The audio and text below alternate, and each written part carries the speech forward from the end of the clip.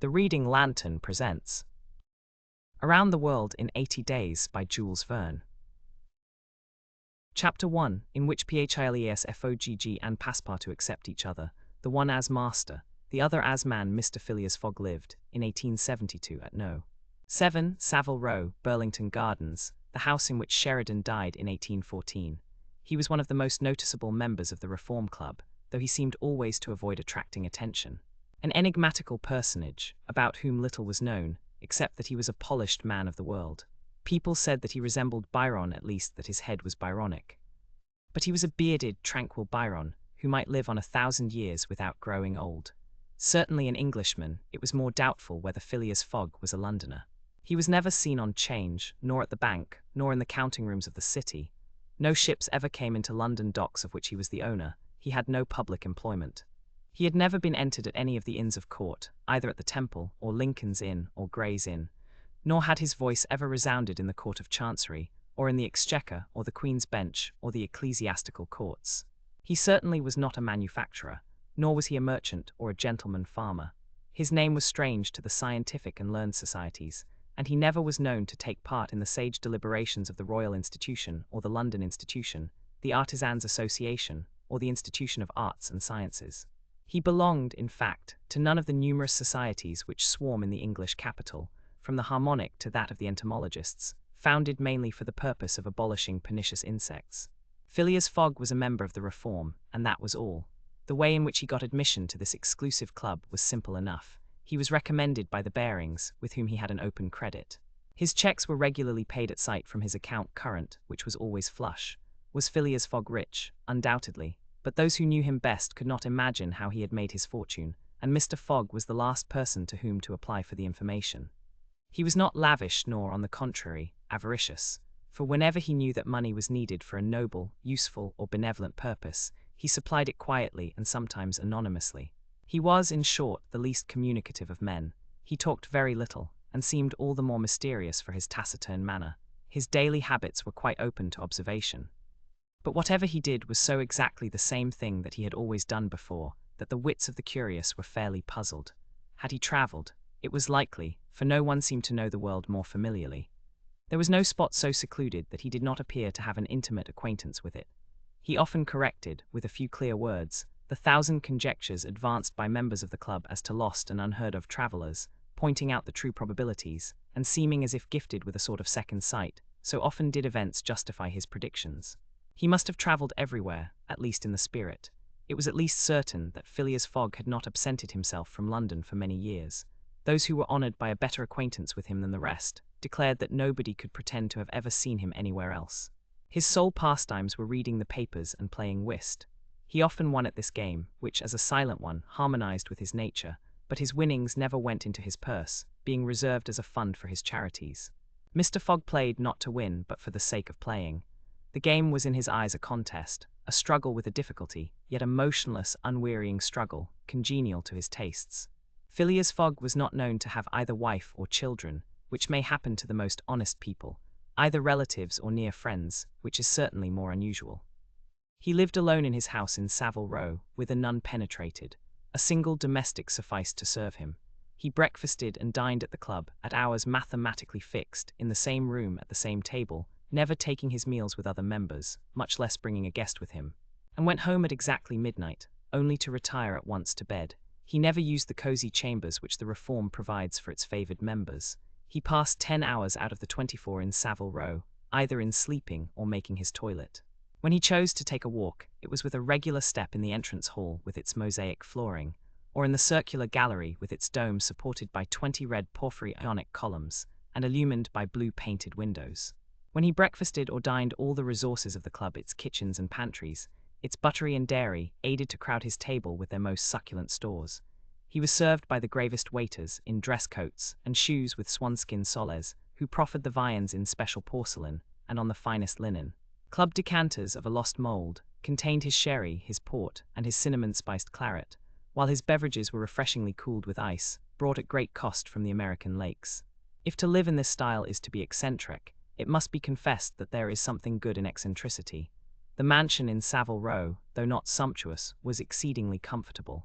The habits of its occupant were such as to demand but little from the sole domestic, but Phileas Fogg required him to be almost superhumanly prompt and regular. On this very 2nd of October, he had dismissed James Forster, because that luckless youth had brought him shaving water at 84 degrees Fahrenheit instead of 86. And he was awaiting his successor, who was due at the house between 11 and half past. Phileas Fogg was seated squarely in his armchair, his feet closed together like those of a grenadier on parade, his hands resting on his knees, his body straight, his head erect. He was steadily watching a complicated clock which indicated the hours, the minutes, the seconds, the days, the months, and the years. At exactly 11:30 Mr. Fogg would, according to his daily habit, quit Savile Row and repair to the Reform.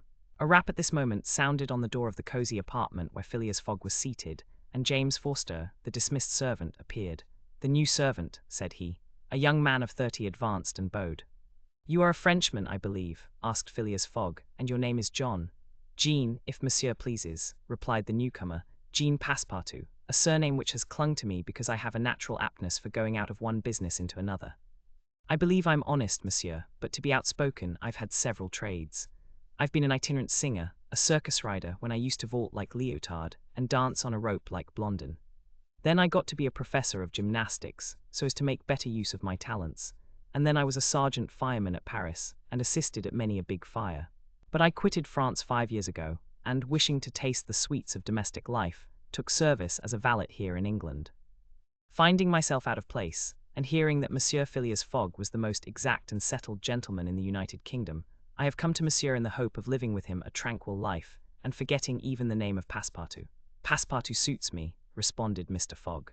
"You are well recommended to me. I hear a good report of you. You know my conditions." "Yes, monsieur." "Good. What time is it?" 22 minutes after 11, returned Passepartout, drawing an enormous silver watch from the depths of his pocket. "You are too slow," said Mr. Fogg.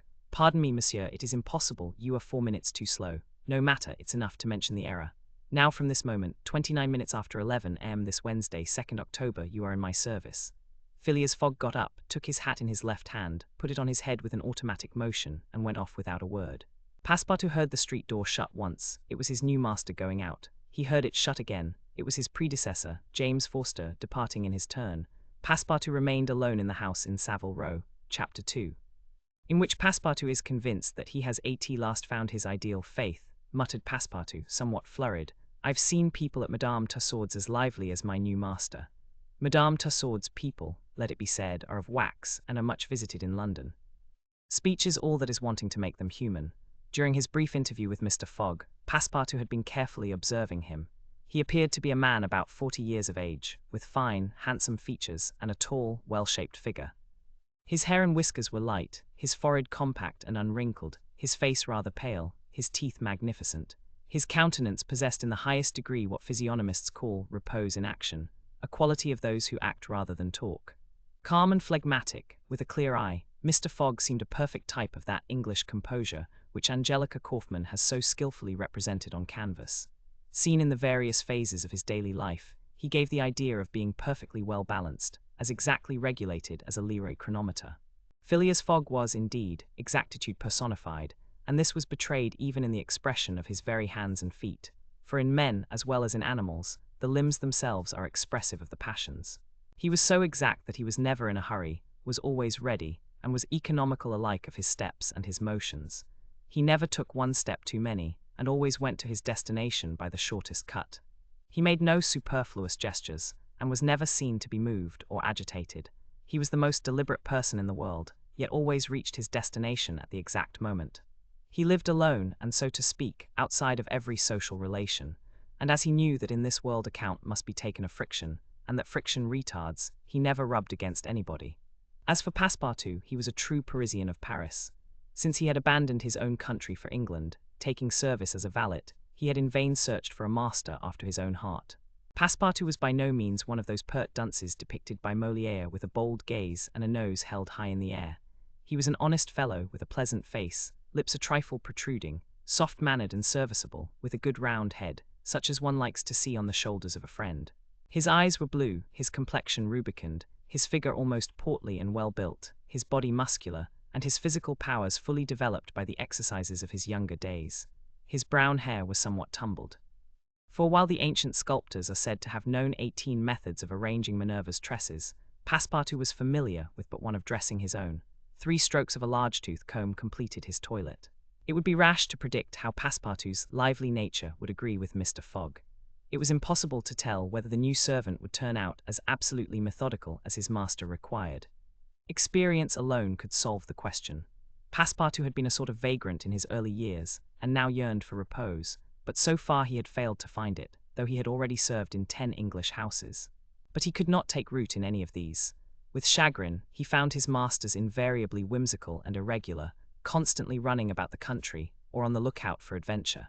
His last master, young Lord Longferry, Member of Parliament, after passing his nights in the Haymarket taverns, was too often brought home in the morning on policemen's shoulders.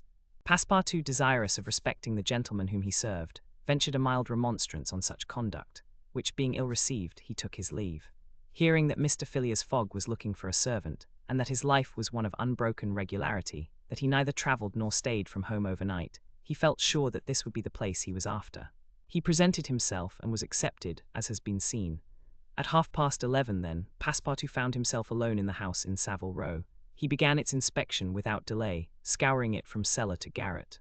So clean, well-arranged, solemn a mansion pleased him. It seemed to him like a snail's shell, lighted and warmed by gas, which sufficed for both these purposes. When Passepartout reached the 2nd story, he recognized at once the room which he was to inhabit, and he was well satisfied with it.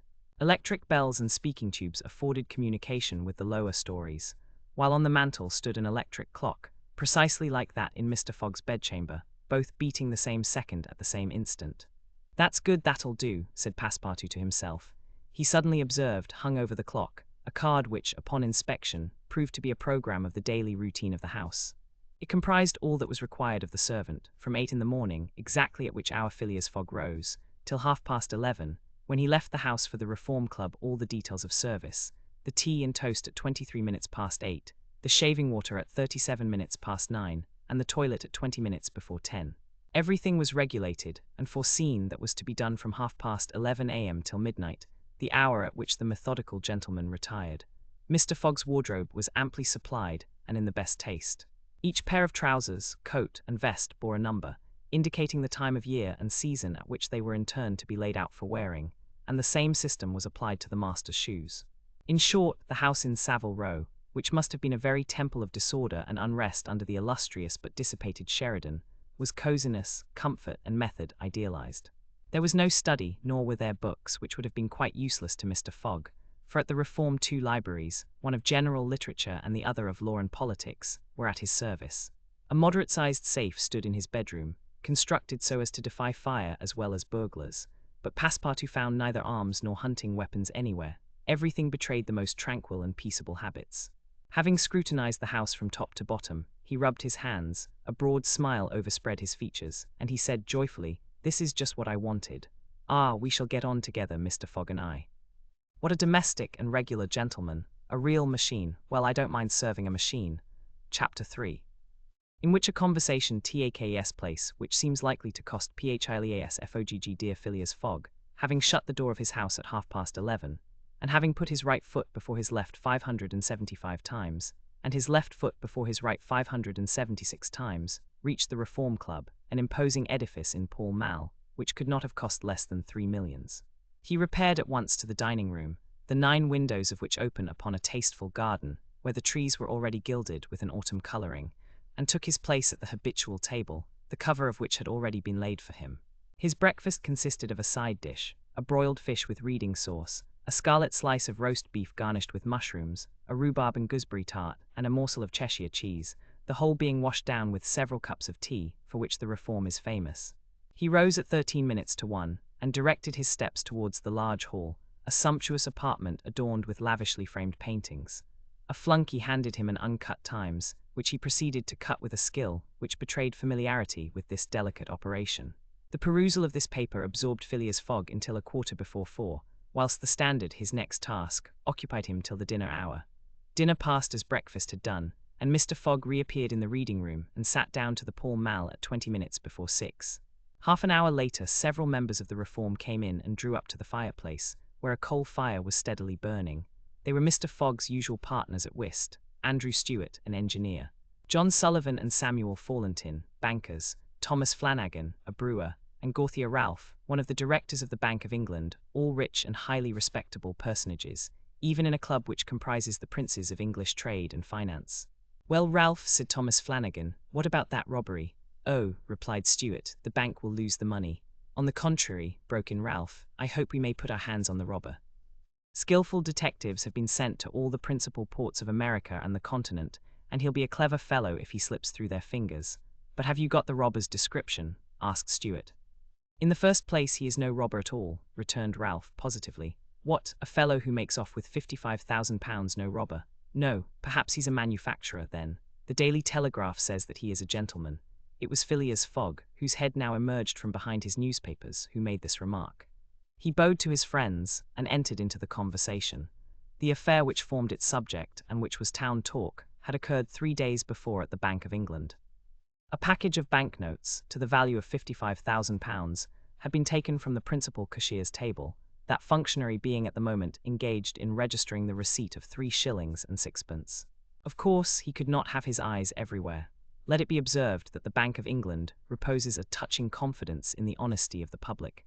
There are neither guards nor gratings to protect its treasures. Gold, silver, banknotes are freely exposed, at the mercy of the first comer. A keen observer of English customs relates that, being in one of the rooms of the bank one day, he had the curiosity to examine a gold ingot weighing some 7 or 8 pounds. He took it up, scrutinized it, passed it to his neighbor, he to the next man, and so on until the ingot, going from hand to hand, was transferred to the end of a dark entry, nor did it return to its place for half an hour. Meanwhile, the cashier had not so much as raised his head, but in the present instance things had not gone so smoothly. The package of notes not being found when 5 o'clock sounded from the ponderous clock in the drawing office, the amount was passed to the account of profit and loss. As soon as the robbery was discovered, picked detectives hastened off to Liverpool, Glasgow, Havre, Suez, Brindisi, New York, and other ports, inspired by the proffered reward of £2,000 and 5% on the sum that might be recovered. Detectives were also charged with narrowly watching those who arrived at or left London by rail, and a judicial examination was at once entered upon. There were real grounds for supposing, as the Daily Telegraph said, that the thief did not belong to a professional band. On the day of the robbery, a well-dressed gentleman of polished manners, and with a well-to-do air, had been observed going to and fro in the paying room where the crime was committed. A description of him was easily procured and sent to the detectives, and some hopeful spirits, of whom Ralph was one, did not despair of his apprehension. The papers and clubs were full of the affair, and everywhere people were discussing the probabilities of a successful pursuit. And the Reform Club was especially agitated, several of its members being bank officials. Ralph would not concede that the work of the detectives was likely to be in vain, for he thought that the prize offered would greatly stimulate their zeal and activity. But Stuart was far from sharing this confidence, and as they placed themselves at the whist table, they continued to argue the matter. Stuart and Flanagan played together, while Phileas Fogg had Fallentin for his partner. As the game proceeded, the conversation ceased, excepting between the rubbers when it revived again. "I maintain," said Stuart, "that the chances are in favour of the thief, who must be a shrewd fellow." "Well, but where can he fly to?" asked Ralph.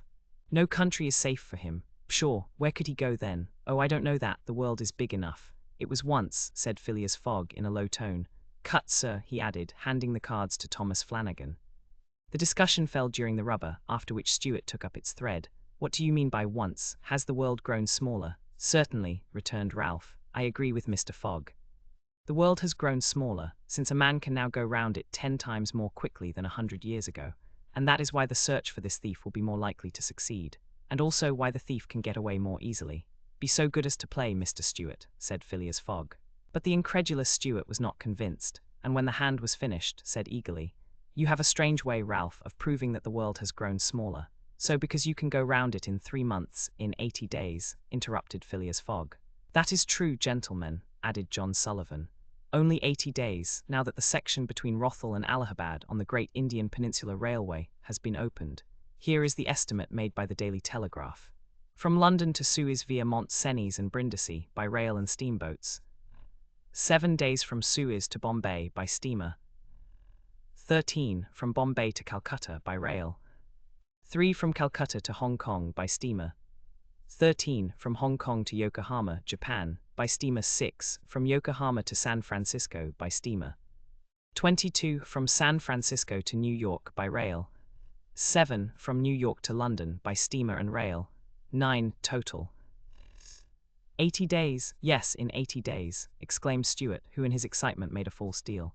But that doesn't take into account bad weather, contrary winds, shipwrecks, railway accidents, and so on.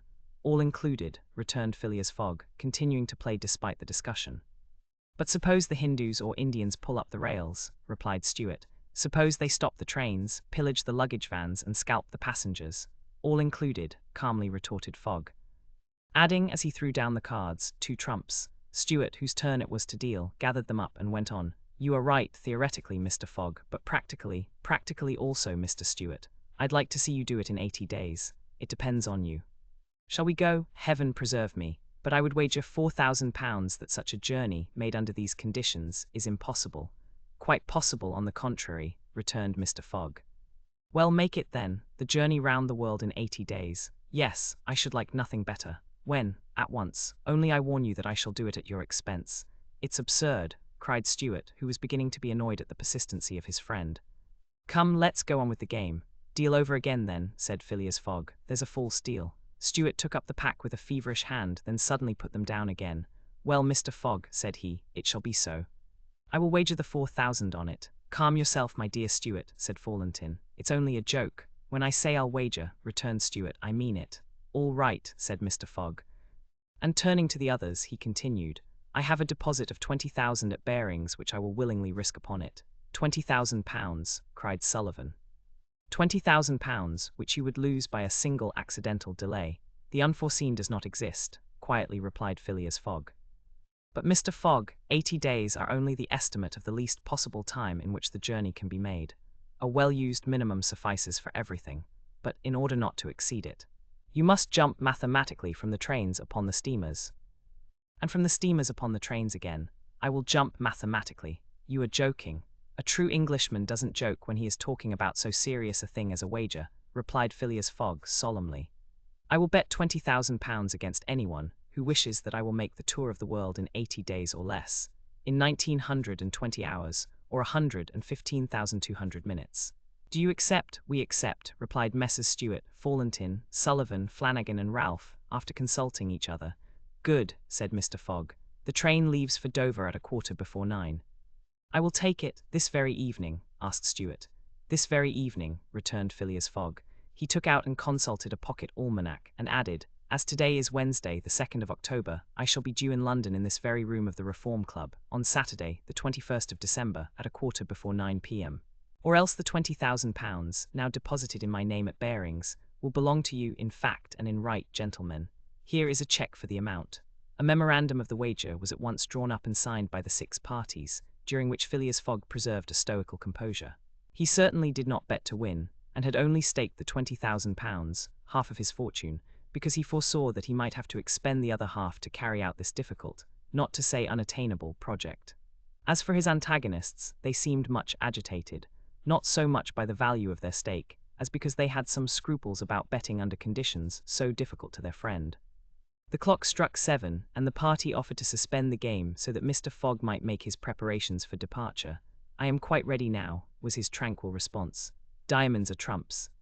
Be so good as to play, gentlemen. Chapter 4, in which Phileas Fogg astounds Passepartout, his servant having won 20 guineas at whist, and taken leave of his friends. Phileas Fogg, at 7:25, left the Reform Club. Passepartout, who had conscientiously studied the programme of his duties, was more than surprised to see his master guilty of the inexactness of appearing at this unaccustomed hour. For according to rule, he was not due in Savile Row until precisely midnight. Mr. Fogg repaired to his bedroom and called out, Passepartout. Passepartout did not reply. It could not be he who was called. It was not the right hour. Passepartout, repeated Mr. Fogg without raising his voice. Passepartout made his appearance. I've called you twice, observed his master. But it is not midnight, responded the other, showing his watch. I know it, I don't blame you. We start for Dover and Calais in 10 minutes. A puzzled grin overspread Passepartout's round face. Clearly he had not comprehended his master. Monsieur is going to leave home. Yes, returned Phileas Fogg. We are going round the world. Passepartout opened wide his eyes, raised his eyebrows, held up his hands, and seemed about to collapse, so overcome was he with stupefied astonishment. Round the world, he murmured. In 80 days, responded Mr. Fogg, so we haven't a moment to lose. But the trunks, gasped Passepartout, unconsciously swaying his head from right to left. We'll have no trunks. Only a carpet bag with 2 shirts and 3 pairs of stockings for me, and the same for you. We'll buy our clothes on the way. Bring down my mackintosh and travelling cloak, and some stout shoes, though we shall do little walking.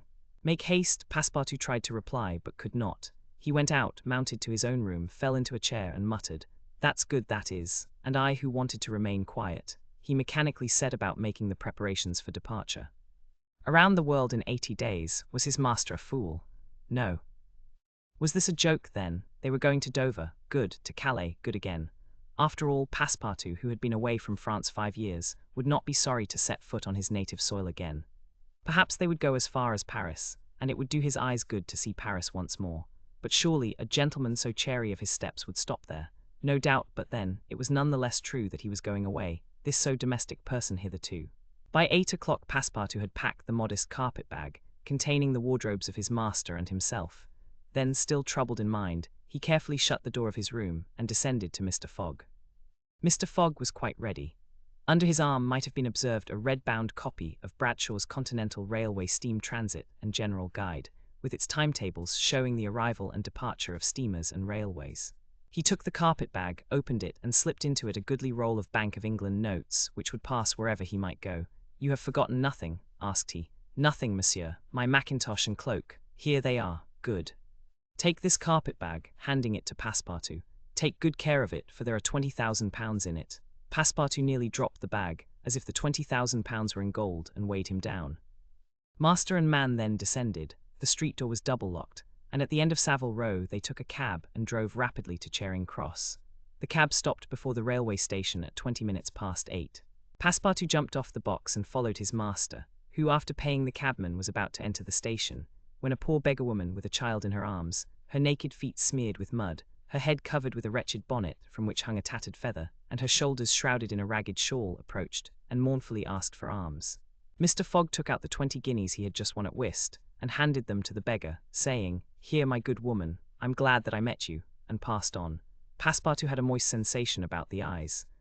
His master's action touched his susceptible heart. 2 first-class tickets for Paris having been speedily purchased, Mr. Fogg was crossing the station to the train, when he perceived his 5 friends of the Reform. "Well, gentlemen," said he, "I'm off, you see, and if you will examine my passport when I get back, you will be able to judge whether I have accomplished the journey agreed upon." "Oh, that would be quite unnecessary, Mr. Fogg," said Ralph politely. "We will trust your word as a gentleman of honour. You do not forget when you are due in London again?" asked Stewart. "In 80 days, on Saturday, the 21st of December, 1872, at 9:15 p.m. "Goodbye, gentlemen." Phileas Fogg and his servant seated themselves in a first-class carriage at 20 minutes before 9. 5 minutes later the whistle screamed, and the train slowly glided out of the station. The night was dark, and a fine, steady rain was falling. Phileas Fogg, snugly ensconced in his corner, did not open his lips. Passepartout, not yet recovered from his stupefaction, clung mechanically to the carpet-bag with its enormous treasure. Just as the train was whirling through Sydenham, Passepartout suddenly uttered a cry of despair. "What's the matter?" asked Mr. Fogg. "Alas, in my hurry I forgot, what, to turn off the gas in my room." "Very well, young man," returned Mr. Fogg coolly. "It will burn at your expense." Chapter 5, in which a new species of funds, unknown to the moneyed men, appears. Change. Phileas Fogg rightly suspected that his departure from London would create a lively sensation at the West End. The news of the bet spread through the Reform Club, and afforded an exciting topic of conversation to its members. From the club it soon got into the papers throughout England. The boasted tour of the world was talked about, disputed, argued with as much warmth as if the subject were another Alabama claim. Some took sides with Phileas Fogg, but the large majority shook their heads and declared against him. It was absurd, impossible, they declared, that the tour of the world could be made, except theoretically and on paper, in this minimum of time, and with the existing means of travelling. The Times, Standard, Morning Post, and Daily News, and 20 other highly respectable newspapers, scouted Mr. Fogg's project as madness. The Daily Telegraph alone hesitatingly supported him. People in general thought him a lunatic, and blamed his Reform Club friends for having accepted a wager which betrayed the mental aberration of its proposer. Articles no less passionate than logical appeared on the question, for geography is one of the pet subjects of the English. and the columns devoted to Phileas Fogg's venture were eagerly devoured by all classes of readers. At first some rash individuals, principally of the gentler sex, espoused his cause, which became still more popular when the Illustrated London News came out with his portrait, copied from a photograph in the Reform Club. A few readers of the Daily Telegraph even dared to say, "Why not, after all? Stranger things have come to pass." At last a long article appeared, on the 7th of October, in the Bulletin of the Royal Geographical Society, which treated the question from every point of view and demonstrated the utter folly of the enterprise. Everything, it said, was against the travellers, every obstacle imposed alike by man and by nature. A miraculous agreement of the times of departure and arrival, which was impossible, was absolutely necessary to his success. He might, perhaps, reckon on the arrival of trains at the designated hours in Europe, where the distances were relatively moderate, but when he calculated upon crossing India in 3 days, and the United States in 7, could he rely beyond misgiving upon accomplishing his task? There were accidents to machinery, the liability of trains to run off the line, collisions, bad weather, the blocking up by snow, were not all these against Phileas Fogg? Would he not find himself, when travelling by steamer in winter, at the mercy of the winds and fogs? Is it uncommon for the best ocean steamers to be 2 or 3 days behind time? But a single delay would suffice to fatally break the chain of communication. Should Phileas Fogg once miss, even by an hour, a steamer, he would have to wait for the next, and that would irrevocably render his attempt vain. This article made a great deal of noise, and being copied into all the papers, seriously depressed the advocates of the rash tourist. Everybody knows that England is the world of betting men, who are of a higher class than mere gamblers. To bet is in the English temperament. Not only the members of the Reform, but the general public, made heavy wagers for or against Phileas Fogg, who was set down in the betting books as if he were a race-horse. Bonds were issued and made their appearance on 'Change. Phileas Fogg bonds were offered at par or at a premium, and a great business was done in them. But 5 days after the article in the Bulletin of the Geographical Society appeared, the demand began to subside. Phileas Fogg declined. They were offered by packages, at first of 5, then of 10, until at last nobody would take less than 20, 50, 100. Lord Albemarle, an elderly paralytic gentleman, was now the only advocate of Phileas Fogg left. This noble lord, who was fastened to his chair, would have given his fortune to be able to make the tour of the world, if it took 10 years, and he bet £5,000 on Phileas Fogg.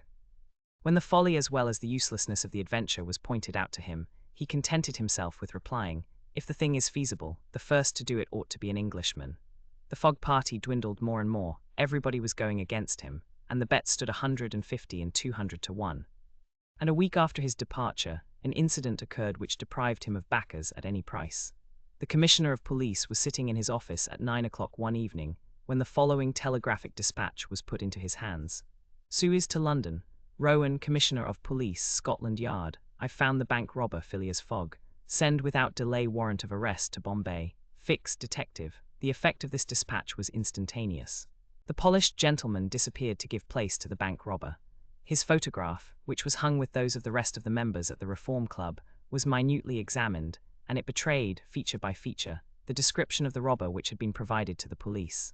The mysterious habits of Phileas Fogg were recalled, his solitary ways, his sudden departure, and it seemed clear that in undertaking a tour round the world on the pretext of a wager, he had had no other end in view than to elude the detectives and throw them off his track.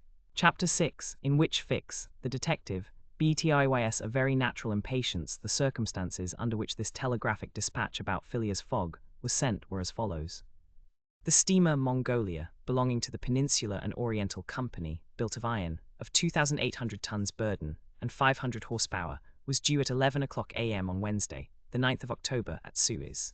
The Mongolia plied regularly between Brindisi and Bombay via the Suez Canal, and was one of the fastest steamers belonging to the company, always making more than 10 knots an hour between Brindisi and Suez, and 9.5 between Suez and Bombay. 2 men were promenading up and down the wharves, among the crowd of natives and strangers who were sojourning at this once straggling village now, thanks to the enterprise of Lesseps, a fast-growing town. One was the British consul at Suez, who, despite the prophecies of the English government and the unfavourable predictions of Stephenson, was in the habit of seeing, from his office window, English ships daily passing to and fro on the Great Canal, by which the old roundabout route from England to India by the Cape of Good Hope was abridged by at least a half. The other was a small, slight-built personage, with a nervous, intelligent face and bright eyes peering out from under eyebrows which he was incessantly twitching. He was just now manifesting unmistakable signs of impatience, nervously pacing up and down, and unable to stand still for a moment. This was Fix, one of the detectives who had been dispatched from England in search of the bank robber. It was his task to narrowly watch every passenger who arrived at Suez, and to follow up all who seemed to be suspicious characters, or bore a resemblance to the description of the criminal, which he had received 2 days before from the police headquarters at London. The detective was evidently inspired by the hope of obtaining the splendid reward which would be the prize of success, and awaited with a feverish impatience, easy to understand, the arrival of the steamer Mongolia. "So you say, Consul," asked he for the 20th time, "that this steamer is never behind time?" "No, Mr. Fix," replied the consul. "She was bespoken yesterday at Port Said, and the rest of the way is of no account to such a craft. I repeat that the Mongolia has been in advance of the time required by the company's regulations, and gained the prize awarded for excessive speed. Does she come directly from Brindisi?" "Directly from Brindisi. She takes on the Indian mails there, and she left there Saturday at 5 p.m. Have patience, Mr. Fix, she will not be late. But really, I don't see how, from the description you have, you will be able to recognize your man, even if he is on board the Mongolia. A man rather feels the presence of these fellows, Consul, than recognizes them. You must have a scent for them, and a scent is like a sixth sense which combines hearing, seeing, and smelling. I've arrested more than one of these gentlemen in my time, and if my thief is on board, I'll answer for it. He'll not slip through my fingers. I hope so, Mr. Fix, for it was a heavy robbery. A magnificent robbery, Consul, £55,000. We don't often have such windfalls.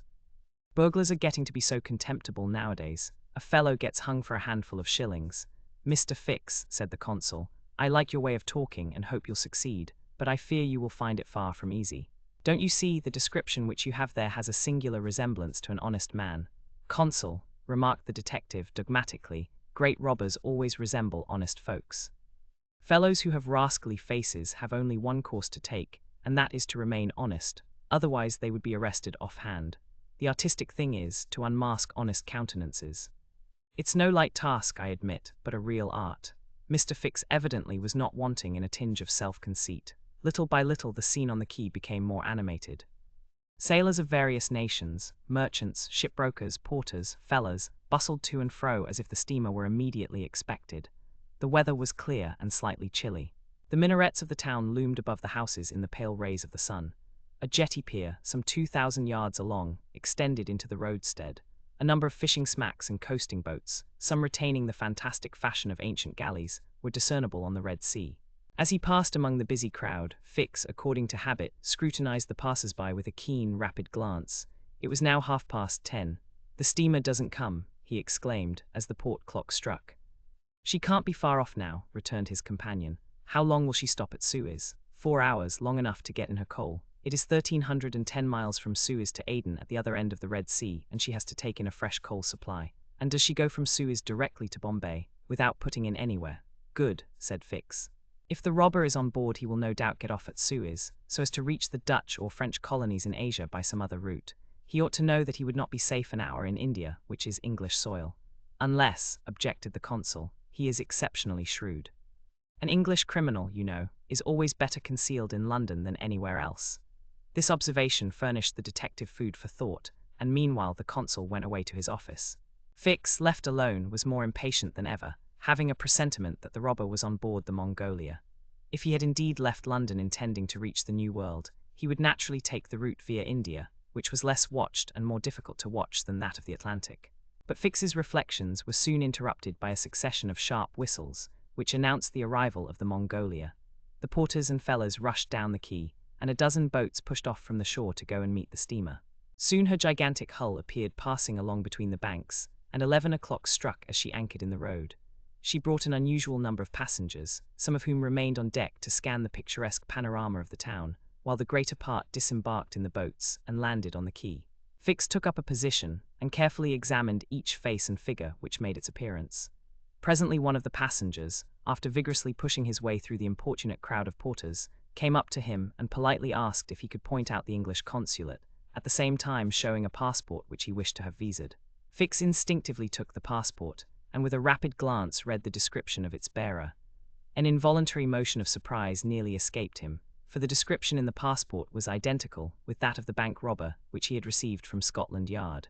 "Is this your passport?" asked he. "No, it's my master's. And your master is he stayed on board. but he must go to the consuls in person so as to establish his identity. Oh, is that necessary? Quite indispensable. And where is the consulate? There, on the corner of the square, said Fix, pointing to a house 200 steps off. I'll go and fetch my master, who won't be much pleased, however, to be disturbed. The passenger bowed to Fix and returned to the steamer. Chapter 7. Which once more demonstrates the uselessness of passports as aids two detectives. The detective passed down the quay and rapidly made his way to the consul's office, where he was at once admitted to the presence of that official. Consul, said he, without preamble, I have strong reasons for believing that my man is a passenger on the Mongolia. And he narrated what had just passed concerning the passport. Well, Mr. Fix, replied the consul, I shall not be sorry to see the rascal's face, but perhaps he won't come here, that is, if he is the person you suppose him to be. A robber doesn't quite like to leave traces of his flight behind him, and besides, he is not obliged to have his passport countersigned. If he is as shrewd as I think he is, consul, he will come, to have his passport visaed. Yes, passports are only good for annoying honest folks and aiding in the flight of rogues. I assure you it will be quite the thing for him to do, but I hope you will not visa the passport. Why not? If the passport is genuine, I have no right to refuse. Still, I must keep this man here until I can get a warrant to arrest him from London. Ah, that's your lookout. But I cannot. The consul did not finish his sentence, for as he spoke a knock was heard at the door, and two strangers entered, one of whom was the servant whom Fix had met on the quay. The other, who was his master, held out his passport with the request that the consul would do him the favour to visa it. The consul took the document and carefully read it, whilst Fix observed, or rather devoured, the stranger with his eyes from a corner of the room. You are Mr. Phileas Fogg, said the consul after reading the passport. I am, and this man is your servant. He is a Frenchman named Passepartout. You are from London. Yes, and you are going to Bombay. Very good, sir. You know that a visa is useless and that no passport is required. I know it, sir, replied Phileas Fogg, but I wish to prove by your visa that I came by Suez. Very well, sir. The consul proceeded to sign and date the passport, after which he added his official seal. Mr. Fogg paid the customary fee, coldly bowed and went out, followed by his servant. Well, queried the detective. Well, he looks and acts like a perfectly honest man, replied the consul. Possibly. But that is not the question. Do you think, consul, that this phlegmatic gentleman resembles, feature by feature, the robber whose description I have received? I concede that, but then you know all descriptions. I'll make certain of it, interrupted Fix. The servant seems to me less mysterious than the master. Besides, he's a Frenchman and can't help talking. Excuse me for a little while, consul. Fix started off in search of Passepartout. Meanwhile, Mr. Fogg, after leaving the consulate, repaired to the quay, gave some orders to Passepartout, went off to the Mongolia in a boat, and descended to his cabin. He took up his notebook, which contained the following memoranda. Left London Wednesday, October 2nd, at 8:45 p.m., reached Paris Thursday, October 3rd, at 7:2 am, left Paris Thursday at 8:4 am. Reached Turin by Mont-Cenis, Friday, October 4th, at 6:35 am, left Turin Friday at 7:2 am, arrived at Brindisi Saturday, October 5th at 4 p.m. Sailed on the Mongolia, Saturday at 5 p.m., reached Suez Wednesday, October 9th, at 11 am. Total of hours spent, 158.5. Or in days, 6 days and a half. These dates were inscribed in an itinerary divided into columns, indicating the month, the day of the month, and the day for the stipulated and actual arrivals at each principal point: Paris, Brindisi, Suez, Bombay, Calcutta, Singapore, Hong Kong, Yokohama, San Francisco, New York, and London, from the 2nd of October to the 21st of December, and giving a space for setting down the gain made or the loss suffered on arrival at each locality. This methodical record thus contained an account of everything needed, and Mr. Fogg always knew whether he was behindhand or in advance of his time. On this Friday, October 9th, he noted his arrival at Suez, and observed that he had as yet neither gained nor lost. He sat down quietly to breakfast in his cabin, never once thinking of inspecting the town, being one of those Englishmen who are wont to see foreign countries through the eyes of their domestics. Chapter 8, in which Passepartout talks rather more, perhaps, than is prudent. Fix soon rejoined Passepartout, who was lounging and looking about on the quay, as if he did not feel that he, at least, was obliged not to see anything. Well, my friend, said the detective, coming up with him, is your passport visaed? Ah, it's you, is it, monsieur? Responded Passepartout. Thanks, yes, the passport is all right, and you are looking about you. Yes. But we travel so fast that I seem to be journeying in a dream. So this is Suez? Yes, in Egypt, certainly in Egypt, and in Africa, in Africa, in Africa, repeated Passepartout. Just think, monsieur, I had no idea that we should go farther than Paris. and all that I saw of Paris was between 20 minutes past 7 and 20 minutes before 9 in the morning, between the Northern and the Lyons stations, through the windows of a car, and in a driving rain. How I regret not having seen once more Père Lachaise and the circus in the Champs-Élysées. You are in a great hurry, then. I am not, but my master is. By the way, I must buy some shoes and shirts. We came away without trunks, only with a carpet bag. I will show you an excellent shop for getting what you want. Really, monsieur, you are very kind. And they walked off together, Passepartout chatting volubly as they went along. Above all, said he, don't let me lose the steamer. You have plenty of time, it's only 12 o'clock. Passepartout pulled out his big watch. 12, he exclaimed. Why, it's only 8 minutes before 10. Your watch is slow. My watch, a family watch, monsieur, which has come down from my great-grandfather. It doesn't vary 5 minutes in the year. It's a perfect chronometer, look you. I see how it is, said Fix. You have kept London time, which is 2 hours behind that of Suez. You ought to regulate your watch at noon in each country. I regulate my watch. Never? Well then, it will not agree with the sun. So much the worse for the sun, monsieur. The sun will be wrong then. And the worthy fellow returned the watch to its fob with a defiant gesture. After a few minutes' silence, Fix resumed. You left London hastily then. I rather think so. Last Friday at 8 o'clock in the evening, Monsieur Fogg came home from his club, and 3/4 of an hour afterwards we were off. But where is your master going? Always straight ahead. He is going round the world. Round the world, cried Fix. Yes, and in 80 days. He says it is on a wager, but between us I don't believe a word of it. That wouldn't be common sense. There's something else in the wind. Ah. Mr. Fogg is a character, is he? I should say he was. Is he rich? No doubt, for he is carrying an enormous sum in brand new banknotes with him, and he doesn't spare the money on the way either. He has offered a large reward to the engineer of the Mongolia if he gets us to Bombay well in advance of time. And you have known your master a long time? Why, no. I entered his service the very day we left London. The effect of these replies upon the already suspicious and excited detective may be imagined. The hasty departure from London soon after the robbery, the large sum carried by Mr. Fogg, his eagerness to reach distant countries, the pretext of an eccentric and foolhardy bet all confirmed Fix in his theory. He continued to pump poor Passepartout, and learned that he really knew little or nothing of his master, who lived a solitary existence in London, was said to be rich, though no one knew whence came his riches, and was mysterious and impenetrable in his affairs and habits. Fix felt sure that Phileas Fogg would not land at Suez, but was really going on to Bombay. Is Bombay far from here? Asked Passepartout. Pretty far. It is a 10 days' voyage by sea. And in what country is Bombay? India. In Asia? Certainly. The deuce. I was going to tell you there's one thing that worries me, my burner. What burner? My gas burner, which I forgot to turn off, and which is at this moment burning at my expense. I have calculated, monsieur, that I lose 2 shillings every 24 hours, exactly 6pence more than I earn, and you will understand that the longer our journey, did Fix pay any attention to Passepartout's trouble about the gas. It is not probable. He was not listening, but was cogitating a project. Passepartout and he had now reached the shop, where Fix left his companion to make his purchases, after recommending him not to miss the steamer, and hurried back to the consulate. Now that he was fully convinced, Fix had quite recovered his equanimity.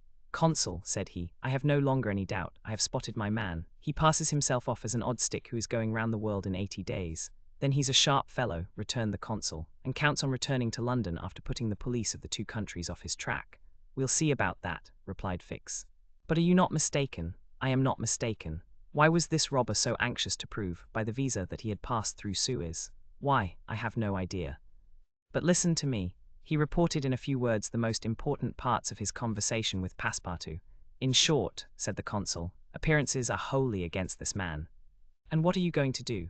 Send a dispatch to London for a warrant of arrest to be dispatched instantly to Bombay, take passage on board the Mongolia, follow my rogue to India, and there, on English ground, arrest him politely, with my warrant in my hand, and my hand on his shoulder. Having uttered these words with a cool, careless air, the detective took leave of the consul, and repaired to the telegraph office, whence he sent the dispatch, which we have seen, to the London police office. A quarter of an hour later found Fix, with a small bag in his hand, proceeding on board the Mongolia, and ere many moments longer, the noble steamer rode out at full steam upon the waters of the Red Sea. Chapter 9. In which the Red Sea and the Indian Ocean prove propitious to the designs of Phileas Fogg. The distance between Suez and Aden is precisely 1,310 miles, and the regulations of the company allow the steamers 138 hours in which to traverse it. The Mongolia, thanks to the vigorous exertions of the engineer, seemed likely, so rapid was her speed, to reach her destination considerably within that time. The greater part of the passengers from Brindisi were bound for India, some for Bombay, others for Calcutta by way of Bombay, the nearest route thither, now that a railway crosses the Indian peninsula. Among the passengers was a number of officials and military officers of various grades, the latter being either attached to the regular British forces or commanding the sepoy troops, and receiving high salaries ever since the central government has assumed the powers of the East India Company. For the sub-lieutenants get £280, brigadiers £2,400, and generals of divisions £4,000. What with the military men, a number of rich young Englishmen on their travels, and the hospitable efforts of the purser, the time passed quickly on the Mongolia. The best of fare was spread upon the cabin tables at breakfast, lunch, dinner, and the 8 o'clock supper, and the ladies scrupulously changed their toilets twice a day. And the hours were whirled away, when the sea was tranquil, with music, dancing, and games. But the Red Sea is full of caprice, and often boisterous, like most long and narrow gulfs. When the wind came from the African or Asian coast, the Mongolia, with her long hull, rolled fearfully. Then the ladies speedily disappeared below. The pianos were silent, singing and dancing suddenly ceased, yet the good ship ploughed straight on, unretarded by wind or wave, towards the Straits of Bab el Mandeb. What was Phileas Fogg doing all this time? It might be thought that, in his anxiety, he would be constantly watching the changes of the wind, the disorderly raging of the billows, every chance, in short, which might force the Mongolia to slacken her speed, and thus interrupt his journey. But if he thought of these possibilities, he did not betray the fact by any outward sign.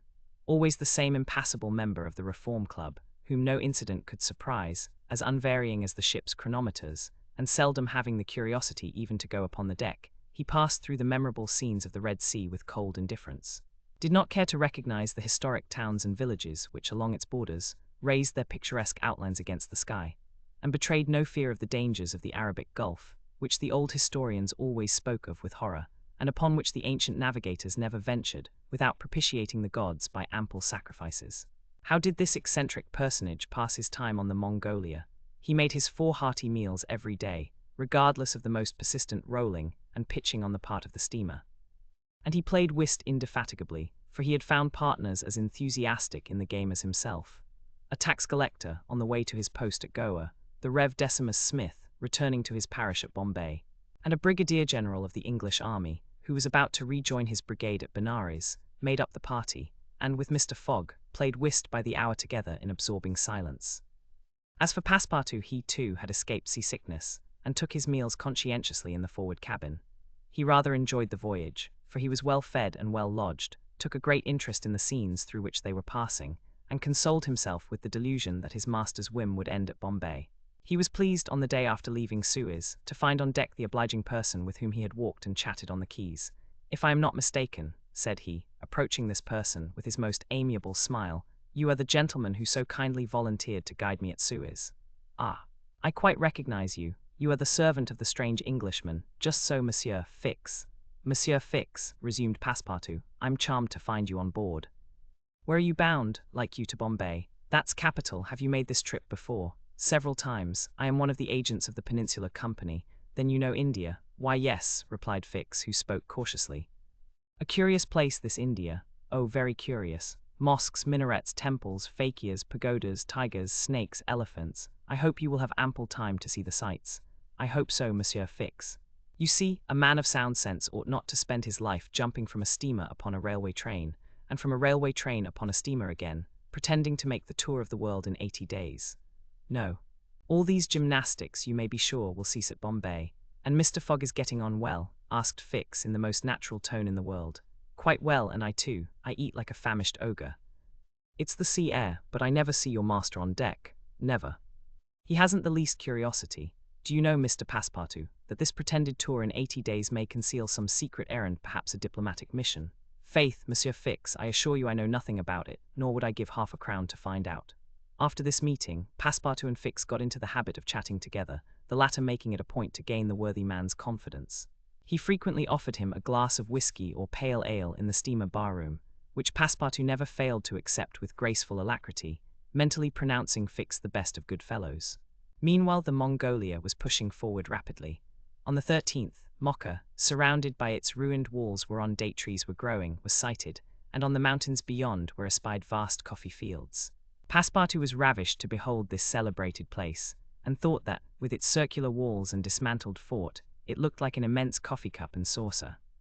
The following night they passed through the Strait of Bab el-Mandeb, which means in Arabic, the Bridge of Tears, and the next day they put in at Steamer Point, northwest of Aden Harbour, to take in coal. This matter of fueling steamers is a serious one at such distances from the coal mines. It costs the Peninsular Company some £800,000 a year. In these distant seas, coal is worth £3 or £4 sterling a ton. The Mongolia had still 1,650 miles to traverse before reaching Bombay, and was obliged to remain 4 hours at Steamer Point to coal up. But this delay, as it was foreseen, did not affect Phileas Fogg's programme. Besides, the Mongolia, instead of reaching Aden on the morning of the 15th, when she was due, arrived there on the evening of the 14th, a gain of 15 hours. Mr. Fogg and his servant went ashore at Aden to have the passport again visaed. Fix, unobserved, followed them. The visa procured, Mr. Fogg returned on board to resume his former habits, while Passepartout, according to custom, sauntered about among the mixed population of Somalis, Banyans, Parsees, Jews, Arabs, and Europeans, who comprised the 25,000 inhabitants of Aden. He gazed with wonder upon the fortifications, which make this place the Gibraltar of the Indian Ocean, and the vast cisterns where the English engineers were still at work, 2,000 years after the engineers of Solomon. Very curious, said Passepartout to himself on returning to the steamer. I see that it is by no means useless to travel, if a man wants to see something new. At 6 p.m. the Mongolia slowly moved out of the roadstead, and was soon once more on the Indian Ocean. She had 168 hours in which to reach Bombay, and the sea was favourable, the wind being in the northwest and all sails aiding the engine. The steamer rolled but little, the ladies, in fresh toilets, reappeared on deck, and the singing and dancing were resumed. The trip was being accomplished most successfully, and Passepartout was enchanted with the congenial companion which chance had secured him in the person of the delightful Fix. On Sunday, October 20th, towards noon, they came in sight of the Indian coast. 2 hours later, the pilot came on board. A range of hills lay against the sky in the horizon, and soon the rows of palms which adorn Bombay came distinctly into view. The steamer entered the road formed by the islands in the bay, and at 4:30 she hauled up at the quays of Bombay. Phileas Fogg was in the act of finishing the 33rd rubber of the voyage, and his partner and himself having, by a bold stroke, captured all 13 of the tricks, concluded this fine campaign with a brilliant victory. The Mongolia was due at Bombay on the 22nd. She arrived on the 20th. This was a gain to Phileas Fogg of 2 days since his departure from London, and he calmly entered the fact in the itinerary, in the column of gains. Chapter 10, in which Passepartout is only too glad to get off with the loss of his shoes. Everybody knows that the great reversed triangle of land, with its base in the north and its apex in the south, which is called India, embraces 1,400,000 square miles, upon which is spread unequally a population of 180 millions of souls. The British Crown exercises a real and despotic dominion over the larger portion of this vast country, and has a Governor-General stationed at Calcutta, governors at Madras, Bombay, and in Bengal, and a Lieutenant Governor at Agra. But British India, properly so called, only embraces 700,000 square miles, and a population of from 100 to 110 millions of inhabitants. A considerable portion of India is still free from British authority, and there are certain ferocious Rajas in the interior who are absolutely independent. The celebrated East India Company was all-powerful from 1756, when the English first gained a foothold on the spot where now stands the city of Madras, down to the time of the great Sepoy insurrection. It gradually annexed province after province, purchasing them of the native chiefs, whom it seldom paid, and appointed the Governor-General and his subordinates, civil and military. But the East India Company has now passed away, leaving the British possessions in India directly under the control of the Crown. The aspect of the country, as well as the manners and distinctions of race, is daily changing. Formerly one was obliged to travel in India by the old cumbrous methods of going on foot or on horseback, in palanquins or unwieldy coaches. Now fast steamboats ply on the Indus and the Ganges, and a great railway, with branch lines joining the main line at many points on its route, traverses the peninsula from Bombay to Calcutta in 3 days. This railway does not run in a direct line across India. The distance between Bombay and Calcutta, as the bird flies, is only from 1,000 to 1,100 miles, but the deflections of the road increase this distance by more than a third. The general route of the Great Indian Peninsular Railway is as follows. Leaving Bombay, it passes through Salsette, crossing to the continent opposite Tanna, goes over the chain of the Western Ghauts, runs thence northeast as far as Burhampur, skirts the nearly independent territory of Bundelkhand, ascends to Allahabad, turns thence eastwardly, meeting the Ganges at Benares, then departs from the river a little, and descending southeastward by Burdivan and the French town of Chandanagar, has its terminus at Calcutta. The passengers of the Mongolia went ashore at 4:30 p.m. At exactly 8 the train would start for Calcutta. Mr. Fogg, after bidding goodbye to his whist partners, left the steamer, gave his servant several errands to do, urged it upon him to be at the station promptly at 8, and with his regular step, which beat to the second like an astronomical clock, directed his steps to the passport office. As for the wonders of Bombay, its famous city hall, its splendid library, its forts and docks, its bazaars, mosques, synagogues, its Armenian churches, and the noble pagoda on Malabar Hill, with its 2 polygonal towers, he cared not a straw to see them. He would not deign to examine even the masterpieces of Elephanta, or the mysterious hypogea, concealed southeast from the docks, or those fine remains of Buddhist architecture, the Kanherian grottos of the island of Salsette. Having transacted his business at the passport office, Phileas Fogg repaired quietly to the railway station, where he ordered dinner. Among the dishes served up to him, the landlord especially recommended a certain giblet of native rabbit, on which he prided himself. Mr. Fogg accordingly tasted the dish, but despite its spiced sauce found it far from palatable. He rang for the landlord, and on his appearance said, fixing his clear eyes upon him, "Is this rabbit, sir?" "Yes, my lord," the rogue boldly replied, "rabbit from the jungles. And this rabbit did not mew when he was killed. Mew, my lord." "What, a rabbit mew? I swear to you, be so good, landlord, as not to swear, but remember this. Cats were formerly considered in India as sacred animals. That was a good time. For the cats, my lord, perhaps for the travellers as well." After which Mr. Fogg quietly continued his dinner. Fix had gone on shore shortly after Mr. Fogg, and his first destination was the headquarters of the Bombay police. He made himself known as a London detective, told his business at Bombay, and the position of affairs relative to the supposed robber, and nervously asked if a warrant had arrived from London. It had not reached the office. Indeed, there had not yet been time for it to arrive. Fix was sorely disappointed, and tried to obtain an order of arrest from the director of the Bombay police. This the director refused, as the matter concerned the London office, which alone could legally deliver the warrant. Fix did not insist, and was fain to resign himself to await the arrival of the important document. But he was determined not to lose sight of the mysterious rogue as long as he stayed in Bombay. He did not doubt for a moment, any more than Passepartout, that Phileas Fogg would remain there, at least until it was time for the warrant to arrive.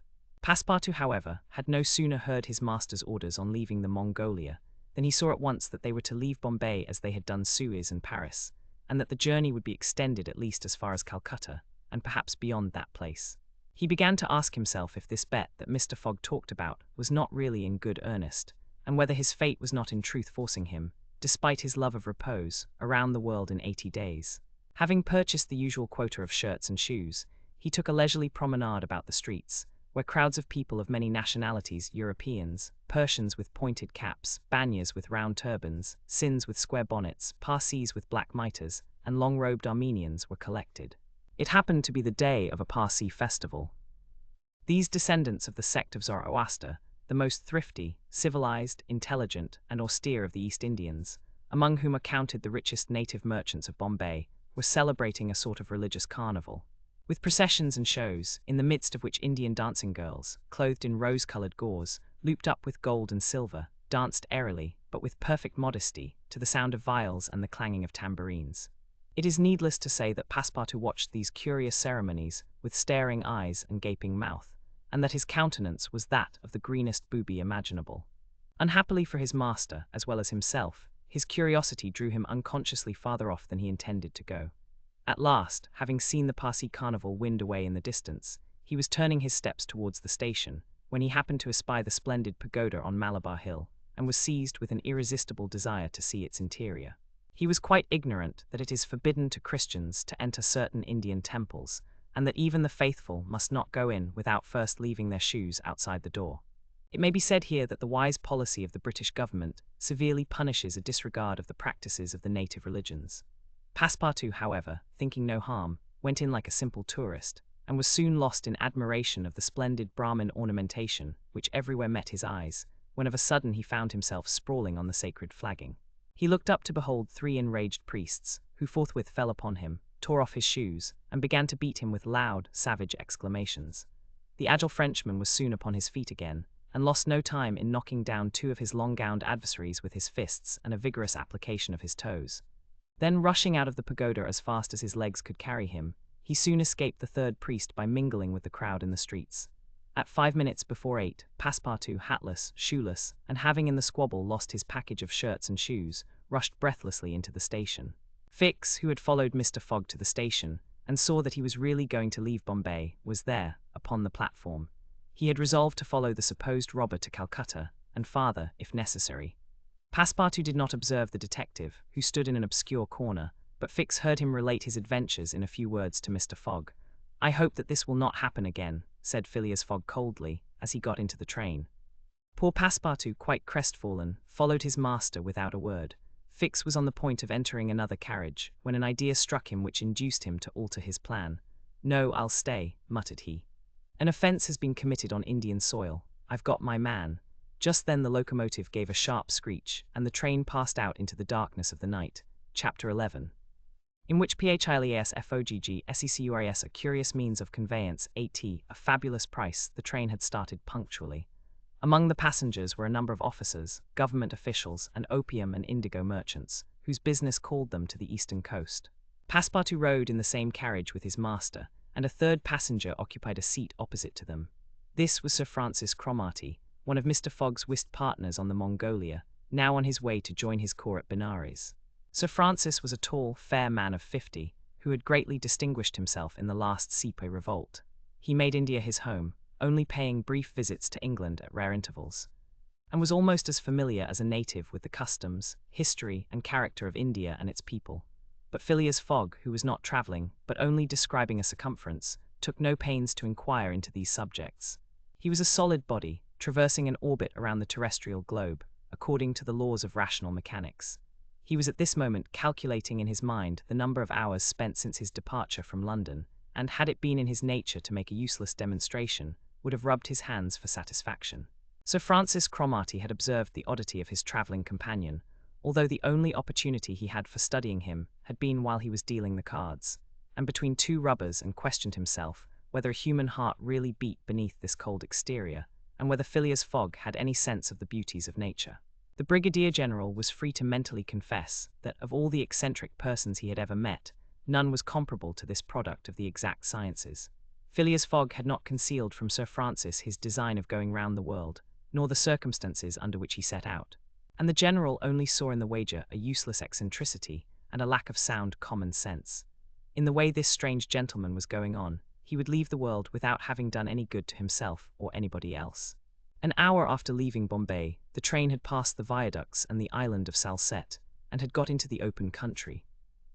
At Corleone they reached the junction of the branch line, which descends towards southeastern India by Kandala and Poona, and passing Porwell, they entered the defiles of the mountains, with their basalt bases, and their summits crowned with thick and verdant forests. Phileas Fogg and Sir Francis Cromarty exchanged a few words from time to time, and now Sir Francis, reviving the conversation, observed, "Some years ago, Mr. Fogg, you would have met with a delay at this point which would probably have lost you your wager." "How so, Sir Francis?" "Because the railway stopped at the base of these mountains, which the passengers were obliged to cross in palanquins or on ponies to Kandala, on the other side." "Such a delay would not have deranged my plans in the least," said Mr. Fogg. "I have constantly foreseen the likelihood of certain obstacles. But, Mr. Fogg," pursued Sir Francis, "you run the risk of having some difficulty about this worthy fellow's adventure at the pagoda." Passepartout, his feet comfortably wrapped in his travelling blanket, was sound asleep, and did not dream that anybody was talking about him. "The government is very severe upon that kind of offence. It takes particular care that the religious customs of the Indians should be respected, and if your servant were caught—" "Very well, Sir Francis," replied Mr. Fogg. "If he had been caught he would have been condemned and punished, and then would have quietly returned to Europe. I don't see how this affair could have delayed his master." The conversation fell again. During the night the train left the mountains behind, and passed Nasik, and the next day proceeded over the flat, well-cultivated country of the Khandesh, with its straggling villages, above which rose the minarets of the pagodas. This fertile territory is watered by numerous small rivers and limpid streams, mostly tributaries of the Godavari. Passepartout, on waking and looking out, could not realize that he was actually crossing India in a railway train.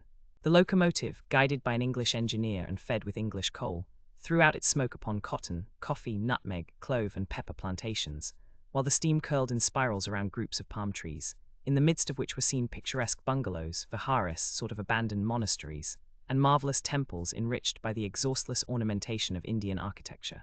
Then they came upon vast tracts extending to the horizon, with jungles inhabited by snakes and tigers, which fled at the noise of the train, succeeded by forests penetrated by the railway, and still haunted by elephants which, with pensive eyes, gazed at the train as it passed. The travellers crossed, beyond Milligam, the fatal country so often stained with blood by the sectaries of the goddess Kali. Not far off rose Ellora, with its graceful pagodas, and the famous Aurangabad, capital of the ferocious Aurangzeb, now the chief town of one of the detached provinces of the kingdom of the Nizam. It was thereabouts that Feringheer, the Thuggee chief, king of the Stranglers, held his sway. These ruffians, united by a secret bond, strangled victims of every age in honor of the goddess Death, without ever shedding blood. There was a period when this part of the country could scarcely be travelled over without corpses being found in every direction. The English government has succeeded in greatly diminishing these murders, though the Thuggees still exist, and pursue the exercise of their horrible rights. At 12:30, the train stopped at Burhampur, where Passepartout was able to purchase some Indian slippers, ornamented with false pearls, in which, with evident vanity, he proceeded to encase his feet. The travellers made a hasty breakfast and started off for Ashoga, after skirting for a little the banks of the small river Tapti, which empties into the Gulf of Cambrai, near Surat. Passepartout was now plunged into absorbing reverie. Up to his arrival at Bombay, he had entertained hopes that their journey would end there, but now that they were plainly whirling across India at full speed, a sudden change had come over the spirit of his dreams. His old vagabond nature returned to him. The fantastic ideas of his youth once more took possession of him. He came to regard his master's project as intended in good earnest, believed in the reality of the bet, and therefore in the tour of the world and the necessity of making it without fail within the designated period. Already he began to worry about possible delays and accidents which might happen on the way. He recognized himself as being personally interested in the wager, and trembled at the thought that he might have been the means of losing it by his unpardonable folly of the night before. Being much less cool-headed than Mr. Fogg, he was much more restless, counting and recounting the days passed over, uttering maledictions when the train stopped, and accusing it of sluggishness, and mentally blaming Mr. Fogg for not having bribed the engineer. The worthy fellow was ignorant that, while it was possible by such means to hasten the rate of a steamer, it could not be done on the railway. The train entered the defiles of the Satpa Mountains, which separate the Khandesh from Bundelkund, towards evening. The next day Sir Francis Cromarty asked Passepartout what time it was, to which, on consulting his watch, he replied that it was 3 in the morning. This famous timepiece, always regulated on the Greenwich meridian, which was now some 77 degrees westward, was at least 4 hours slow. Sir Francis corrected Passepartout's time, whereupon the latter made the same remark that he had done to Fix.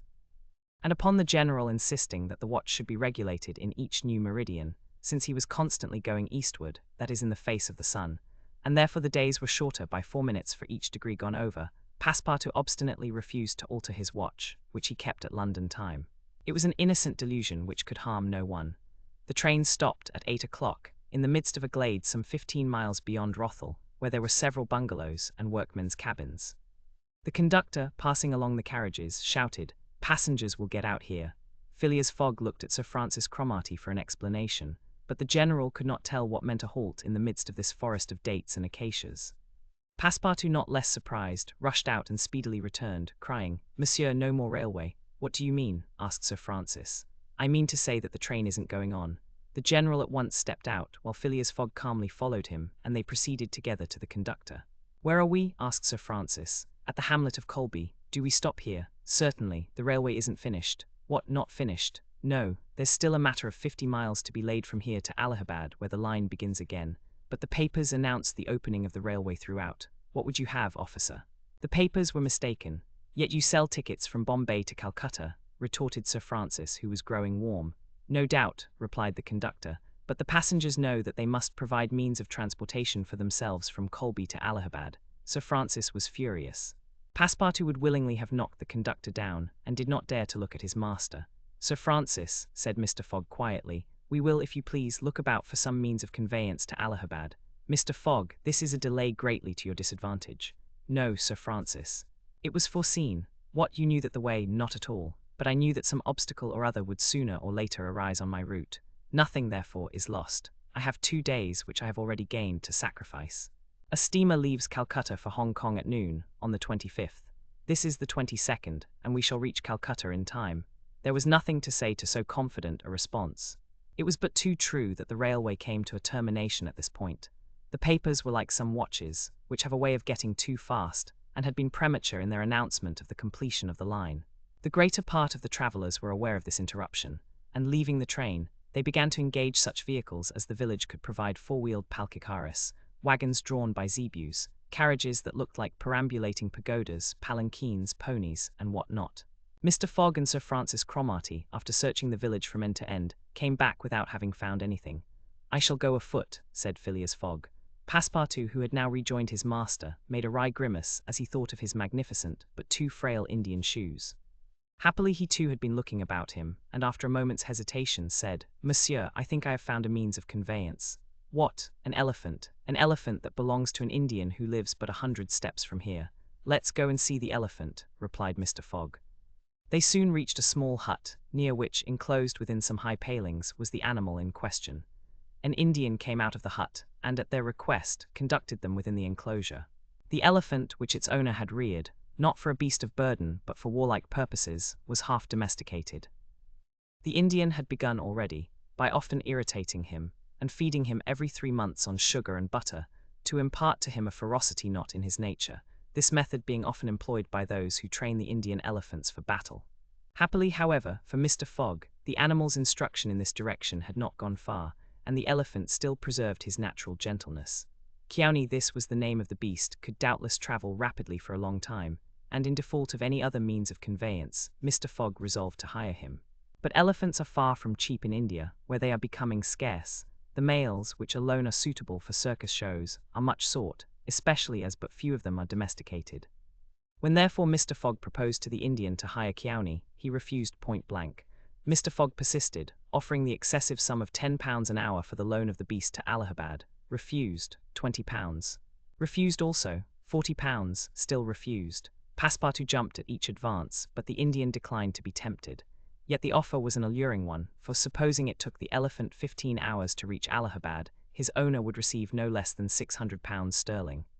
Phileas Fogg, without getting in the least flurried, then proposed to purchase the animal outright, and at first offered £1,000 for him. The Indian, perhaps thinking he was going to make a great bargain, still refused. Sir Francis Cromarty took Mr. Fogg aside, and begged him to reflect before he went any further. To which that gentleman replied that he was not in the habit of acting rashly, that a bet of £20,000 was at stake, that the elephant was absolutely necessary to him, and that he would secure him if he had to pay 20 times his value. Returning to the Indian, whose small, sharp eyes, glistening with avarice, betrayed that with him it was only a question of how great a price he could obtain, Mr. Fogg offered first 1,200, then 1,500, 1,800, £2,000. Passepartout, usually so rubicund, was fairly white with suspense. At £2,000 the Indian yielded. "What a price, good heavens!" cried Passepartout, "for an elephant." It only remained now to find a guide, which was comparatively easy. A young Parsee with an intelligent face offered his services, which Mr. Fogg accepted, promising so generous a reward as to materially stimulate his zeal. The elephant was led out and equipped. The Parsee, who was an accomplished elephant driver, covered his back with a sort of saddlecloth, and attached to each of his flanks some curiously uncomfortable howdahs. Phileas Fogg paid the Indian with some banknotes which he extracted from the famous carpet-bag, a proceeding that seemed to deprive poor Passepartout of his vitals. Then he offered to carry Sir Francis to Allahabad, which the brigadier gratefully accepted.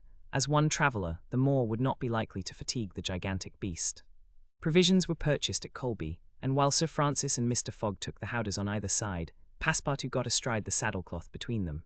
The Parsee perched himself on the elephant's neck, and at 9 o'clock they set out from the village, the animal marching off through the dense forest of palms by the shortest cut. Chapter 12, in which Phileas Fogg and his companions venture across the Indian forests, and what ensued in order to shorten the journey. The guide passed to the left of the line, where the railway was still in process of being built. This line, owing to the capricious turnings of the Vindhya mountains, did not pursue a straight course. The Parsee, who was quite familiar with the roads and paths in the district, declared that they would gain 20 miles by striking directly through the forest. Phileas Fogg and Sir Francis Cromarty, plunged to the neck in the peculiar howdahs provided for them, were horribly jostled by the swift trotting of the elephant, spurred on as he was by the skilful Parsee. But they endured the discomfort with true British phlegm, talking little and scarcely able to catch a glimpse of each other. As for Passepartout, who was mounted on the beast's back, and received the direct force of each concussion as he trod along, He was very careful, in accordance with his master's advice, to keep his tongue from between his teeth, as it would otherwise have been bitten off short. The worthy fellow bounced from the elephant's neck to his rump, and vaulted like a clown on a springboard. Yet he laughed in the midst of his bouncing, and from time to time took a piece of sugar out of his pocket, and inserted it in Keawney's trunk, who received it without in the least slackening his regular trot. After 2 hours the guide stopped the elephant, and gave him an hour for rest, during which Keawney, after quenching his thirst at a neighbouring spring, set to devouring the branches and shrubs round about him. Neither Sir Francis nor Mr. Fogg regretted the delay, and both descended with a feeling of relief. "Why, he's made of iron," exclaimed the general, gazing admiringly on Keawney. "Of forged iron," replied Passepartout, as he set about preparing a hasty breakfast. At noon the Parsee gave the signal of departure. The country soon presented a very savage aspect. Copses of dates and dwarf palms succeeded the dense forests, then vast, dry plains, dotted with scanty shrubs, and sown with great blocks of syenite. All this portion of Bundelkund, which is little frequented by travellers, is inhabited by a fanatical population, hardened in the most horrible practices of the Hindu faith. The English have not been able to secure complete dominion over this territory, which is subjected to the influence of Rajahs, whom it is almost impossible to reach in their inaccessible mountain fastnesses. The travellers several times saw bands of ferocious Indians, who, when they perceived the elephant striding across country, made angry and threatening motions. The Parsee avoided them as much as possible. Few animals were observed on the route. Even the monkeys hurried from their path with contortions and grimaces which convulsed Passepartout with laughter. In the midst of his gaiety, however, one thought troubled the worthy servant. What would Mr. Fogg do with the elephant when he got to Allahabad? Would he carry him on with him? Impossible. The cost of transporting him would make him ruinously expensive. Would he sell him or set him free? The estimable beast certainly deserved some consideration. Should Mr. Fogg choose to make him, Passepartout, a present of Keawney, he would be very much embarrassed, and these thoughts did not cease worrying him for a long time. The principal chain of the Vintiers was crossed by 8 in the evening, and another halt was made on the northern slope, in a ruined bungalow. They had gone nearly 25 miles that day, and an equal distance still separated them from the station of Allahabad. The night was cold. The Parsee lit a fire in the bungalow with a few dry branches, and the warmth was very grateful. Provisions purchased at Colby sufficed for supper, and the travellers ate ravenously. The conversation, beginning with a few disconnected phrases, soon gave place to loud and steady snores. The guide watched Keawney, who slept standing, bolstering himself against the trunk of a large tree. Nothing occurred during the night to disturb the slumberers, although occasional growls from panthers and chatterings of monkeys broke the silence. The more formidable beasts made no cries or hostile demonstration against the occupants of the bungalow. Sir Francis slept heavily, like an honest soldier overcome with fatigue. Passepartout was wrapped in uneasy dreams of the bouncing of the day before. As for Mr. Fogg, he slumbered as peacefully as if he had been in his serene mansion in Savile Row. The journey was resumed at 6 in the morning. The guide hoped to reach Allahabad by evening. In that case, Mr. Fogg would only lose a part of the 48 hours saved since the beginning of the tour. Keawney, resuming his rapid gait, soon descended the lower spurs of the Vintiers, and towards noon they passed by the village of Callinger, on the Canny, one of the branches of the Ganges. The guide avoided inhabited places, thinking it safer to keep the open country, which lies along the first depressions of the basin of the great river. Allahabad was now only 12 miles to the northeast. They stopped under a clump of bananas, the fruit of which, as healthy as bread and as succulent as cream, was amply partaken of and appreciated. At 2 o'clock the guide entered a thick forest which extended several miles. He preferred to travel under cover of the woods. They had not as yet had any unpleasant encounters, and the journey seemed on the point of being successfully accomplished, when the elephant, becoming restless, suddenly stopped. It was then 4 o'clock. "What's the matter?" asked Sir Francis, putting out his head. "I don't know, officer," replied the Parsee, listening attentively to a confused murmur which came through the thick branches.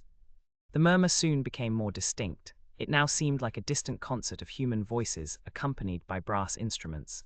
Passepartout was all eyes and ears. Mr. Fogg patiently waited without a word. The Parsee jumped to the ground, fastened the elephant to a tree, and plunged into the thicket. He soon returned, saying, "A procession of Brahmins is coming this way. We must prevent their seeing us if possible." The guide unloosed the elephant and led him into a thicket, at the same time asking the travellers not to stir. He held himself ready to bestride the animal at a moment's notice, should flight become necessary.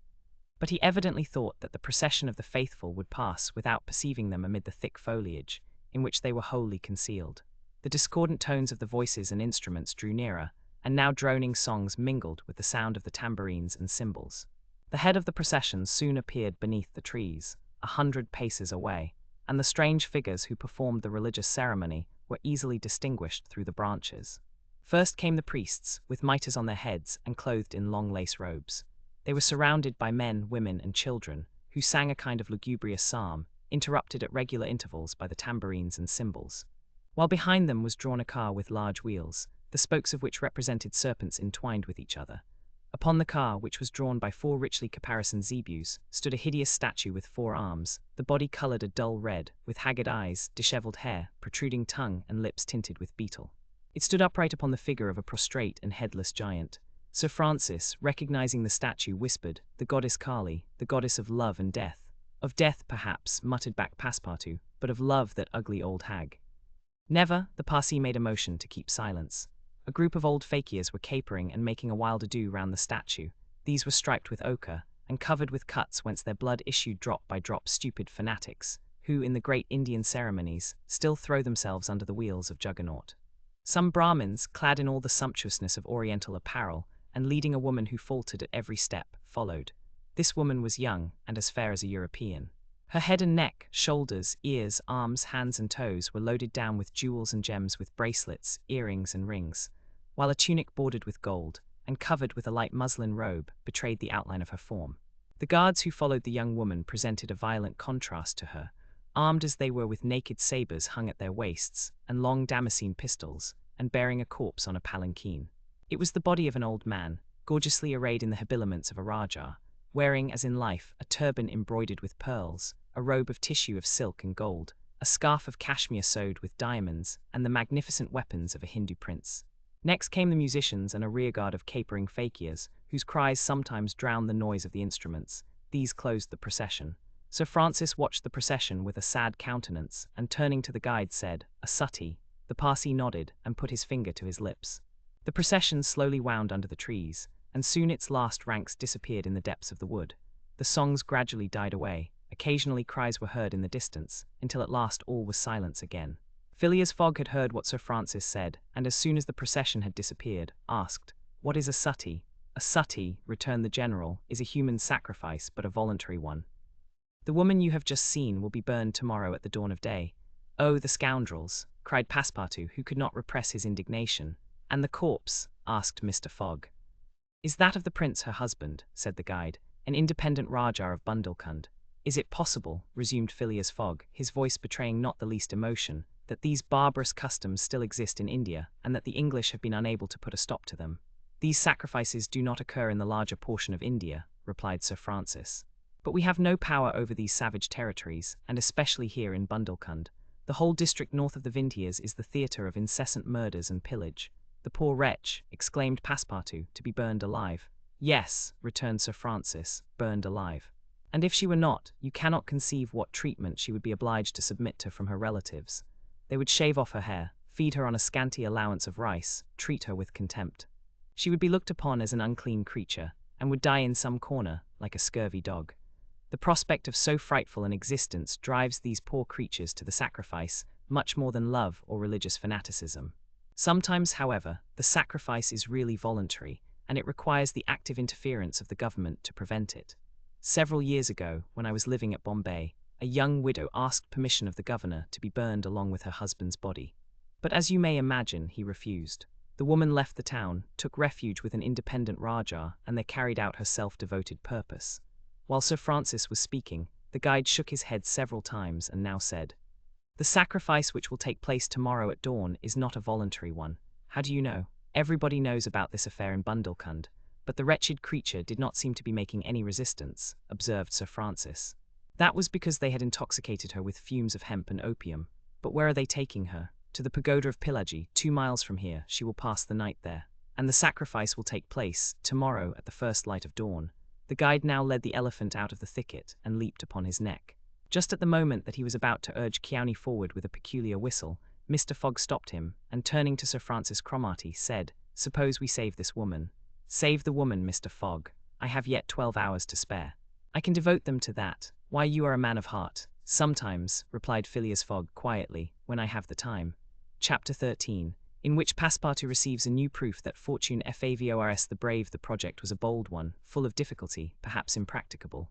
Mr. Fogg was going to risk life, or at least liberty, and therefore the success of his tour. But he did not hesitate, and he found in Sir Francis Cromarty an enthusiastic ally. As for Passepartout, he was ready for anything that might be proposed. His master's idea charmed him. He perceived a heart, a soul, under that icy exterior. He began to love Phileas Fogg. There remained the guide. What course would he adopt? Would he not take part with the Indians? In default of his assistance, it was necessary to be assured of his neutrality. Sir Francis frankly put the question to him. "Officers," replied the guide, "I am a Parsee, and this woman is a Parsee. Command me as you will." "Excellent," said Mr. Fogg. "However," resumed the guide, "it is certain, not only that we shall risk our lives, but horrible tortures if we are taken." "That is foreseen," replied Mr. Fogg.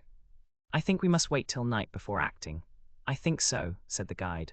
The worthy Indian then gave some account of the victim, who he said was a celebrated beauty of the Parsee race, and the daughter of a wealthy Bombay merchant. She had received a thoroughly English education in that city, and from her manners and intelligence would be thought an European. Her name was Ayuda.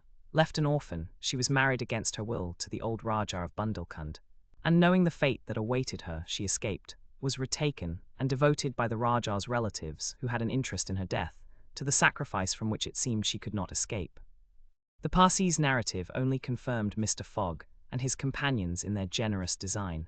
It was decided that the guide should direct the elephant towards the pagoda of Pillaji, which he accordingly approached as quickly as possible. They halted half an hour afterwards in a copse, some 500 feet from the pagoda, where they were well concealed, but they could hear the groans and cries of the fakirs distinctly. They then discussed the means of getting at the victim. The guide was familiar with the pagoda of Pillaji, in which, as he declared, the young woman was imprisoned. Could they enter any of its doors while the whole party of Indians was plunged in a drunken sleep, or was it safer to attempt to make a hole in the walls? This could only be determined at the moment and the place themselves, but it was certain that the abduction must be made that night, and not when, at break of day, the victim was led to her funeral pyre. Then no human intervention could save her. As soon as night fell, about 6 o'clock, they decided to make a reconnaissance around the pagoda. The cries of the fakirs were just ceasing. The Indians were in the act of plunging themselves into the drunkenness caused by liquid opium mingled with hemp, and it might be possible to slip between them to the temple itself. The Parsee, leading the others, noiselessly crept through the wood, and in 10 minutes they found themselves on the banks of a small stream, whence, by the light of the rosin torches, they perceived a pyre of wood, on the top of which lay the embalmed body of the Rajah, which was to be burned with his wife. The pagoda, whose minarets loomed above the trees in the deepening dusk, stood 100 steps away. "Come," whispered the guide. He slipped more cautiously than ever through the brush, followed by his companions. The silence around was only broken by the low murmuring of the wind among the branches. Soon the Parsee stopped on the borders of the glade, which was lit up by the torches. The ground was covered by groups of the Indians, motionless in their drunken sleep. It seemed a battlefield strewn with the dead. Men, women, and children lay together. In the background, among the trees, the pagoda of Pillaji loomed distinctly. Much to the guide's disappointment, the guards of the Rajah, lighted by torches, were watching at the doors and marching to and fro with naked sabres. Probably the priests, too, were watching within. The Parsee, now convinced that it was impossible to force an entrance to the temple, advanced no farther, but led his companions back again. Phileas Fogg and Sir Francis Cromarty also saw that nothing could be attempted in that direction. They stopped and engaged in a whispered colloquy. "It is only 8 now," said the brigadier, "and these guards may also go to sleep." "It is not impossible," returned the Parsee. They lay down at the foot of a tree and waited. The time seemed long. The guide ever and anon left them to take an observation on the edge of the wood, but the guards watched steadily by the glare of the torches, and a dim light crept through the windows of the pagoda. They waited till midnight. But no change took place among the guards, and it became apparent that their yielding to sleep could not be counted on. The other plan must be carried out. An opening in the walls of the pagoda must be made. It remained to ascertain whether the priests were watching by the side of their victim as assiduously as were the soldiers at the door. After a last consultation, the guide announced that he was ready for the attempt, and advanced, followed by the others. They took a roundabout way so as to get at the pagoda on the rear. They reached the walls about 12:30, without having met anyone. Here there was no guard, nor were there either windows or doors. The night was dark. The moon on the wane scarcely left the horizon and was covered with heavy clouds. The height of the trees deepened the darkness. It was not enough to reach the walls. An opening in them must be accomplished, and to attain this purpose the party only had their pocket knives. Happily the temple walls were built of brick and wood, which could be penetrated with little difficulty. After one brick had been taken out, the rest would yield easily. They set noiselessly to work, and the Parsi on one side and Passepartout on the other began to loosen the bricks so as to make an aperture 2 feet wide. They were getting on rapidly, when suddenly a cry was heard in the interior of the temple, followed almost instantly by other cries replying from the outside. Passepartout and the guide stopped. Had they been heard? Was the alarm being given? Common prudence urged them to retire, and they did so, followed by Phileas Fogg and Sir Francis. They again hid themselves in the wood, and waited till the disturbance, whatever it might be, ceased, holding themselves ready to resume their attempt without delay. But awkwardly enough, the guards now appeared at the rear of the temple, and there installed themselves, in readiness to prevent a surprise. It would be difficult to describe the disappointment of the party, thus interrupted in their work. They could not now reach the victim. How then could they save her? Sir Francis shook his fists, Passepartout was beside himself, and the guide gnashed his teeth with rage. The tranquil Fogg waited, without betraying any emotion. "We have nothing to do but to go away," whispered Sir Francis. "Nothing but to go away," echoed the guide. "Stop," said Fogg. "I am only due at Allahabad tomorrow before noon." "But what can you hope to do?" asked Sir Francis. "In a few hours it will be daylight, and the chance which now seems lost may present itself at the last moment." Sir Francis would have liked to read Phileas Fogg's eyes. What was this cool Englishman thinking of? Was he planning to make a rush for the young woman at the very moment of the sacrifice, and boldly snatch her from her executioners? This would be utter folly, and it was hard to admit that Fogg was such a fool. Sir Francis consented, however, to remain to the end of this terrible drama. The guide led them to the rear of the glade, where they were able to observe the sleeping groups. Meanwhile Passepartout, who had perched himself on the lower branches of a tree, was resolving an idea which had at first struck him like a flash, and which was now firmly lodged in his brain. He had commenced by saying to himself, "What folly," and then he repeated, "Why not after all? It's a chance, perhaps the only one, and with such sots." Thinking thus, he slipped, with the suppleness of a serpent, to the lowest branches, the ends of which bent almost to the ground. The hours passed, and the lighter shades now announced the approach of day, though it was not yet light. This was the moment. The slumbering multitude became animated, the tambourines sounded, songs and cries arose. The hour of the sacrifice had come. The doors of the pagoda swung open, and a bright light escaped from its interior, in the midst of which Mr. Fogg and Sir Francis espied the victim. She seemed, having shaken off the stupor of intoxication, to be striving to escape from her executioner. Sir Francis's heart throbbed, and convulsively seizing Mr. Fogg's hand, found in it an open knife. Just at this moment the crowd began to move. The young woman had again fallen into a stupor caused by the fumes of hemp, and passed among the fakirs, who escorted her with their wild, religious cries. Phileas Fogg and his companions, mingling in the rear ranks of the crowd, followed, and in 2 minutes they reached the banks of the stream, and stopped 50 paces from the pyre, upon which still lay the Rajah's corpse. In the semi-obscurity they saw the victim, quite senseless, stretched out beside her husband's body. Then a torch was brought, and the wood, heavily soaked with oil, instantly took fire. At this moment Sir Francis and the guide seized Phileas Fogg, who, in an instant of mad generosity, was about to rush upon the pyre, but he had quickly pushed them aside when the whole scene suddenly changed. A cry of terror arose. The whole multitude prostrated themselves, terror-stricken, on the ground. The old Rajah was not dead then, since he rose of a sudden, like a spectre, took up his wife in his arms, and descended from the pyre in the midst of the clouds of smoke, which only heightened his ghostly appearance. Fakirs and soldiers and priests, seized with instant terror, lay there with their faces on the ground, not daring to lift their eyes and behold such a prodigy. The inanimate victim was borne along by the vigorous arms which supported her, and which she did not seem in the least to burden. Mr. Fogg and Sir Francis stood erect, the Parsi bowed his head, and Passepartout was, no doubt, scarcely less stupefied. The resuscitated Rajah approached Sir Francis and Mr. Fogg, and in an abrupt tone said, "Let us be off." It was Passepartout himself, who had slipped upon the pyre in the midst of the smoke, and profiting by the still overhanging darkness, had delivered the young woman from death.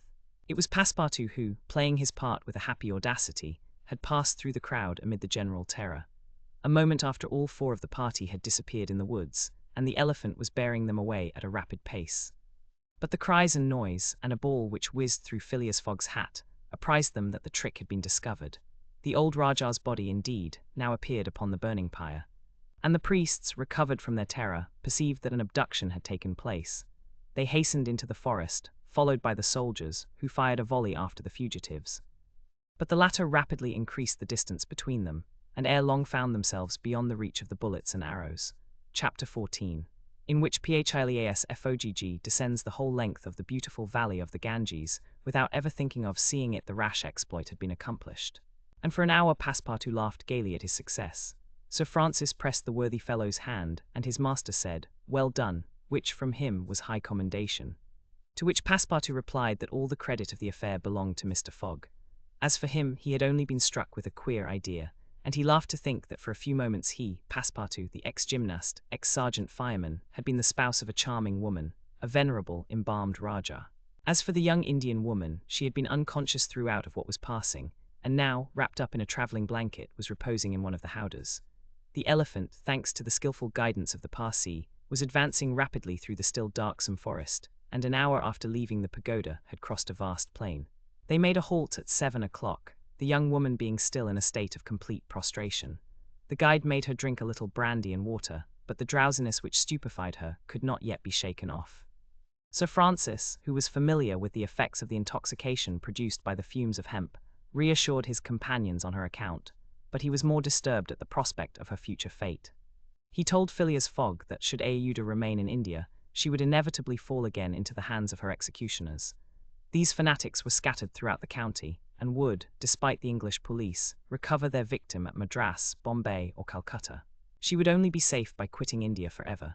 Phileas Fogg replied that he would reflect upon the matter. The station at Allahabad was reached about 10 o'clock, and, the interrupted line of railway being resumed, would enable them to reach Calcutta in less than 24 hours.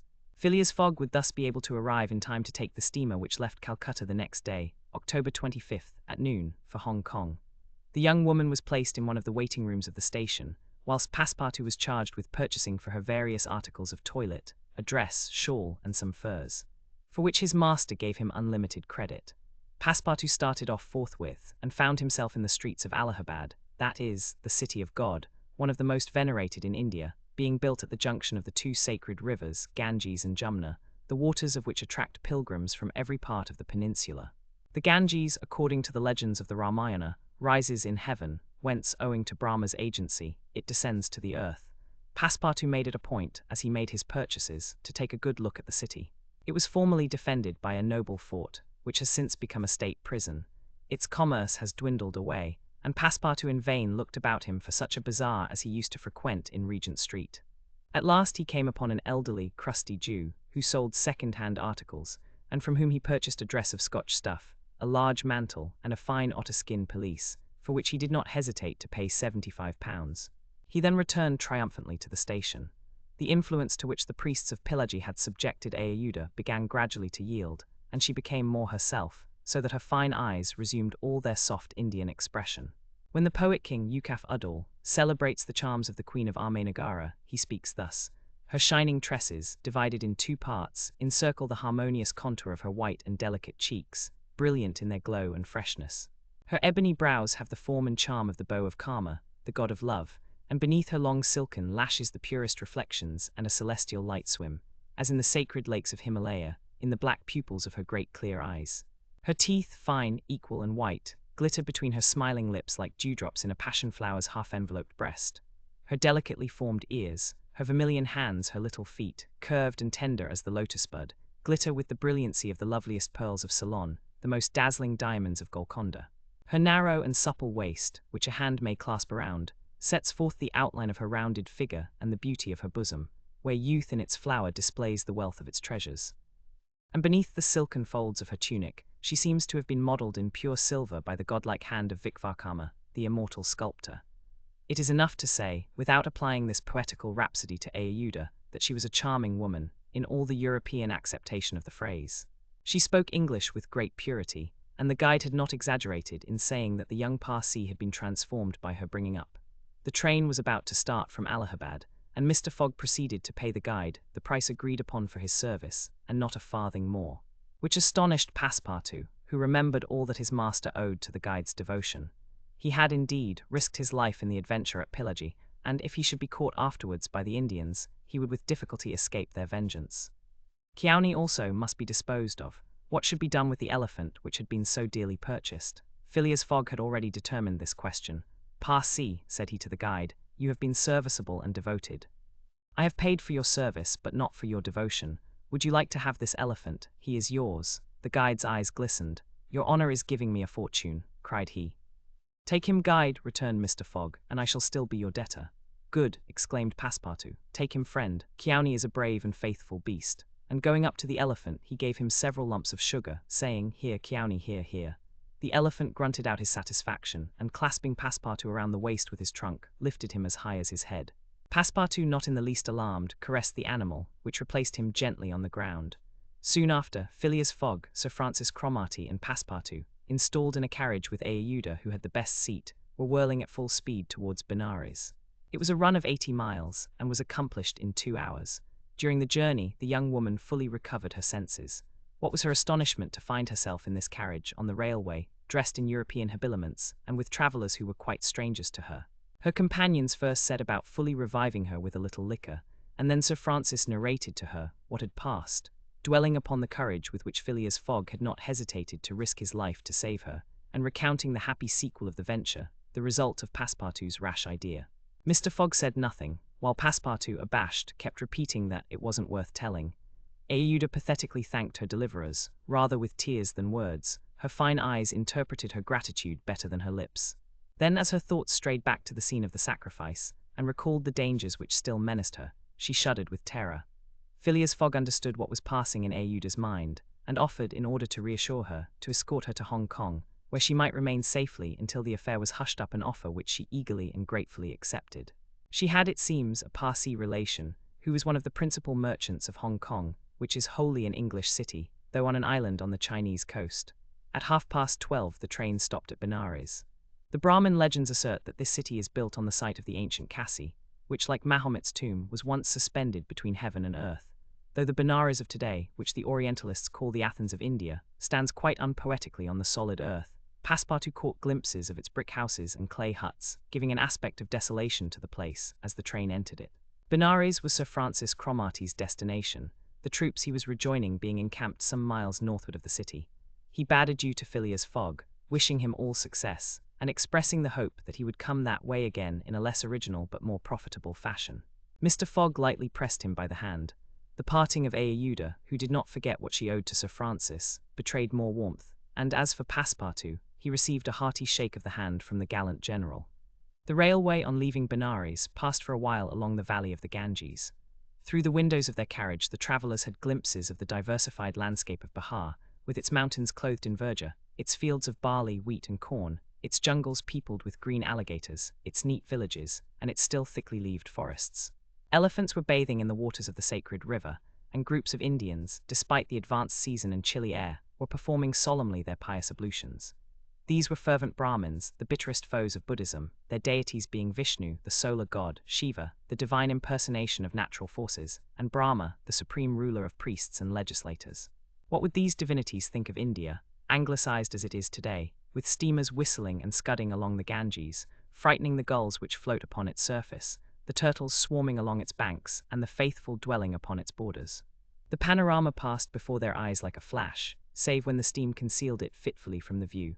The travellers could scarcely discern the fort of Chupeni, 20 miles southwestward from Benares, the ancient stronghold of the Rajas of Bihar, or Ghazipur and its famous rosewater factories, or the tomb of Lord Cornwallis, rising on the left bank of the Ganges, the fortified town of Buxar, or Patna, a large manufacturing and trading place, where is held the principal opium market of India, or Mongia, a more than European town, for it is as English as Manchester or Birmingham, with its iron foundries, edge-tool factories, and high chimneys puffing clouds of black smoke heavenward. Night came on. The train passed on at full speed, in the midst of the roaring of the tigers, bears, and wolves which fled before the locomotive, and the marvels of Bengal, Golconda, ruined Gur, Murshidabad, the ancient capital, Burdwan, Hugli, and the French town of Chandanagar, where Passepartout would have been proud to see his country's flag flying, were hidden from their view in the darkness. Calcutta was reached at 7 in the morning, and the packet left for Hong Kong at noon, so that Phileas Fogg had 5 hours before him. According to his journal, he was due at Calcutta on the 25th of October, and that was the exact date of his actual arrival. He was therefore neither behindhand nor ahead of time.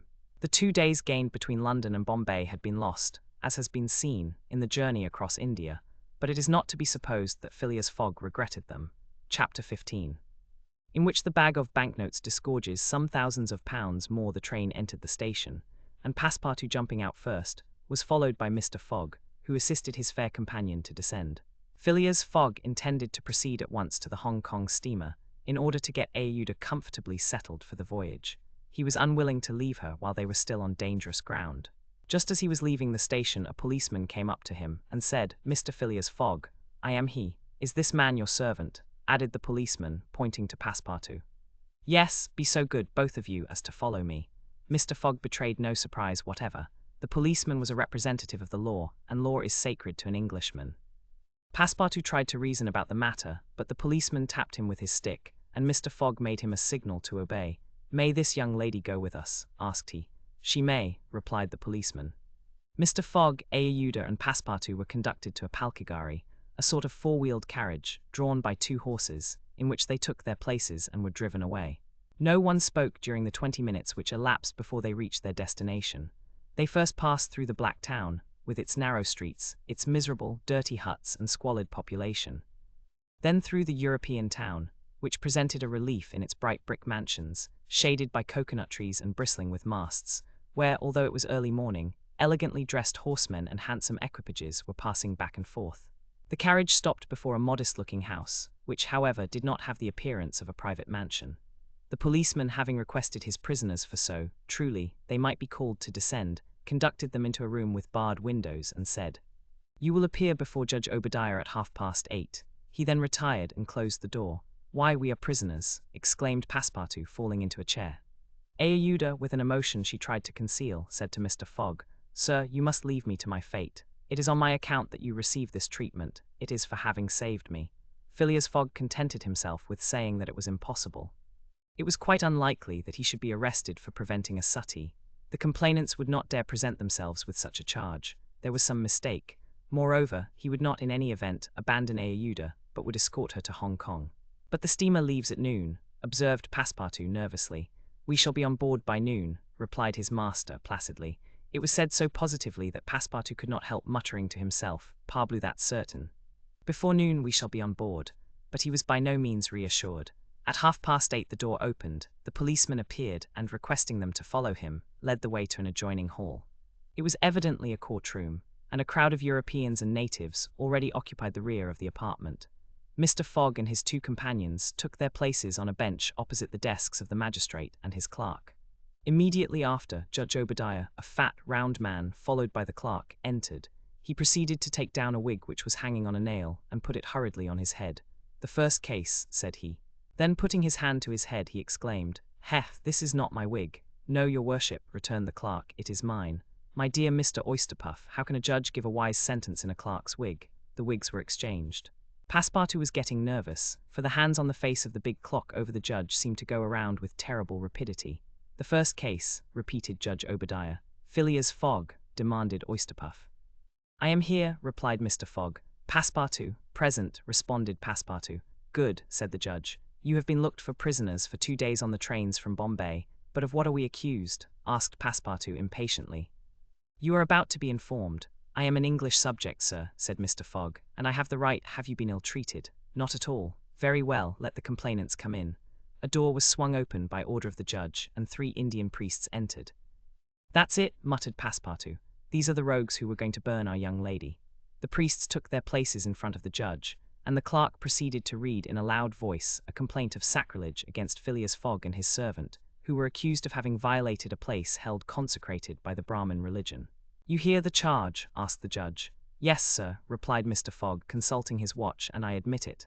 "You admit it?" "I admit it, and I wish to hear these priests admit, in their turn, what they were going to do at the pagoda of Pillaji." The priests looked at each other. They did not seem to understand what was said. "Yes," cried Passepartout warmly, "at the pagoda of Pillaji, where they were on the point of burning their victim." The judge stared with astonishment, and the priests were stupefied. "What victim?" said Judge Obadiah. "Burn whom? In Bombay itself?" "Bombay," cried Passepartout. "Certainly, we are not talking of the pagoda of Pillaji, but of the pagoda of Malabar Hill at Bombay. And as a proof," added the clerk, "here are the desecrator's very shoes which he left behind him." Whereupon he placed a pair of shoes on his desk. "My shoes!" cried Passepartout, in his surprise permitting this imprudent exclamation to escape him.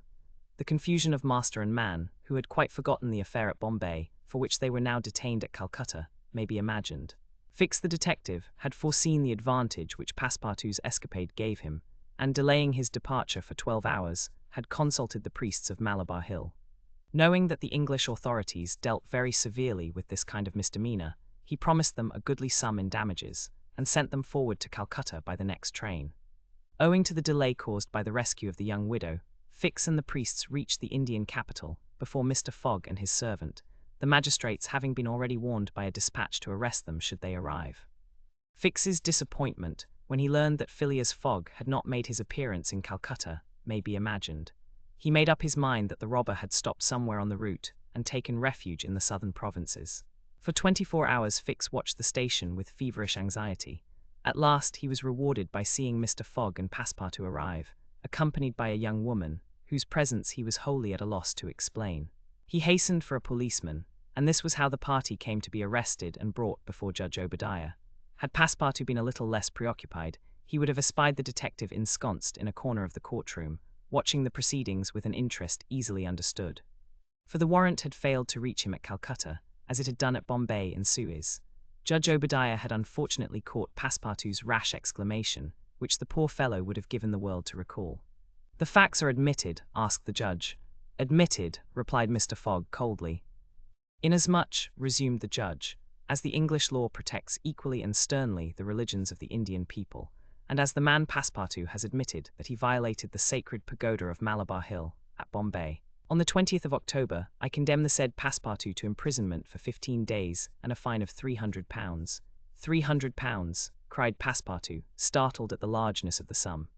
"Silence," shouted the constable, "and inasmuch," continued the judge, "as it is not proved that the act was not done by the connivance of the master with the servant, and as the master in any case must be held responsible for the acts of his paid servant, I condemn Phileas Fogg to a week's imprisonment and a fine of £150.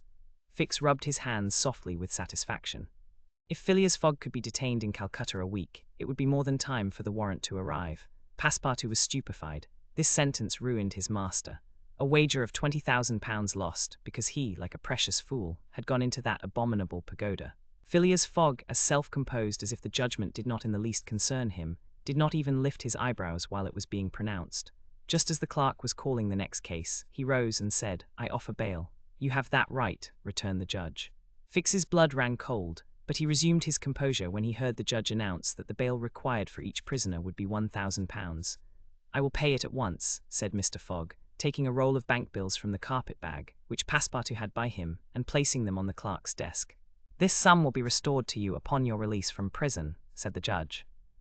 "Meanwhile you are liberated on bail." "Come," said Phileas Fogg to his servant, "but let them at least give me back my shoes," cried Passepartout angrily. "Ah, these are pretty dear shoes," he muttered as they were handed to him. "More than £1,000 apiece. Besides, they pinch my feet." Mr. Fogg, offering his arm to Aouda, then departed, followed by the crestfallen Passepartout. Fix still nourished hopes that the robber would not, after all, leave the £2,000 behind him, but would decide to serve out his week in jail, and issued forth on Mr. Fogg's traces. That gentleman took a carriage, and the party was soon landed on one of the quays. The Rangoon was moored half a mile off in the harbour, its signal of departure hoisted at the masthead. 11 o'clock was striking. Mr. Fogg was an hour in advance of time. Fix saw them leave the carriage and push off in a boat for the steamer, and stamped his feet with disappointment. "The rascal is off after all," he exclaimed. £2,000 sacrificed. "He's as prodigal as a thief. I'll follow him to the end of the world if necessary, but at the rate he is going on, the stolen money will soon be exhausted." The detective was not far wrong in making this conjecture. Since leaving London, what with travelling expenses, bribes, the purchase of the elephant, bails and fines, Mr. Fogg had already spent more than £5,000 on the way, and the percentage of the sum recovered from the bank robber promised to the detectives was rapidly diminishing. Chapter 16, in which Fix does not seem to understand in the least what is said to him the Rangoon, one of the Peninsular and Oriental Company's boats plying in the Chinese and Japanese seas, was a screw steamer, built of iron, weighing about 1,770 tons, and with engines of 400 horsepower. She was as fast, but not as well fitted up as the Mongolia, and Aouda was not as comfortably provided for on board of her as Phileas Fogg could have wished. However, the trip from Calcutta to Hong Kong only comprised some 3,500 miles, occupying from 10 to 12 days, and the young woman was not difficult to please. During the first days of the journey, Aeuda became better acquainted with her protector, and constantly gave evidence of her deep gratitude for what he had done. The phlegmatic gentleman listened to her, apparently at least with coldness, neither his voice nor his manner betraying the slightest emotion. But he seemed to be always on the watch that nothing should be wanting to Aeuda's comfort. He visited her regularly each day at certain hours, not so much to talk himself, as to sit and hear her talk. He treated her with the strictest politeness, but with the precision of an automaton, the movements of which had been arranged for this purpose. Aeuda did not quite know what to make of him, though Passepartout had given her some hints of his master's eccentricity, and made her smile by telling her of the wager which was sending him round the world. After all, she owed Phileas Fogg her life, and she always regarded him through the exalting medium of her gratitude. Aeuda confirmed the Parsi guide's narrative of her touching history. She did indeed belong to the highest of the native races of India. Many of the Parsi merchants have made great fortunes there by dealing in cotton, and one of them, Sir Jametsi Jejeebhoy, was made a baronet by the English government. Aeuda was a relative of this great man, and it was his cousin Gigi, whom she hoped to join at Hong Kong. Whether she would find a protector in him she could not tell. But Mr. Fogg essayed to calm her anxieties, and to assure her that everything would be mathematically, he used the very word arranged. Aeuda fastened her great eyes, clear as the sacred lakes of the Himalaya, upon him. But the intractable Fogg, as reserved as ever, did not seem at all inclined to throw himself into this lake. The first few days of the voyage passed prosperously, amid favourable weather and propitious winds, and they soon came in sight of the Great Andaman, the principal of the islands in the Bay of Bengal, with its picturesque Saddle Peak, 2,400 feet high, looming above the waters. The steamer passed along near the shores, but the savage Papuans, who are in the lowest scale of humanity, but are not, as has been asserted, cannibals, did not make their appearance. The panorama of the islands, as they steamed by them, was superb. Vast forests of palms, arex, bamboo, teakwood, of the gigantic mimosa, and tree-like ferns covered the foreground, while behind, the graceful outlines of the mountains were traced against the sky. And along the coast swarmed by thousands the precious swallows whose nests furnish a luxurious dish to the tables of the Celestial Empire. The varied landscape afforded by the Andaman Islands was soon passed, however, and the Rangoon rapidly approached the Straits of Malacca, which gave access to the China Seas. What was Detective Fix, so unluckily drawn on from country to country, doing all this while? He had managed to embark on the Rangoon at Calcutta without being seen by Passepartout, after leaving orders that if the warrant should arrive, it should be forwarded to him at Hong Kong. And he hoped to conceal his presence to the end of the voyage. It would have been difficult to explain why he was on board without awakening Passepartout's suspicions, who thought him still at Bombay.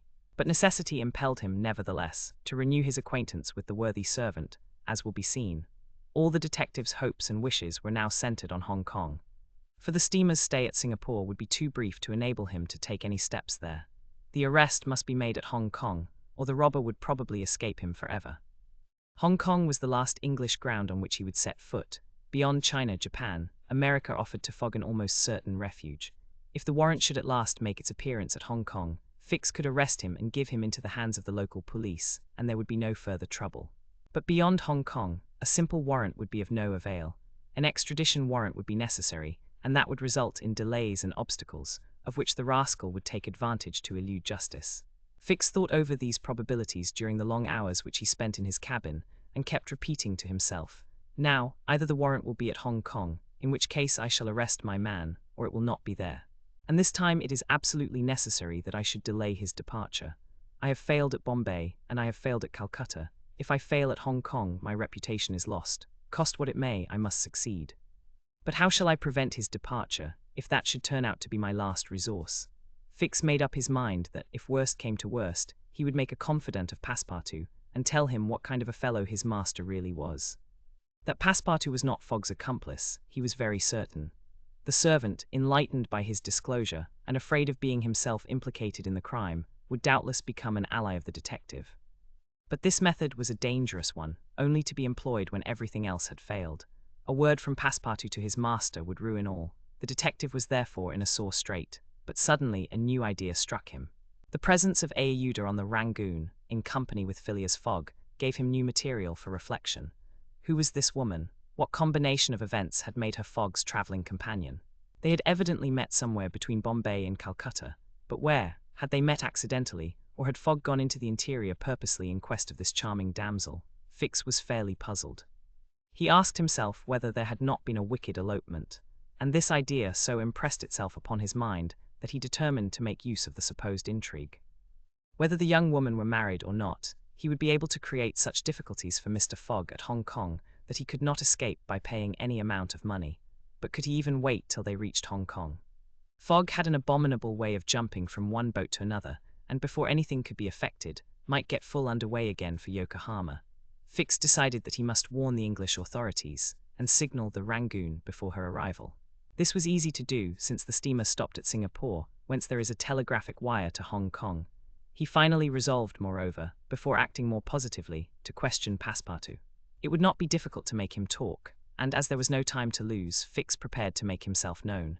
It was now the 30th of October, and on the following day the Rangoon was due at Singapore. Fix emerged from his cabin and went on deck. Passepartout was promenading up and down in the forward part of the steamer. The detective rushed forward with every appearance of extreme surprise, and exclaimed, "You here on the Rangoon? What, Monsieur Fix, are you on board?" returned the really astonished Passepartout, recognizing his crony of the Mongolia. "Why, I left you at Bombay, and here you are on the way to Hong Kong." "Are you going round the world too?" "No, no," replied Fix. "I shall stop at Hong Kong at least for some days." "Hum," said Passepartout, who seemed for an instant perplexed. "But how is it I have not seen you on board since we left Calcutta?" "Oh, a trifle of seasickness. I've been staying in my berth. The Gulf of Bengal does not agree with me as well as the Indian Ocean. And how is Mr. Fogg?" "As well and as punctual as ever, not a day behind time. But, Monsieur Fix, you don't know that we have a young lady with us." "A young lady?" replied the detective, not seeming to comprehend what was said. Passepartout thereupon recounted Ayuda's history, the affair at the Bombay Pagoda, the purchase of the elephant for £2,000, the rescue, the arrest and sentence of the Calcutta court, and the restoration of Mr. Fogg and himself to liberty on bail. Fix, who was familiar with the last events, seemed to be equally ignorant of all that Passepartout related, and the latter was charmed to find so interested a listener. "But does your master propose to carry this young woman to Europe?" "Not at all. We are simply going to place her under the protection of one of her relatives, a rich merchant at Hong Kong." "Nothing to be done there," said Fix to himself, concealing his disappointment. "A glass of gin, Mr. Passepartout." "Willingly, Monsieur Fix. We must at least have a friendly glass on board the Rangoon." Chapter 17. Showing what happened on the voyage from Singapore to Hong Kong. The detective and Passepartout met often on deck after this interview, though Fix was reserved, and did not attempt to induce his companion to divulge any more facts concerning Mr. Fogg. He caught a glimpse of that mysterious gentleman once or twice, but Mr. Fogg usually confined himself to the cabin, where he kept Ayuda company, or, according to his inveterate habit, took a hand at whist. Passepartout began very seriously to conjecture what strange chance kept Fix still on the route that his master was pursuing. It was really worth considering why this certainly very amiable and complacent person, whom he had first met at Suez, had then encountered on board the Mongolia, who disembarked at Bombay, which he announced as his destination, and now turned up so unexpectedly on the Rangoon, was following Mr. Fogg's tracks step by step. What was Fix's object? Passepartout was ready to wager his Indian shoes, which he religiously preserved, that Fix would also leave Hong Kong at the same time with them, and probably on the same steamer. Passepartout might have cudgelled his brain for a century without hitting upon the real object which the detective had in view. He never could have imagined that Phileas Fogg was being tracked as a robber around the globe. But as it is in human nature to attempt the solution of every mystery, Passepartout suddenly discovered an explanation of Fix's movements, which was in truth far from unreasonable. Fix, he thought, could only be an agent of Mr. Fogg's friends at the Reform Club, sent to follow him up, and to ascertain that he really went round the world as had been agreed upon. "It's clear," repeated the worthy servant to himself, proud of his shrewdness. "He's a spy sent to keep us in view. That isn't quite the thing either, to be spying Mr. Fogg, who is so honourable a man. Ah, gentlemen of the Reform, this shall cost you dear." Passepartout, enchanted with his discovery, resolved to say nothing to his master, lest he should be justly offended at this mistrust on the part of his adversaries. But he determined to chaff Fix when he had the chance, with mysterious allusions, which however need not betray his real suspicions. During the afternoon of Wednesday, 30th October, the Rangoon entered the Strait of Malacca, which separates the peninsula of that name from Sumatra. The mountainous and craggy islets intercepted the beauties of this noble island from the view of the travellers. The Rangoon weighed anchor at Singapore the next day at 4 a.m. to receive coal, having gained half a day on the prescribed time of her arrival. Phileas Fogg noted this gain in his journal, and then, accompanied by Ayuda, who betrayed a desire for a walk on shore, disembarked. Fix, who suspected Mr. Fogg's every movement, followed them cautiously, without being himself perceived. While Passepartout, laughing in his sleeve at Fix's maneuvers, went about his usual errands. The island of Singapore is not imposing in aspect, for there are no mountains, yet its appearance is not without attractions. It is a park checkered by pleasant highways and avenues. A handsome carriage, drawn by a sleek pair of New Holland horses, carried Phileas Fogg and Aeuda into the midst of rows of palms with brilliant foliage, and of clove trees, whereof the cloves form the heart of a half-open flower. Pepper plants replaced the prickly hedges of European fields. Sago bushes, large ferns with gorgeous branches, varied the aspect of this tropical clime, while nutmeg trees in full foliage filled the air with a penetrating perfume. Agile and grinning bands of monkeys skipped about in the trees, nor were tigers wanting in the jungles. After a drive of 2 hours through the country, Aeuda and Mr. Fogg returned to the town, which is a vast collection of heavy-looking, irregular houses, surrounded by charming gardens rich in tropical fruits and plants. And at 10 o'clock they re-embarked, closely followed by the detective, who had kept them constantly in sight. Passepartout, who had been purchasing several dozen mangoes, a fruit as large as good-sized apples, of a dark brown color outside and a bright red within, and whose white pulp, melting in the mouth, affords gourmands a delicious sensation, was waiting for them on deck. He was only too glad to offer some mangoes to Aeuda, who thanked him very gracefully for them. At 11 o'clock the Rangoon rode out of Singapore harbour, and in a few hours the high mountains of Malacca, with their forests, inhabited by the most beautifully furred tigers in the world, were lost to view. Singapore is distant some 1,300 miles from the island of Hong Kong, which is a little English colony near the Chinese coast. Phileas Fogg hoped to accomplish the journey in 6 days, so as to be in time for the steamer which would leave on the 6th of November for Yokohama, the principal Japanese port. The Rangoon had a large quota of passengers, many of whom disembarked at Singapore, among them a number of Indians, Ceylonese, Chinamen, Malays, and Portuguese, mostly second-class travellers. The weather, which had hitherto been fine, changed with the last quarter of the moon. The sea rolled heavily, and the wind at intervals rose almost to a storm, but happily blew from the southwest, and thus aided the steamer's progress. The captain as often as possible put up his sails, and under the double action of steam and sail, the vessel made rapid progress along the coasts of Annam and Cochin China. Owing to the defective construction of the Rangoon, however, unusual precautions became necessary in unfavourable weather, but the loss of time which resulted from this cause, while it nearly drove Passepartout out of his senses, did not seem to affect his master in the least. Passepartout blamed the captain, the engineer, and the crew, and consigned all who were connected with the ship to the land where the pepper grows. Perhaps the thought of the gas, which was remorselessly burning at his expense in Savile Row, had something to do with his hot impatience. "You are in a great hurry, then," said Fix to him one day, "to reach Hong Kong. A very great hurry. Mr. Fogg, I suppose, is anxious to catch the steamer for Yokohama. Terribly anxious. You believe in this journey around the world, then?" "Absolutely." "Don't you, Mr. Fix?" I don't believe a word of it." "You're a sly dog," said Passepartout, winking at him. This expression rather disturbed Fix, without his knowing why. Had the Frenchman guessed his real purpose? He knew not what to think, but how could Passepartout have discovered that he was a detective? Yet, in speaking as he did, the man evidently meant more than he expressed. Passepartout went still further the next day. He could not hold his tongue.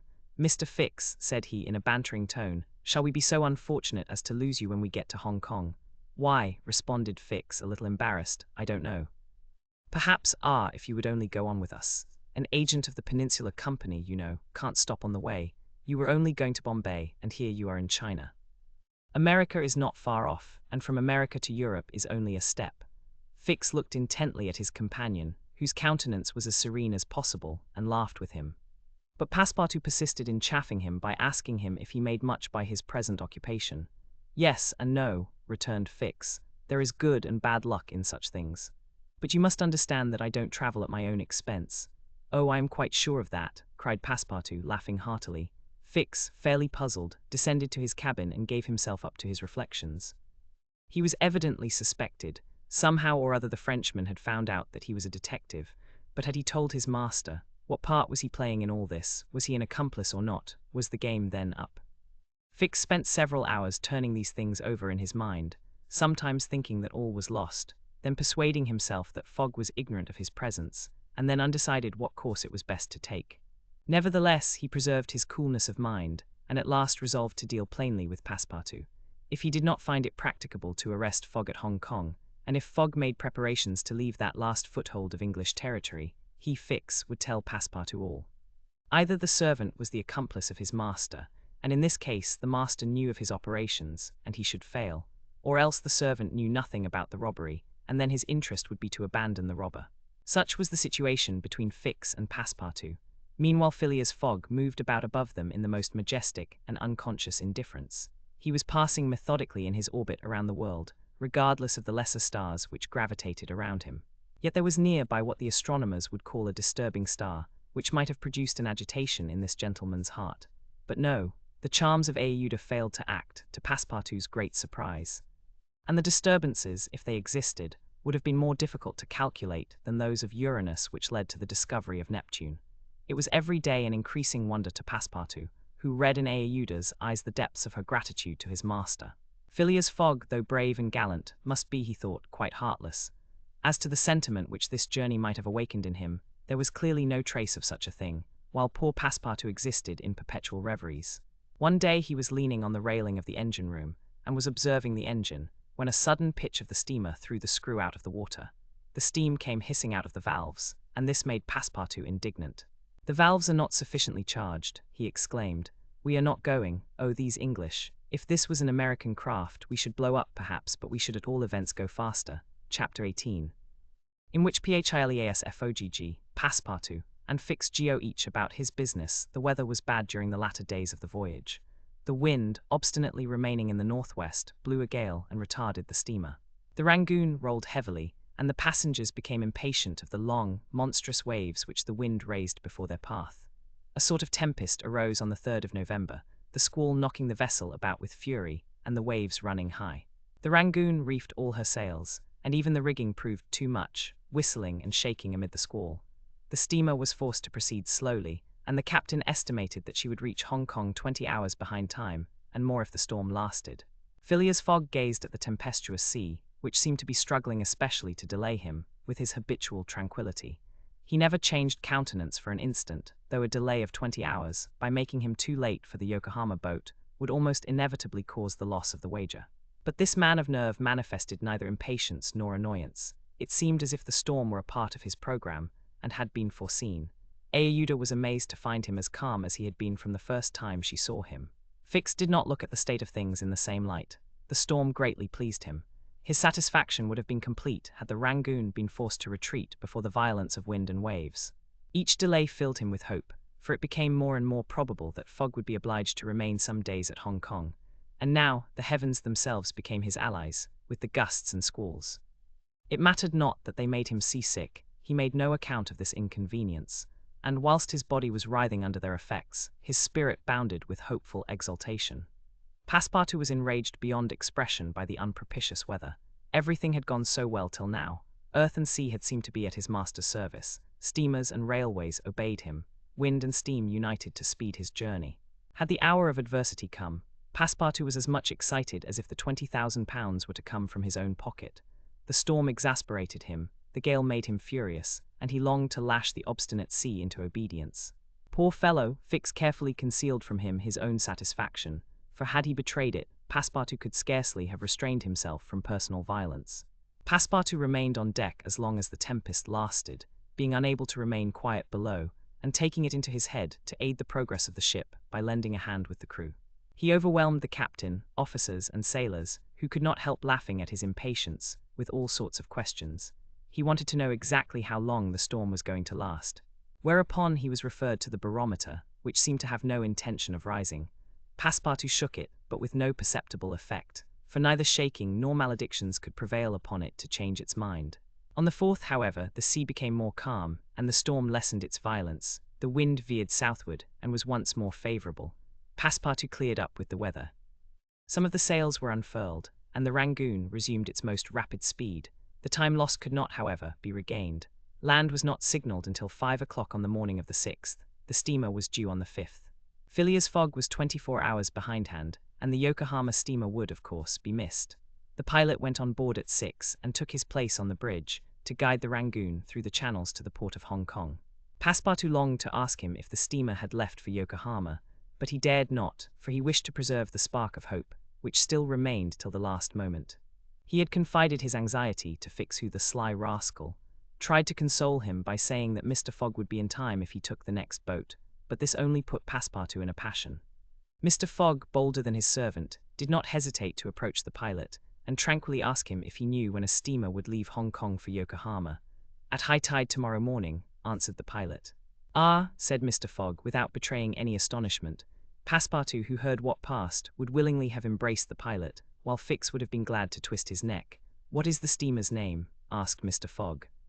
"The Carnatic. Ought she not to have gone yesterday?" "Yes, sir, but they had to repair one of her boilers, and so her departure was postponed till tomorrow." "Thank you," returned Mr. Fogg, descending mathematically to the saloon.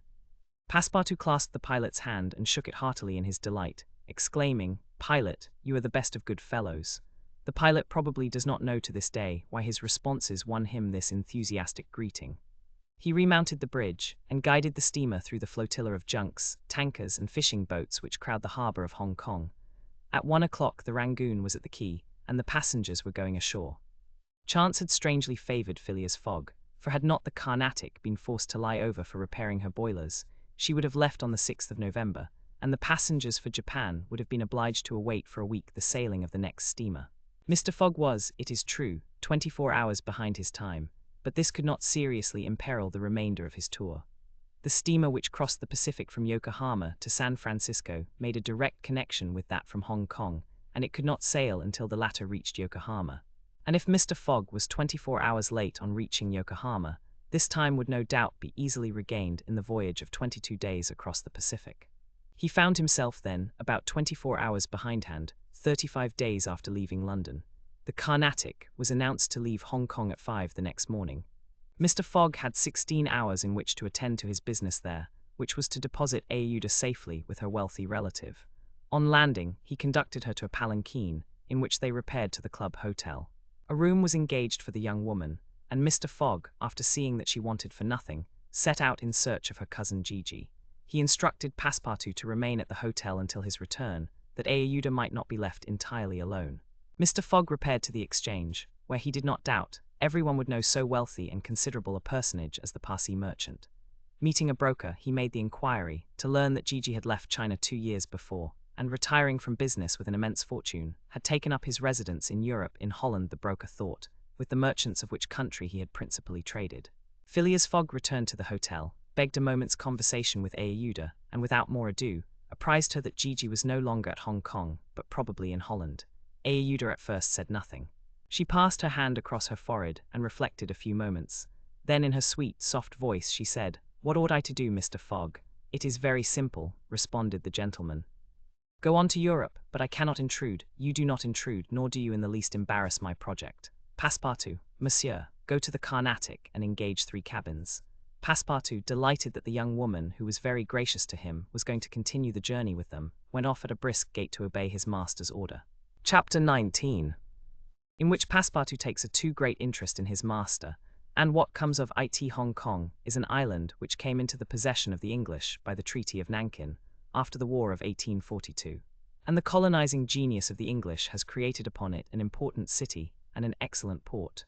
The island is situated at the mouth of the Canton River, and is separated by about 60 miles from the Portuguese town of Macau, on the opposite coast. Hong Kong has beaten Macau in the struggle for the Chinese trade, and now the greater part of the transportation of Chinese goods finds its depot at the former place.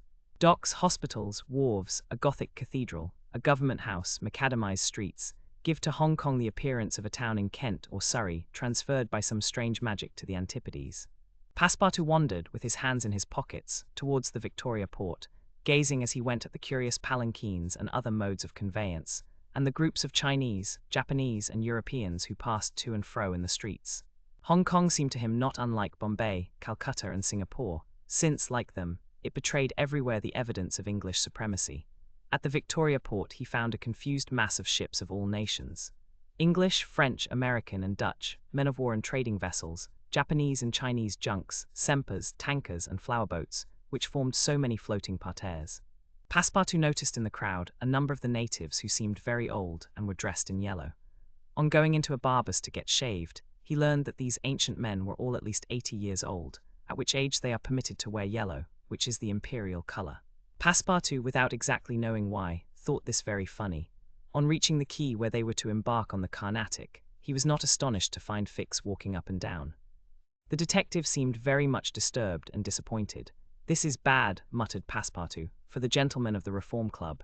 He accosted Fix with a merry smile, as if he had not perceived that gentleman's chagrin. The detective had, indeed, good reasons to inveigh against the bad luck which pursued him. The warrant had not come. It was certainly on the way, but as certainly it could not now reach Hong Kong for several days. And this being the last English territory on Mr. Fogg's route, the robber would escape, unless he could manage to detain him. "Well, Monsieur Fix," said Passepartout, "have you decided to go with us so far as America?" "Yes," returned Fix through his set teeth. "Good," exclaimed Passepartout, laughing heartily. "I knew you could not persuade yourself to separate from us. Come and engage your berth." They entered the steamer office and secured cabins for 4 persons. The clerk, as he gave them the tickets, informed them that, the repairs on the Carnatic having been completed, the steamer would leave that very evening, and not next morning, as had been announced. "That will suit my master all the better," said Passepartout. "I will go and let him know." Fix now decided to make a bold move. He resolved to tell Passepartout all. It seemed to be the only possible means of keeping Phileas Fogg several days longer at Hong Kong.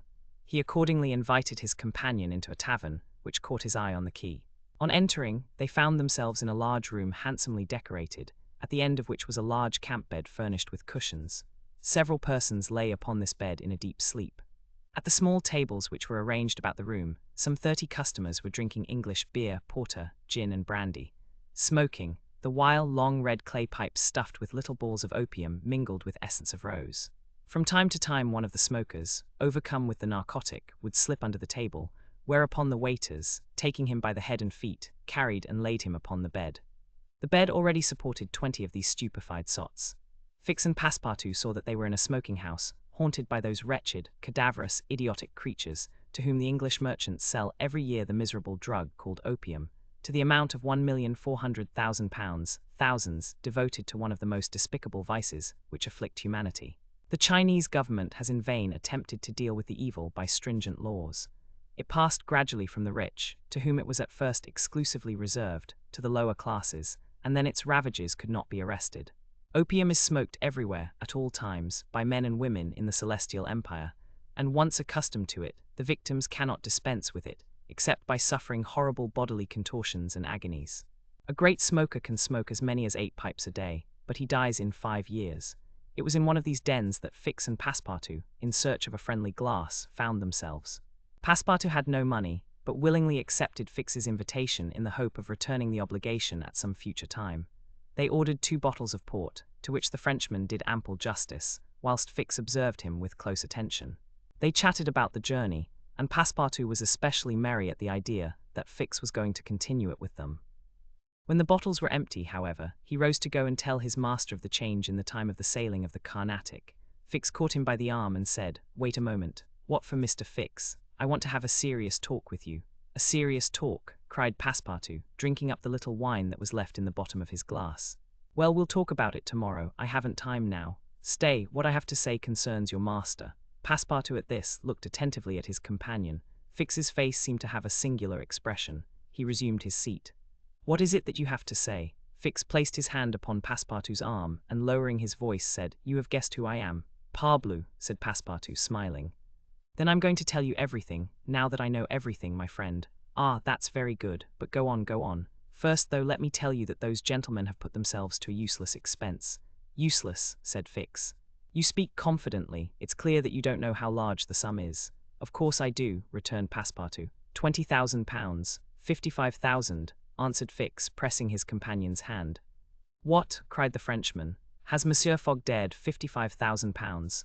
Well, there's all the more reason for not losing an instant," he continued, getting up hastily. Fix pushed Passepartout back in his chair and resumed. £55,000, and if I succeed I get £2,000. If you'll help me I'll let you have 500 of them.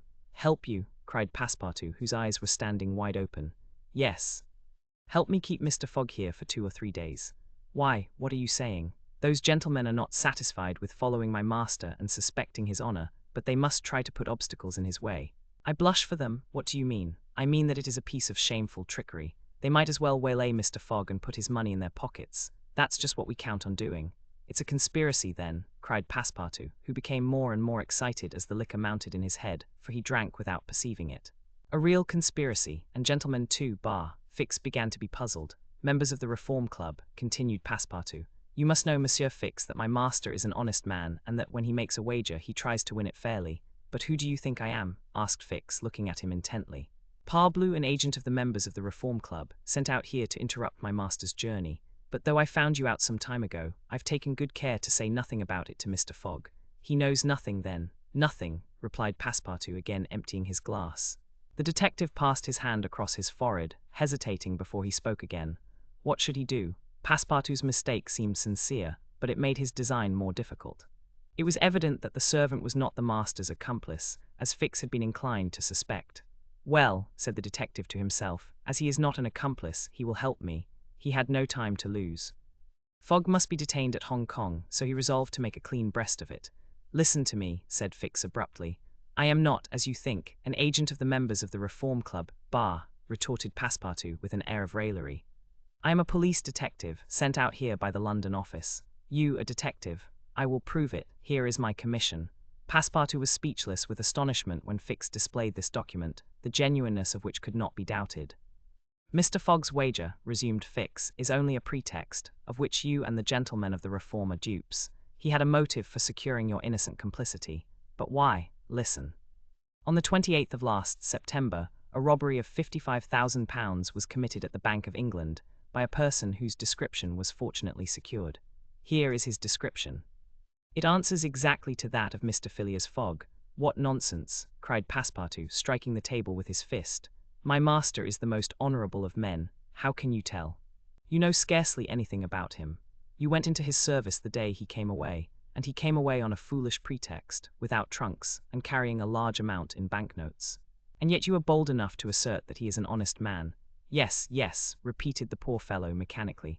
Would you like to be arrested as his accomplice? Passepartout, overcome by what he had heard, held his head between his hands and did not dare to look at the detective. Phileas Fogg, the saviour of Aouda, that brave and generous man, a robber, and yet how many presumptions there were against him. Passepartout essayed to reject the suspicions which forced themselves upon his mind. He did not wish to believe that his master was guilty. Well, what do you want of me? Said he at last with an effort. See here, replied Fix. I have tracked Mr. Fogg to this place, but as yet I have failed to receive the warrant of arrest for which I sent to London. You must help me to keep him here in Hong Kong. But I will share with you the £2,000 reward offered by the Bank of England. Never, replied Passepartout, who tried to rise but fell back, exhausted in mind and body. Mr. Fix, he stammered, even should what you say be true, if my master is really the robber you are seeking, for which I deny I have am in his service, I have seen his generosity and goodness. And I will never betray him, not for all the gold in the world. I come from a village where they don't eat that kind of bread. You refuse, I refuse. Consider that I've said nothing, said Fix, and let us drink. Yes. Let us drink. Passepartout felt himself yielding more and more to the effects of the liquor. Fix, seeing that he must, at all hazards, be separated from his master, wished to entirely overcome him. Some pipes full of opium lay upon the table. Fix slipped one into Passepartout's hand. He took it, put it between his lips, lit it, drew several puffs, and his head, becoming heavy under the influence of the narcotic, fell upon the table. At last, said Fix, seeing Passepartout unconscious, Mr. Fogg will not be informed of the Carnatic's departure, and if he is, he will have to go without this cursed Frenchman. And after paying his bill, Fix left the tavern.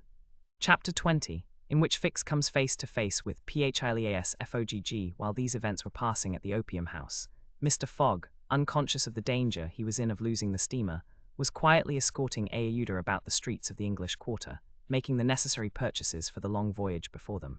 It was all very well for an Englishman like Mr. Fogg to make the tour of the world with a carpet bag. A lady could not be expected to travel comfortably under such conditions. He acquitted his task with characteristic serenity, and invariably replied to the remonstrances of his fair companion, who was confused by his patience and generosity. It is in the interest of my journey a part of my programme. The purchases made, they returned to the hotel, where they dined at a sumptuously served table d'hôte, after which Aouda, shaking hands with her protector after the English fashion, retired to her room for rest. Mr. Fogg absorbed himself throughout the evening in the perusal of the Times and Illustrated London News. Had he been capable of being astonished at anything, it would have been not to see his servant return at bedtime. But knowing that the steamer was not to leave for Yokohama until the next morning, he did not disturb himself about the matter. When Passepartout did not appear the next morning to answer his master's bell, Mr. Fogg, not betraying the least vexation, contented himself with taking his carpet bag, calling Ayuda, and sending for a palanquin. It was then 8 o'clock. At 9:30, it being then high tide, the Carnatic would leave the harbour. Mr. Fogg and Ayuda got into the palanquin, their luggage being brought after on a wheelbarrow, and half an hour later stepped upon the quay whence they were to embark. Mr. Fogg then learned that the Carnatic had sailed the evening before. He had expected to find not only the steamer, but his domestic, and was forced to give up both. But no sign of disappointment appeared on his face, and he merely remarked to Ayuda, "It is an accident, madam, nothing more." At this moment a man who had been observing him attentively approached. It was Fix, who, bowing, addressed Mr. Fogg. "Were you not, like me, sir, a passenger by the Rangoon, which arrived yesterday?"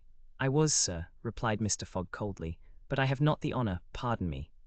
"I thought I should find your servant here. Do you know where he is, sir?" asked Ayuda anxiously. "What?" responded Fix, feigning surprise. "Is he not with you?" "No," said Ayuda. "He has not made his appearance since yesterday." "Could he have gone on board the Carnatic without us?" "Without you, madam," answered the detective. "Excuse me, did you intend to sail in the Carnatic?" "Yes, sir." "So did I, madam, and I am excessively disappointed." The Carnatic, its repairs being completed, left Hong Kong 12 hours before the stated time, without any notice being given, and we must now wait a week for another steamer. As he said, a week, Fix felt his heart leap for joy. Fogg detained at Hong Kong for a week. There would be time for the warrant to arrive, and fortune at last favoured the representative of the law. His horror may be imagined when he heard Mr. Fogg say, in his placid voice, "But there are other vessels besides the Carnatic, it seems to me, in the harbour of Hong Kong." And offering his arm to Ayuda, he directed his steps toward the docks in search of some craft about to start. Fix, stupefied, followed. It seemed as if he were attached to Mr. Fogg by an invisible thread. Chance, however, appeared really to have abandoned the man it had hitherto served so well. For 3 hours Phileas Fogg wandered about the docks, with the determination, if necessary, to charter a vessel to carry him to Yokohama, but he could only find vessels which were loading or unloading, and which could not therefore set sail. Fix began to hope again, but Mr. Fogg, far from being discouraged, was continuing his search, resolved not to stop if he had to resort to Macao, when he was accosted by a sailor on one of the wharves. "Is your honour looking for a boat? Have you a boat ready to sail?" "Yes, your honour, a pilot boat number 43, the best in the harbour." "Does she go fast?" "Between 8 and 9 knots the hour." "Will you look at her?" "Yes, your honour will be satisfied with her." "Is it for a sea excursion?" "No, for a voyage." "A voyage?" "Yes, will you agree to take me to Yokohama?" The sailor leaned on the railing, opened his eyes wide and said, "Is your honour joking?" "No. I have missed the Carnatic, and I must get to Yokohama by the 14th at the latest, to take the boat for San Francisco." "I am sorry," said the sailor, "but it is impossible. I offer you £100 per day, and an additional reward of £200 if I reach Yokohama in time. Are you in earnest?" "Very much so." The pilot walked away a little distance and gazed out to sea, evidently struggling between the anxiety to gain a large sum and the fear of venturing so far. Fix was in mortal suspense. Mr. Fogg turned to Ayuda and asked her, "You would not be afraid, would you, madam?" "Not with you, Mr. Fogg," was her answer. The pilot now returned, shuffling his hat in his hands. "Well, pilot," said Mr. Fogg. "Well, your honour," replied he, "I could not risk myself, my men, or my little boat of scarcely 20 tons on so long a voyage at this time of year. Besides, we could not reach Yokohama in time, for it is 1,660 miles from Hong Kong." "Only 1,600, said Mr. Fogg. "It's the same thing." Fix breathed more freely. "But," added the pilot, "it might be arranged another way." Fix ceased to breathe at all. "How?" asked Mr. Fogg. "By going to Nagasaki at the extreme south of Japan, or even to Shanghai, which is only 800 miles from here. In going to Shanghai we should not be forced to sail wide of the Chinese coast, which would be a great advantage, as the currents run northward and would aid us." "Pilot," said Mr. Fogg, "I must take the American steamer at Yokohama, and not at Shanghai or Nagasaki." "Why not?" returned the pilot. "The San Francisco steamer does not start from Yokohama. It puts in at Yokohama and Nagasaki, but it starts from Shanghai." "You are sure of that?" "Perfectly." "And when does the boat leave Shanghai?" "On the 11th at 7 in the evening." "We have therefore 4 days before us, that is 96 hours. And in that time, if we had good luck and a southwest wind, and the sea was calm, we could make those 800 miles to Shanghai. And you could go in an hour, as soon as provisions could be got aboard and the sails put up. It is a bargain. Are you the master of the boat?" "Yes, John Bunsby, master of the Tankadere." "Would you like some earnest money?" "If it would not put your honour out, here are £200 on account, sir," added Phileas Fogg, turning to Fix, "if you would like to take advantage." "Thanks, sir. I was about to ask the favour." "Very well, in half an hour we shall go on board. But poor Passepartout, urged Ayuda, who was much disturbed by the servant's disappearance. I shall do all I can to find him, replied Phileas Fogg. While Fix, in a feverish, nervous state, repaired to the pilot boat, the others directed their course to the police station at Hong Kong. Phileas Fogg they gave Passepartout's description, and left a sum of money to be spent in the search for him. The same formalities having been gone through at the French consulate, and the palanquin having stopped at the hotel for the luggage, which had been sent back there, they returned to the wharf. It was now 3 o'clock, and pilot boat No.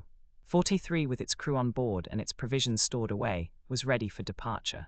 The Tankadere was a neat little craft of 20 tons, as gracefully built as if she were a racing yacht.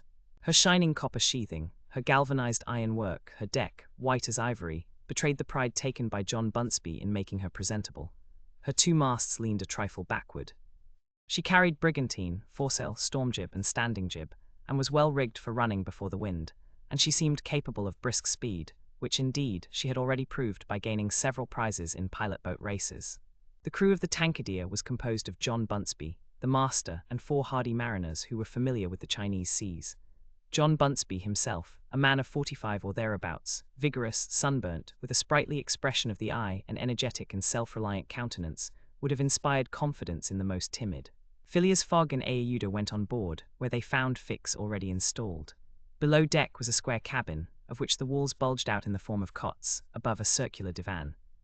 In the center was a table provided with a swinging lamp. The accommodation was confined, but neat.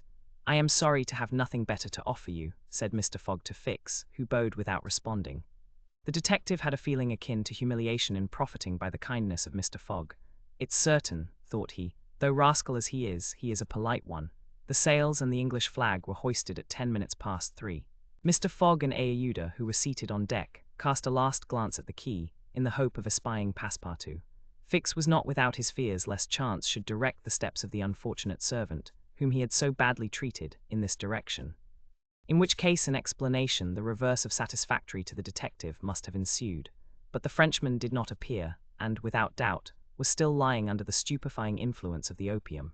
John Bunsby, master, at length gave the order to start, and the Tankadere, taking the wind under her brigantine, foresail and standing jib, bounded briskly forward over the waves. Chapter 21. In which the master of the Tankadere runs great risk of losing a reward of £200. This voyage of 800 miles was a perilous venture on a craft of 20 tons, and at that season of the year. The Chinese seas are usually boisterous, subject to terrible gales of wind, and especially during the equinoxes, and it was now early November. It would clearly have been to the master's advantage to carry his passengers to Yokohama, since he was paid a certain sum per day. But he would have been rash to attempt such a voyage, and it was imprudent even to attempt to reach Shanghai. But John Bunsby believed in the Tankadere, which rode on the waves like a seagull, and perhaps he was not wrong. Late in the day they passed through the capricious channels of Hong Kong, and the Tankadere, impelled by favorable winds, conducted herself admirably. I do not need, pilot, said Phileas Fogg when they got into the open sea, to advise you to use all possible speed. Trust me, your honor. We are carrying all the sail the wind will let us. The poles would add nothing, and are only used when we are going into port. It's your trade, not mine, pilot, and I confide in you. Phileas Fogg, with body erect and legs wide apart, standing like a sailor, gazed without staggering at the swelling waters. The young woman, who was seated aft, was profoundly affected as she looked out upon the ocean, darkening now with the twilight, on which she had ventured in so frail a vessel. Above her head rustled the white sails, which seemed like great white wings. The boat, carried forward by the wind, seemed to be flying in the air. Night came. The moon was entering her first quarter, and her insufficient light would soon die out in the mist on the horizon. Clouds were rising from the east, and already overcast a part of the heavens. The pilot had hung out his lights, which was very necessary in these seas crowded with vessels bound landward. For collisions are not uncommon occurrences, and at the speed she was going, the least shock would shatter the gallant little craft. Fix, seated in the bow, gave himself up to meditation. He kept apart from his fellow travelers, knowing Mr. Fogg's taciturn tastes. Besides, he did not quite like to talk to the man whose favors he had accepted. He was thinking, too, of the future. It seemed certain that Fogg would not stop at Yokohama, but would at once take the boat for San Francisco, and the vast extent of America would ensure him impunity and safety. Fogg's plan appeared to him the simplest in the world. Instead of sailing directly from England to the United States, like a common villain, he had traversed 3/4 of the globe, so as to gain the American continent more surely. And there, after throwing the police off his track, he would quietly enjoy himself with the fortune stolen from the bank. But once in the United States, what should he Fix do? Should he abandon this man? No, 100 times no. Until he had secured his extradition, he would not lose sight of him for an hour. It was his duty, and he would fulfill it to the end. At all events, there was one thing to be thankful for: Passepartout was not with his master. And it was above all important, after the confidences Fix had imparted to him, that the servant should never have speech with his master. Phileas Fogg was also thinking of Passepartout, who had so strangely disappeared. Looking at the matter from every point of view, it did not seem to him impossible that, by some mistake, the man might have embarked on the Carnatic at the last moment. And this was also Aouda's opinion, who regretted very much the loss of the worthy fellow to whom she owed so much. They might then find him at Yokohama, for if the Carnatic was carrying him thither, it would be easy to ascertain if he had been on board. A brisk breeze arose about 10 o'clock, but though it might have been prudent to take in a reef, the pilot, after carefully examining the heavens, let the craft remain rigged as before. The Tankadere bore sail admirably, as she drew a great deal of water, and everything was prepared for high speed in case of a gale. Mr. Fogg and Aouda descended into the cabin at midnight, having been already preceded by Fix, who had lain down on one of the cots. The pilot and crew remained on deck all night. At sunrise the next day, which was 8th November, the boat had made more than 100 miles. The log indicated a mean speed of between 8 and 9 miles. The Tankadere still carried all sail, and was accomplishing her greatest capacity of speed. If the wind held as it was, the chances would be in her favor. During the day she kept along the coast, where the currents were favorable. The coast, irregular in profile and visible sometimes across the clearings, was at most 5 miles distant. The sea was less boisterous, since the wind came off land, a fortunate circumstance for the boat, which would suffer, owing to its small tonnage, by a heavy surge on the sea. The breeze subsided a little towards noon, and set in from the southwest. The pilot put up his poles, but took them down again within 2 hours, as the wind freshened up anew. Mr. Fogg and Aouda, happily unaffected by the roughness of the sea, ate with a good appetite, Fix being invited to share their repast, which he accepted with secret chagrin. To travel at this man's expense and live upon his provisions was not palatable to him. Still, he was obliged to eat, and so he ate. When the meal was over, he took Mr. Fogg apart and said, "Sir," this "sir" scorched his lips, and he had to control himself to avoid collaring this gentleman. "Sir, you have been very kind to give me a passage on this boat. But though my means will not admit of my expending them as freely as you, I must ask to pay my share." "Let us not speak of that, sir," replied Mr. Fogg. "But if I insist—" "No, sir," repeated Mr. Fogg, in a tone which did not admit of a reply. "This enters into my general expenses." Fix, as he bowed, had a stifled feeling, and going forward where he ensconced himself, did not open his mouth for the rest of the day. Meanwhile they were progressing famously, and John Bunsby was in high hope. He several times assured Mr. Fogg that they would reach Shanghai in time, to which that gentleman responded that he counted upon it. The crew set to work in good earnest, inspired by the reward to be gained. There was not a sheet which was not tightened, not a sail which was not vigorously hoisted, not a lurch could be charged to the man at the helm. They worked as desperately as if they were contesting in a royal yacht regatta. By evening, the log showed that 220 miles had been accomplished from Hong Kong, and Mr. Fogg might hope that he would be able to reach Yokohama without recording any delay in his journal. In which case, the many misadventures which had overtaken him since he left London would not seriously affect his journey. The Tankadere entered the Straits of Fo Kien, which separate the island of Formosa from the Chinese coast, in the small hours of the night, and crossed the Tropic of Cancer. The sea was very rough in the straits, full of eddies formed by the counter-currents, and the chopping waves broke her course, whilst it became very difficult to stand on deck. At daybreak the wind began to blow hard again, and the heavens seemed to predict a gale. The barometer announced a speedy change, the mercury rising and falling capriciously. The sea also, in the southeast, raised long surges which indicated a tempest. The sun had set the evening before in a red mist, in the midst of the phosphorescent scintillations of the ocean. John Bunsby long examined the threatening aspect of the heavens, muttering indistinctly between his teeth. At last he said in a low voice to Mr. Fogg, "Shall I speak out to your honour?" "Of course." "Well, we are going to have a squall." "Is the wind north or south?" asked Mr. Fogg quietly. "South. Look, a typhoon is coming up." "Glad it's a typhoon from the south, for it will carry us forward." "Oh, if you take it that way," said John Bunsby, "I've nothing more to say." John Bunsby's suspicions were confirmed. At a less advanced season of the year, the typhoon, according to a famous meteorologist, would have passed away like a luminous cascade of electric flame. but in the winter equinox, it was to be feared that it would burst upon them with great violence. The pilot took his precautions in advance. He reefed all sail, the pole masts were dispensed with, all hands went forward to the bows. A single triangular sail of strong canvas was hoisted as a storm jib, so as to hold the wind from behind. Then they waited. John Bunsby had requested his passengers to go below, but this imprisonment in so narrow a space, with little air and the boat bouncing in the gale, was far from pleasant. Neither Mr. Fogg, Fix, nor Aouda consented to leave the deck. The storm of rain and wind descended upon them towards 8 o'clock. With but its bit of sail, the Tankadere was lifted like a feather by a wind, an idea of whose violence can scarcely be given. To compare her speed to 4 times that of a locomotive going on full steam would be below the truth. The boat scudded thus northward during the whole day, borne on by monstrous waves, preserving always, fortunately, a speed equal to theirs. 20 times she seemed almost to be submerged by these mountains of water which rose behind her, but the adroit management of the pilot saved her. The passengers were often bathed in spray, but they submitted to it philosophically. Fix cursed it, no doubt, but Aouda, with her eyes fastened upon her protector, whose coolness amazed her, showed herself worthy of him and bravely weathered the storm. As for Phileas Fogg, it seemed just as if the typhoon were a part of his programme. Up to this time, the Tankadere had always held her course to the north, but towards evening the wind, veering 3/4, bore down from the northwest. The boat, now lying in the trough of the waves, shook and rolled terribly. The sea struck her with fearful violence. At night the tempest increased in violence. John Bunsby saw the approach of darkness and the rising of the storm with dark misgivings. He thought a while and then asked his crew if it was not time to slacken speed.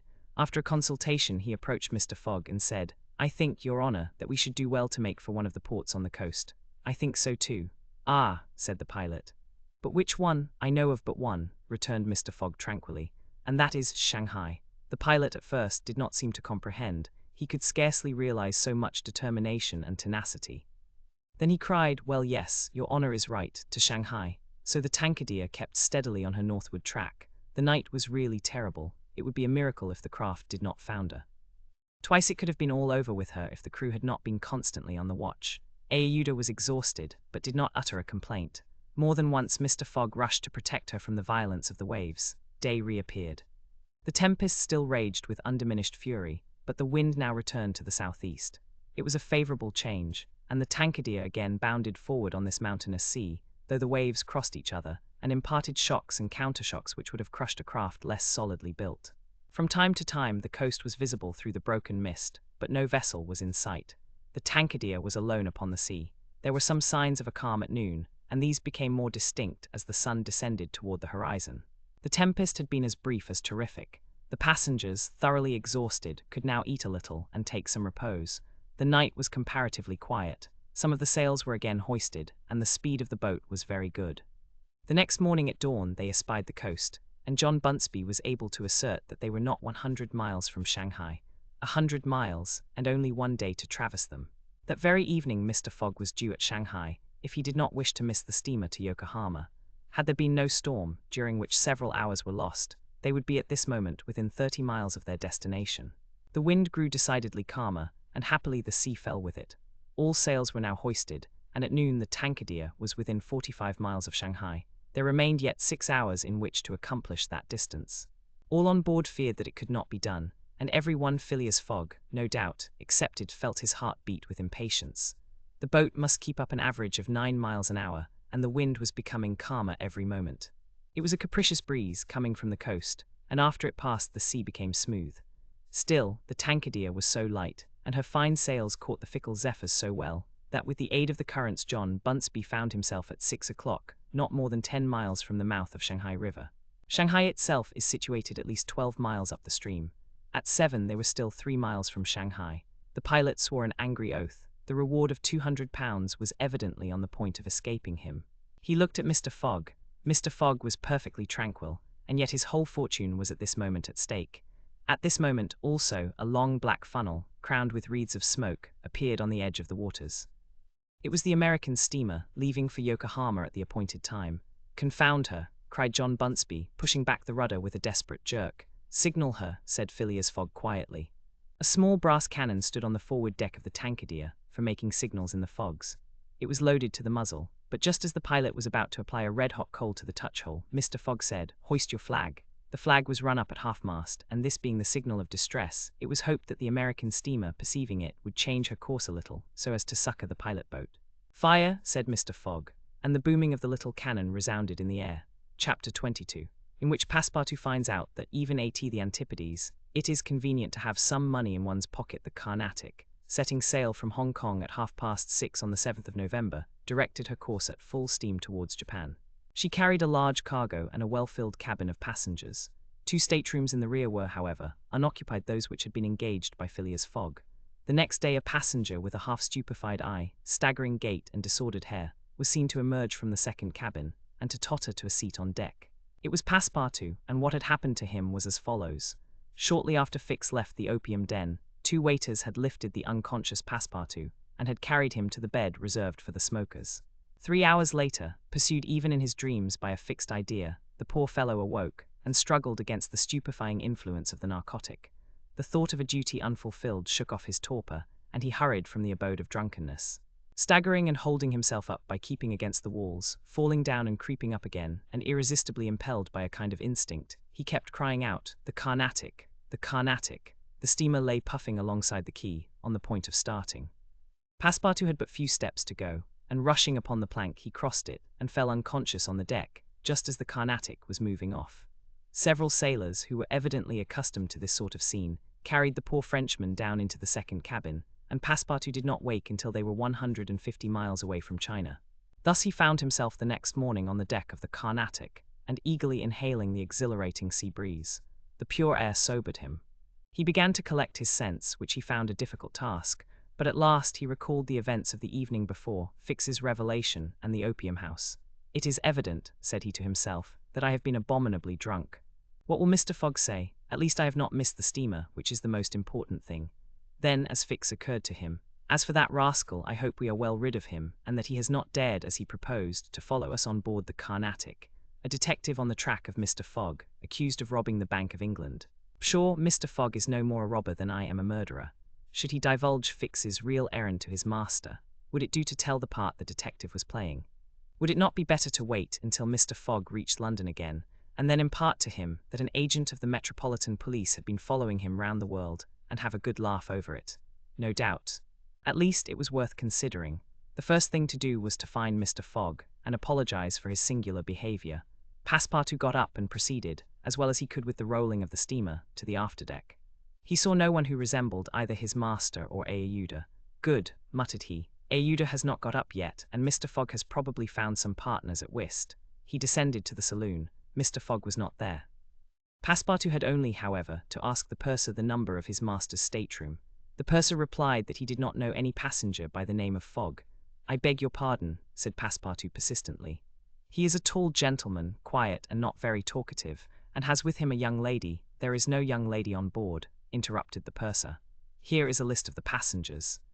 You may see for yourself." Passepartout scanned the list, but his master's name was not upon it. All at once an idea struck him. "Ah, am I on the Carnatic?" "Yes, on the way to Yokohama." "Certainly." Passepartout had for an instant feared that he was on the wrong boat. But though he was really on the Carnatic, his master was not there. He fell thunderstruck on a seat. He saw it all now. He remembered that the time of sailing had been changed, that he should have informed his master of that fact, and that he had not done so. It was his fault, then, that Mr. Fogg and Aouda had missed the steamer. Yes, but it was still more the fault of the traitor who, in order to separate him from his master, and detain the latter at Hong Kong, had inveigled him into getting drunk. He now saw the detective's trick, and at this moment Mr. Fogg was certainly ruined, his bet was lost, and he himself perhaps arrested and imprisoned. At this thought Passepartout tore his hair. Ah, if Fix ever came within his reach, what a settling of accounts there would be. After his first depression, Passepartout became calmer and began to study his situation. It was certainly not an enviable one. He found himself on the way to Japan, and what should he do when he got there? His pocket was empty. He had not a solitary shilling, not so much as a penny. His passage had fortunately been paid for in advance, and he had 5 or 6 days in which to decide upon his future course. He fell to at meals with an appetite, and ate for Mr. Fogg, Aouda, and himself. He helped himself as generously as if Japan were a desert, where nothing to eat was to be looked for. At dawn on the 13th, the Carnatic entered the port of Yokohama. This is an important port of call in the Pacific, where all the mail steamers, and those carrying travelers between North America, China, Japan, and the Oriental Islands put in. It is situated in the Bay of Yedo, and at but a short distance from that second capital of the Japanese Empire, and the residence of the tycoon, the civil emperor before the Mikado, the spiritual emperor, absorbed his office in his own. The Carnatic anchored at the quay near the custom house, in the midst of a crowd of ships bearing the flags of all nations. Passepartout went timidly ashore on this so curious territory of the Sons of the Sun. He had nothing better to do than, taking chance for his guide, to wander aimlessly through the streets of Yokohama. He found himself at first in a thoroughly European quarter, the houses having low fronts and being adorned with verandas, beneath which he caught glimpses of neat peristyles. This quarter occupied, with its streets, squares, docks, and warehouses, all the space between the promontory of the treaty and the river. Here, as at Hong Kong and Calcutta, were mixed crowds of all races, Americans and English, Chinamen and Dutchmen, mostly merchants ready to buy or sell anything. The Frenchman felt himself as much alone among them as if he had dropped down in the midst of Hottentots. He had at least one resource, to call on the French and English consuls at Yokohama for assistance. But he shrank from telling the story of his adventures, intimately connected as it was with that of his master, and before doing so, he determined to exhaust all other means of aid. As chance did not favor him in the European quarter, he penetrated that inhabited by the native Japanese, determined, if necessary, to push on to Yedo. The Japanese quarter of Yokohama is called Benten, after the goddess of the sea, who is worshipped on the islands round about. There Passepartout beheld beautiful fir and cedar groves, sacred gates of a singular architecture, bridges half hid in the midst of bamboos and reeds, temples shaded by immense cedar trees, holy retreats where were sheltered Buddhist priests and sectaries of Confucius, and interminable streets, where a perfect harvest of rose-tinted and red-cheeked children, who looked as if they had been cut out of Japanese screens, and who were playing in the midst of short-legged poodles and yellowish cats, might have been gathered. The streets were crowded with people. Priests were passing in processions, beating their dreary tambourines, police and custom-house officers with pointed hats encrusted with lac and carrying 2 sabers hung to their waists. Soldiers, clad in blue cotton with white stripes and bearing guns, the Mikado's guards enveloped in silken doubles, hauberks and coats of mail, and numbers of military folk of all ranks, for the military profession is as much respected in Japan as it is despised in China, went hither and thither in groups and pairs. Passepartout saw, too, begging friars, long-robed pilgrims and simple civilians, with their warped and jet-black hair, big heads, long busts, slender legs, short stature and complexions varying from copper color to a dead white, but never yellow like the Chinese, from whom the Japanese widely differ. He did not fail to observe the curious equipages, carriages, and palanquins, barrows supplied with sails, and litters made of bamboo. Nor the women whom he thought not especially handsome, who took little steps with their little feet, whereon they wore canvas shoes, straw sandals, and clogs of worked wood, and who displayed tight-looking eyes, flat chests, teeth fashionably blackened, and gowns crossed with silken scarfs, tied in an enormous knot behind an ornament which the modern Parisian ladies seem to have borrowed from the dames of Japan. Passepartout wandered for several hours in the midst of this motley crowd, looking in at the windows of the rich and curious shops, the jewelry establishments glittering with quaint Japanese ornaments, the restaurants decked with streamers and banners, the tea-houses, where the odorous beverage was being drunk with sake, a liquor concocted from the fermentation of rice, and the comfortable smoking-houses, where they were puffing, not opium, which is almost unknown in Japan, but a very fine, stringy tobacco. He went on till he found himself in the fields, in the midst of vast rice plantations. There he saw dazzling camellias expanding themselves, with flowers which were giving forth their last colors and perfumes, not on bushes but on trees, and within bamboo enclosures cherry, plum, and apple trees, which the Japanese cultivate rather for their blossoms than their fruit, and which queerly fashioned, grinning scarecrows protected from the sparrows, pigeons, ravens, and other voracious birds. On the branches of the cedars were perched large eagles. Amid the foliage of the weeping willows were herons, solemnly standing on one leg, and on every hand were crows, ducks, hawks, wild birds, and a multitude of cranes, which the Japanese consider sacred, and which to their minds symbolize long life and prosperity. As he was strolling along, Passepartout espied some violets among the shrubs. "Good," said he, "I'll have some supper." But on smelling them he found that they were odorless. No chance there, thought he. The worthy fellow had certainly taken good care to eat as hearty a breakfast as possible before leaving the Carnatic, but as he had been walking about all day, the demands of hunger were becoming importunate. He observed that the butcher's stalls contained neither mutton, goat, nor pork, and knowing also that it is a sacrilege to kill cattle, which are preserved solely for farming, he made up his mind that meat was far from plentiful in Yokohama, nor was he mistaken.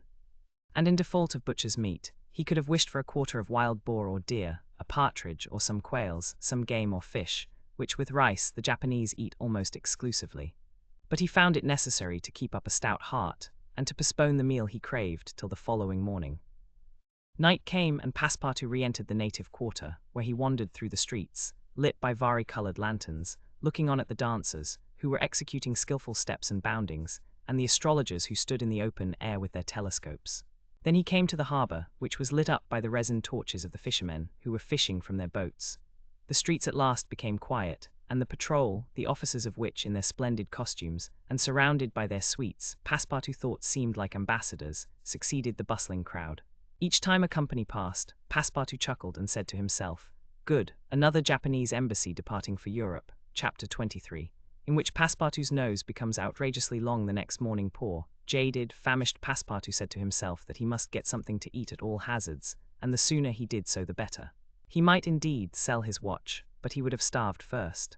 Now or never he must use the strong, if not melodious voice which nature had bestowed upon him. He knew several French and English songs, and resolved to try them upon the Japanese, who must be lovers of music, since they were forever pounding on their cymbals, tam-tams, and tambourines, and could not but appreciate European talent. It was, perhaps, rather early in the morning to get up a concert, and the audience prematurely aroused from their slumbers might not possibly pay their entertainer with coin bearing the Mikado's features. Passepartout therefore decided to wait several hours, and as he was sauntering along, it occurred to him that he would seem rather too well dressed for a wandering artist. The idea struck him to change his garments for clothes more in harmony with his project, by which he might also get a little money to satisfy the immediate cravings of hunger. The resolution taken, it remained to carry it out. It was only after a long search that Passepartout discovered a native dealer in old clothes, to whom he applied for an exchange. The man liked the European costume, and ere long Passepartout issued from his shop accoutred in an old Japanese coat, and a sort of one-sided turban, faded with long use. A few small pieces of silver, moreover, jingled in his pocket.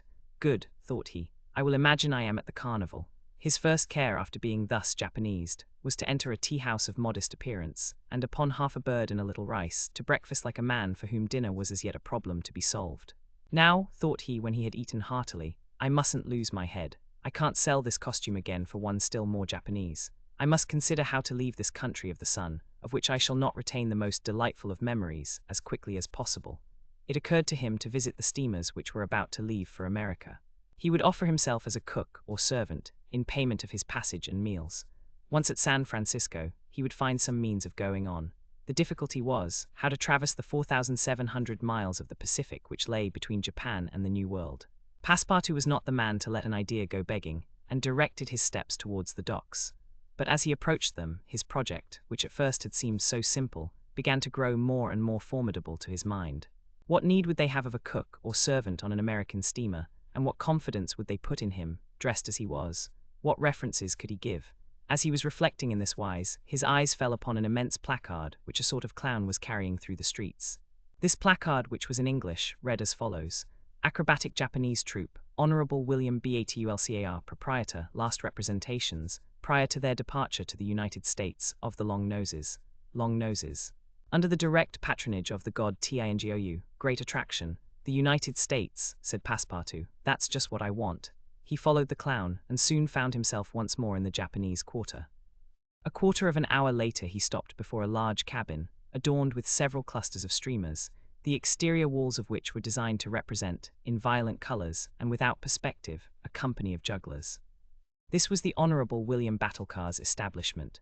That gentleman was a sort of Barnum, the director of a troupe of mountebanks, jugglers, clowns, acrobats, equilibrists, and gymnasts, who, according to the placard, was giving his last performances before leaving the Empire of the Sun for the States of the Union. Passepartout entered and asked for Mr. Batulcar, who straightway appeared in person. What do you want? Said he to Passepartout, whom he at first took for a native. Would you like a servant, sir? Asked Passepartout. A servant, cried Mr. Batulcar, caressing the thick grey beard which hung from his chin.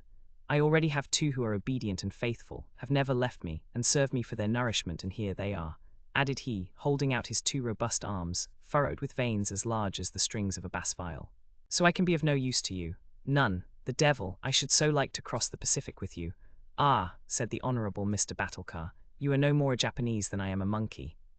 Who are you dressed up in that way? A man dresses as he can. That's true, you are a Frenchman, aren't you? Yes, a Parisian of Paris. Then you ought to know how to make grimaces. Why, replied Passepartout, a little vexed that his nationality should cause this question. We Frenchmen know how to make grimaces, it is true, but not any better than the Americans do. True. Well, if I can't take you as a servant, I can as a clown. You see, my friend, in France they exhibit foreign clowns, and in foreign parts French clowns. Ah, you are pretty strong, eh? Especially after a good meal. And you can sing. Yes, returned Passepartout, who had formerly been wont to sing in the streets. But can you sing standing on your head, with a top spinning on your left foot, and a sabre balanced on your right? Humph, I think so, replied Passepartout, recalling the exercises of his younger days. Well, that's enough, said the Honourable William Batulcar. The engagement was concluded there and then. Passepartout had at last found something to do. He was engaged to act in the celebrated Japanese troupe. It was not a very dignified position, but within a week he would be on his way to San Francisco. The performance, so noisily announced by the Honourable Mr. Batulcar, was to commence at 3 o'clock, and soon the deafening instruments of a Japanese orchestra resounded at the door. Passepartout, though he had not been able to study or rehearse a part, was designated to lend the aid of his sturdy shoulders in the great exhibition of the human pyramid, executed by the long noses of the god Tingu. This great attraction was to close the performance. Before 3 o'clock the large shed was invaded by the spectators, comprising Europeans and natives, Chinese and Japanese, men, women, and children, who precipitated themselves upon the narrow benches and into the boxes opposite the stage. The musicians took up a position inside, and were vigorously performing on their gongs, tam-tams, flutes, bones, tambourines, and immense drums. The performance was much like all acrobatic displays. But it must be confessed that the Japanese are the first equilibrists in the world. One, with a fan and some bits of paper, performed the graceful trick of the butterflies and the flowers. Another traced in the air, with the odorous smoke of his pipe, a series of blue words which composed a compliment to the audience, while a third juggled with some lighted candles, which he extinguished successively as they passed his lips, and relit again without interrupting for an instant his juggling. Another reproduced the most singular combinations with a spinning top. In his hands, the revolving tops seemed to be animated with a life of their own, in their interminable whirling. They ran over pipe stems, the edges of sabres, wires, and even hairs stretched across the stage. They turned around on the edges of large glasses, crossed bamboo ladders, dispersed into all the corners, and produced strange musical effects by the combination of their various pitches of tone. The jugglers tossed them in the air, threw them like shuttlecocks with wooden battledores, and yet they kept on spinning. They put them into their pockets, and took them out still whirling as before. It is useless to describe the astonishing performances of the acrobats and gymnasts. The turning on ladders, poles, balls, barrels, and sea was executed with wonderful precision. But the principal attraction was the exhibition of the long noses, a show to which Europe is as yet a stranger. The long noses form a peculiar company, under the direct patronage of the god Tingu. Attired after the fashion of the Middle Ages, they bore upon their shoulders a splendid pair of wings, but what especially distinguished them was the long noses which were fastened to their faces, and the uses which they made of them. These noses were made of bamboo, and were 5, 6, and even 10 feet long, some straight, others curved, some ribboned, and some having imitation warts upon them. It was upon these appendages, fixed tightly on their real noses, that they performed their gymnastic exercises. A dozen of these sectaries of Tingu lay flat upon their backs, while others, dressed to represent lightning rods, came and frolicked on their noses, jumping from one to another, and performing the most skillful leapings and somersaults. As a last scene, a human pyramid had been announced, in which 50 long noses were to represent the car of Juggernaut. But instead of forming a pyramid by mounting each other's shoulders, the artists were to group themselves on top of the noses. It happened that the performer who had hitherto formed the base of the car had quitted the troupe, and as, to fill this part, only strength and adroitness were necessary, Passepartout had been chosen to take his place. The poor fellow really felt sad when melancholy reminiscence of his youth. He donned his costume, adorned with vari-coloured wings, and fastened to his natural feature a false nose 6 feet long. But he cheered up when he thought that this nose was winning him something to eat. He went upon the stage, and took his place beside the rest who were to compose the base of the car of Juggernaut. They all stretched themselves on the floor, their noses pointing to the ceiling. A second group of artists disposed themselves on these long appendages, then a third above these, then a fourth, until a human monument reaching to the very cornices of the theatre soon arose on top of the noses. This elicited loud applause, in the midst of which the orchestra was just striking up a deafening air. When the pyramid tottered, the balance was lost, one of the lower noses vanished from the pyramid, and the human monument was shattered like a castle built of cards. It was Passepartout's fault. Abandoning his position, clearing the footlights without the aid of his wings, and clambering up to the right-hand gallery, he fell at the feet of one of the spectators, crying, "Ah, my master! My master, you hear, myself. Very well, then let us go to the steamer, young man." Mr. Fogg, Aouda, and Passepartout passed through the lobby of the theatre to the outside, where they encountered the Honourable Mr. Batulcar, furious with rage. He demanded damages for the breakage of the pyramid, and Phileas Fogg appeased him by giving him a handful of banknotes. At 6:30, the very hour of departure, Mr. Fogg and Aouda, followed by Passepartout, who in his hurry had retained his wings, and nose 6 feet long, stepped upon the American steamer. Chapter 24, during which Mr. Fogg and party crossed the Pacific Ocean. What happened when the pilot boat came in sight of Shanghai will be easily guessed. The signals made by the tankadere had been seen by the captain of the Yokohama steamer, who, espying the flag at half-mast, had directed his course towards the little craft.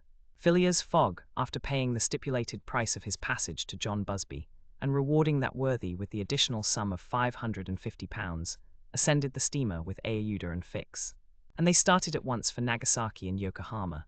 They reached their destination on the morning of the 14th of November. Phileas Fogg lost no time in going on board the Carnatic, where he learned, to Aouda's great delight and perhaps to his own, though he betrayed no emotion, that Passepartout, a Frenchman, had really arrived on her the day before. The San Francisco steamer was announced to leave that very evening, and it became necessary to find Passepartout, if possible, without delay.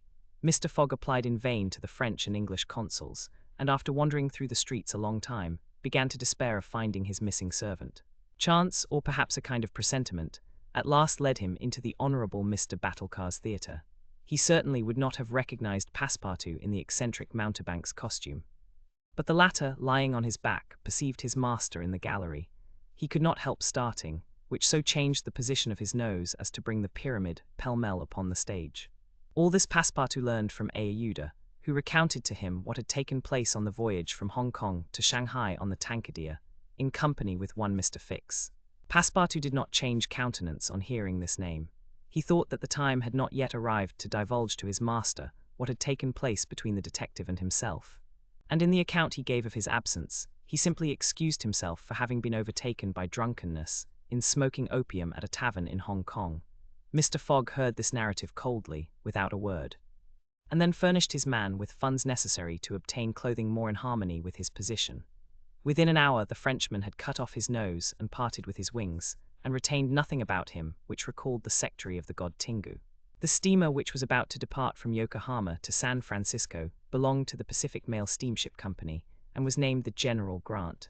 She was a large paddle-wheel steamer of 2,500 tons, well equipped and very fast. The massive walking beam rose and fell above the deck. At one end a piston rod worked up and down, and at the other was a connecting rod which, in changing the rectilinear motion to a circular one, was directly connected with the shaft of the paddles. The General Grant was rigged with 3 masts, giving a large capacity for sails, and thus materially aiding the steam power. By making 12 miles an hour, she would cross the ocean in 21 days. Phileas Fogg was therefore justified in hoping that he would reach San Francisco by the 2nd of December, New York by the 11th, and London on the 20th, thus gaining several hours on the fatal date of the 21st of December. There was a full complement of passengers on board, among them English, many Americans, a large number of coolies on their way to California, and several East Indian officers, who were spending their vacation in making the tour of the world. Nothing of moment happened on the voyage. The steamer, sustained on its large paddles, rolled but little, and the Pacific almost justified its name. Mr. Fogg was as calm and taciturn as ever. His young companion felt herself more and more attached to him by other ties than gratitude. His silent but generous nature impressed her more than she thought, and it was almost unconsciously that she yielded to emotions which did not seem to have the least effect upon her protector. Aouda took the keenest interest in his plans, and became impatient at any incident which seemed likely to retard his journey. She often chatted with Passepartout, who did not fail to perceive the state of the lady's heart. And being the most faithful of domestics, he never exhausted his eulogies of Phileas Fogg's honesty, generosity, and devotion. He took pains to calm Aouda's doubts of a successful termination of the journey, telling her that the most difficult part of it had passed, that now they were beyond the fantastic countries of Japan and China, and were fairly on their way to civilized places again. A railway train from San Francisco to New York, and a transatlantic steamer from New York to Liverpool, would doubtless bring them to the end of this impossible journey round the world within the period agreed upon. On the 9th day after leaving Yokohama, Phileas Fogg had traversed exactly one half of the terrestrial globe. The General Grant passed, on the 23rd of November, the 180th meridian, and was at the very antipodes of London. Mr. Fogg had, it is true, exhausted 52 of the 80 days in which he was to complete the tour, and there were only 28 left.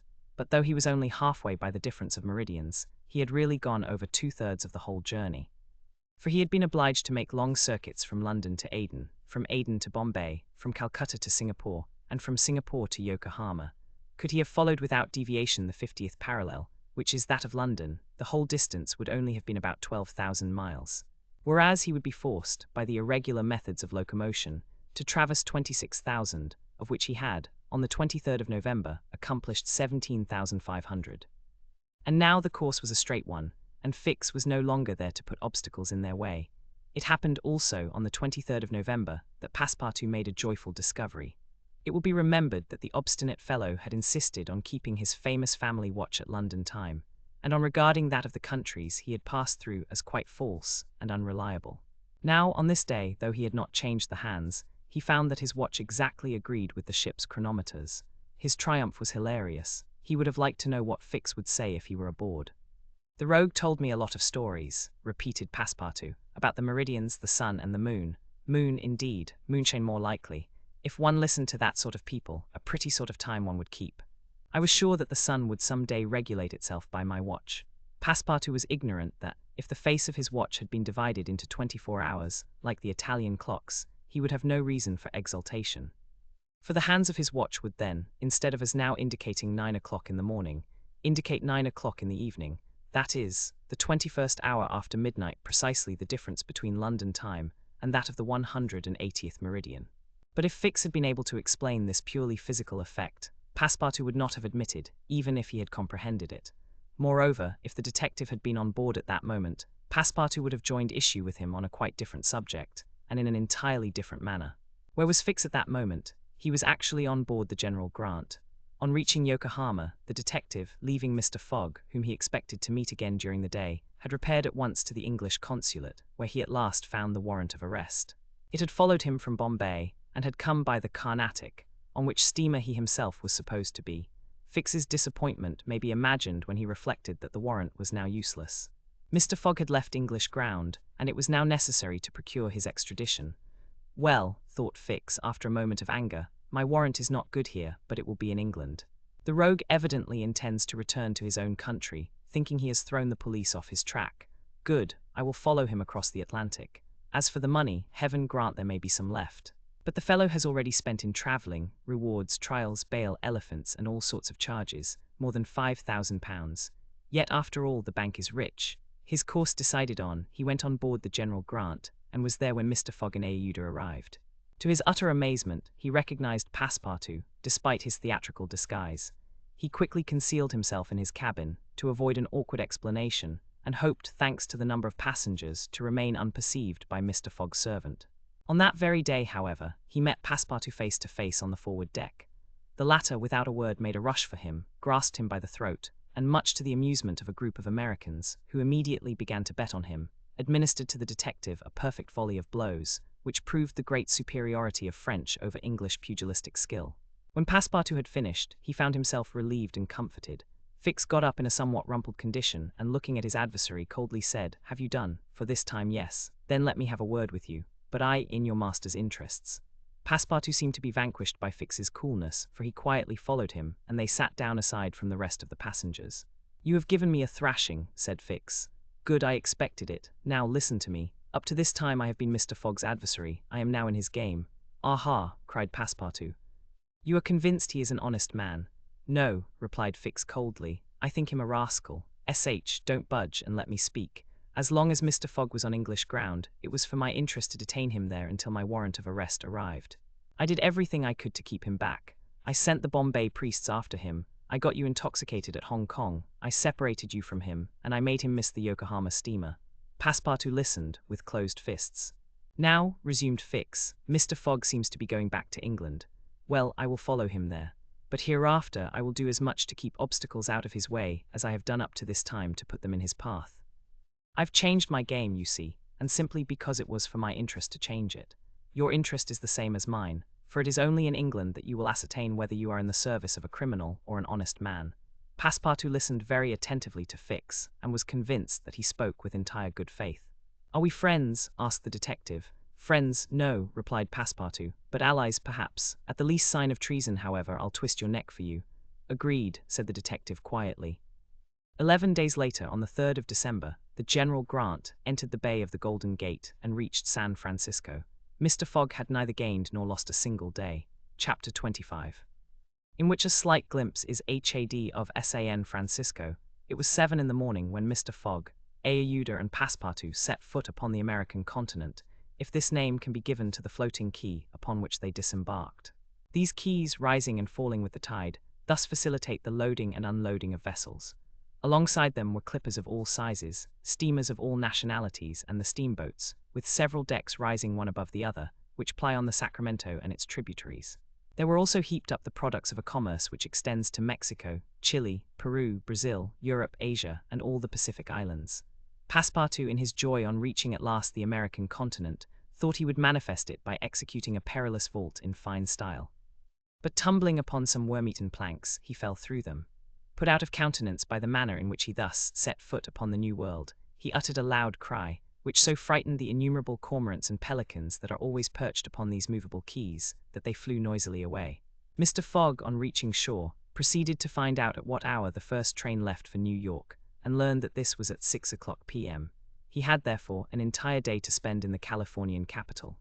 Taking a carriage at a charge of $3, he and Aouda entered it, while Passepartout mounted the box beside the driver, and they set out for the International Hotel. From his exalted position, Passepartout observed with much curiosity the wide streets, the low, evenly ranged houses, the Anglo-Saxon Gothic churches, the great docks, the palatial wooden and brick warehouses, the numerous conveyances, omnibuses, horse cars, and upon the sidewalks, not only Americans and Europeans, but Chinese and Indians. Passepartout was surprised at all he saw. San Francisco was no longer the legendary city of 1849, a city of banditti, assassins, and incendiaries, who had flocked hither in crowds in pursuit of plunder. A paradise of outlaws, where they gambled with gold dust, a revolver in one hand and a bowie knife in the other. It was now a great commercial emporium.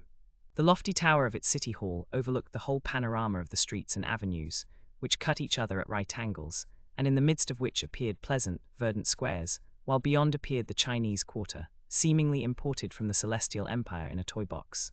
Sombreros and red shirts and plumed Indians were rarely to be seen, but there were silk hats and black coats, everywhere worn by a multitude of nervously active, gentlemanly-looking men. Some of the streets, especially Montgomery Street, which is to San Francisco what Regent Street is to London, the Boulevard des Italiens to Paris, and Broadway to New York, were lined with splendid and spacious stores, which exposed in their windows the products of the entire world. When Passepartout reached the International Hotel, it did not seem to him as if he had left England at all. The ground floor of the hotel was occupied by a large bar, a sort of restaurant freely open to all passers-by, who might partake of dried beef, oyster soup, biscuits, and cheese, without taking out their purses. Payment was made only for the ale, porter, or sherry which was drunk. This seemed very American to Passepartout. The hotel refreshment rooms were comfortable, and Mr. Fogg and Aouda, installing themselves at a table, were abundantly served on diminutive plates by negroes of darkest hue. After breakfast, Mr. Fogg, accompanied by Aouda, started for the English consulate to have his passport visaed. As he was going out, he met Passepartout, who asked him if it would not be well, before taking the train, to purchase some dozens of Enfield rifles and Colt's revolvers. He had been listening to stories of attacks upon the trains by the Sioux and Pawnees. Mr. Fogg thought it a useless precaution, but told him to do as he thought best, and went on to the consulate. He had not proceeded 200 steps, however, when, by the greatest chance in the world, he met Fix. The detective seemed wholly taken by surprise. What, had Mr. Fogg and himself crossed the Pacific together, and not met on the steamer? At least Fix felt honored to behold once more the gentleman to whom he owed so much, and, as his business recalled him to Europe, he should be delighted to continue the journey in such pleasant company. Mr. Fogg replied that the honor would be his, and the detective, who was determined not to lose sight of him, begged permission to accompany them in their walk about San Francisco, a request which Mr. Fogg readily granted. They soon found themselves in Montgomery Street, where a great crowd was collected. The sidewalks, street, horse-car rails, the shop doors, the windows of the houses, and even the roofs were full of people. Men were going about carrying large posters, and flags and streamers were floating in the wind, while loud cries were heard on every hand. Hurrah for Camerfield! Hurrah for Mandiboy! It was a political meeting. At least so Fix conjectured, who said to Mr. Fogg, "Perhaps we had better not mingle with the crowd. There may be danger in it." "Yes," returned Mr. Fogg, "and blows, even if they are political, are still blows." Fix smiled at this remark, and, in order to be able to see without being jostled about, the party took up a position on the top of a flight of steps, situated at the upper end of Montgomery Street. Opposite them, on the other side of the street, between a coal wharf and a petroleum warehouse, a large platform had been erected in the open air, towards which the current of the crowd seemed to be directed. For what purpose was this meeting? What was the occasion of this excited assemblage? Phileas Fogg could not imagine. Was it to nominate some high official, a governor or member of Congress? It was not improbable, so agitated was the multitude before them. Just at this moment there was an unusual stir in the human mass. All the hands were raised in the air. Some, tightly closed, seemed to disappear suddenly in the midst of the cries, an energetic way, no doubt, of casting a vote. The crowd swayed back, the banners and flags wavered, disappeared an instant, then reappeared in tatters. The undulations of the human surge reached the steps, while all the heads floundered on the surface like a sea agitated by a squall. Many of the black hats disappeared, and the greater part of the crowd seemed to have diminished in height. "It is evidently a meeting," said Fix, "and its object must be an exciting one. I should not wonder if it were about the Alabama, despite the fact that question is settled." "Perhaps," replied Mr. Fogg simply. "At least there are two champions in presence of each other, the Honourable Mr. Camerfield and the Honourable Mr. Mandiboy." Ayuda, leaning upon Mr. Fogg's arm, observed the tumultuous scene with surprise, while Fix asked a man near him what the cause of it all was. Before the man could reply, a fresh agitation arose. Hurrahs and excited shouts were heard. The staffs of the banners began to be used as offensive weapons, and fists flew about in every direction.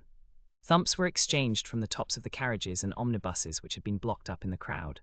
Boots and shoes went whirling through the air, and Mr. Fogg thought he even heard the crack of revolvers mingling in the din. The rout approached the stairway, and flowed over the lower step. One of the parties had evidently been repulsed, but the mere lookers on could not tell whether Mandiboy or Camerfield had gained the upper hand.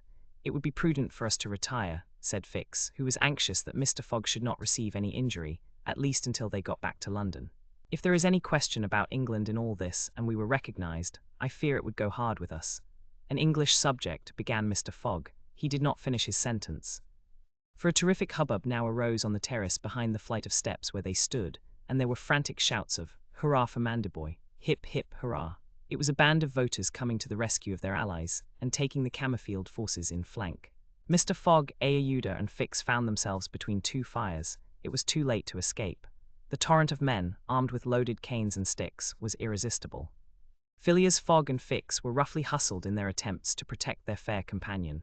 The former, as cool as ever, tried to defend himself with the weapons which nature has placed at the end of every Englishman's arm, but in vain. A big brawny fellow with a red beard, flushed face, and broad shoulders, who seemed to be the chief of the band, raised his clenched fist to strike Mr. Fogg, whom he would have given a crushing blow, had not Fix rushed in and received it in his stead. An enormous bruise immediately made its appearance under the detective's silk hat, which was completely smashed in. "Yankee!" exclaimed Mr. Fogg, darting a contemptuous look at the ruffian. "Englishman," returned the other. "We will meet again, when you please. What is your name?" "Phileas Fogg. And yours?" "Colonel Stamp Proctor." The human tide now swept by after overturning Fix, who speedily got upon his feet again, though with tattered clothes. Happily, he was not seriously hurt. His travelling overcoat was divided into two unequal parts, and his trousers resembled those of certain Indians, which fit less compactly than they are easy to put on. Ayuda had escaped unharmed, and Fix alone bore marks of the fray in his black and blue bruise. "Thanks," said Mr. Fogg to the detective, as soon as they were out of the crowd. "No thanks are necessary," replied Fix.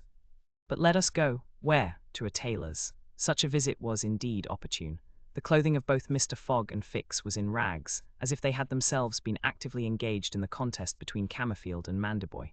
An hour after, they were once more suitably attired, and with Ayuda returned to the International Hotel. Passepartout was waiting for his master, armed with half a dozen six-barreled revolvers. When he perceived Fix, he knit his brows. But Ayuda having, in a few words, told him of their adventure, his countenance resumed its placid expression. Fix evidently was no longer an enemy, but an ally. He was faithfully keeping his word. Dinner over, the coach which was to convey the passengers and their luggage to the station drew up to the door. As he was getting in, Mr. Fogg said to Fix, "You have not seen this Colonel Proctor again." "No, I will come back to America to find him," said Phileas Fogg calmly. It would not be right for an Englishman to permit himself to be treated in that way, without retaliating. The detective smiled, but did not reply.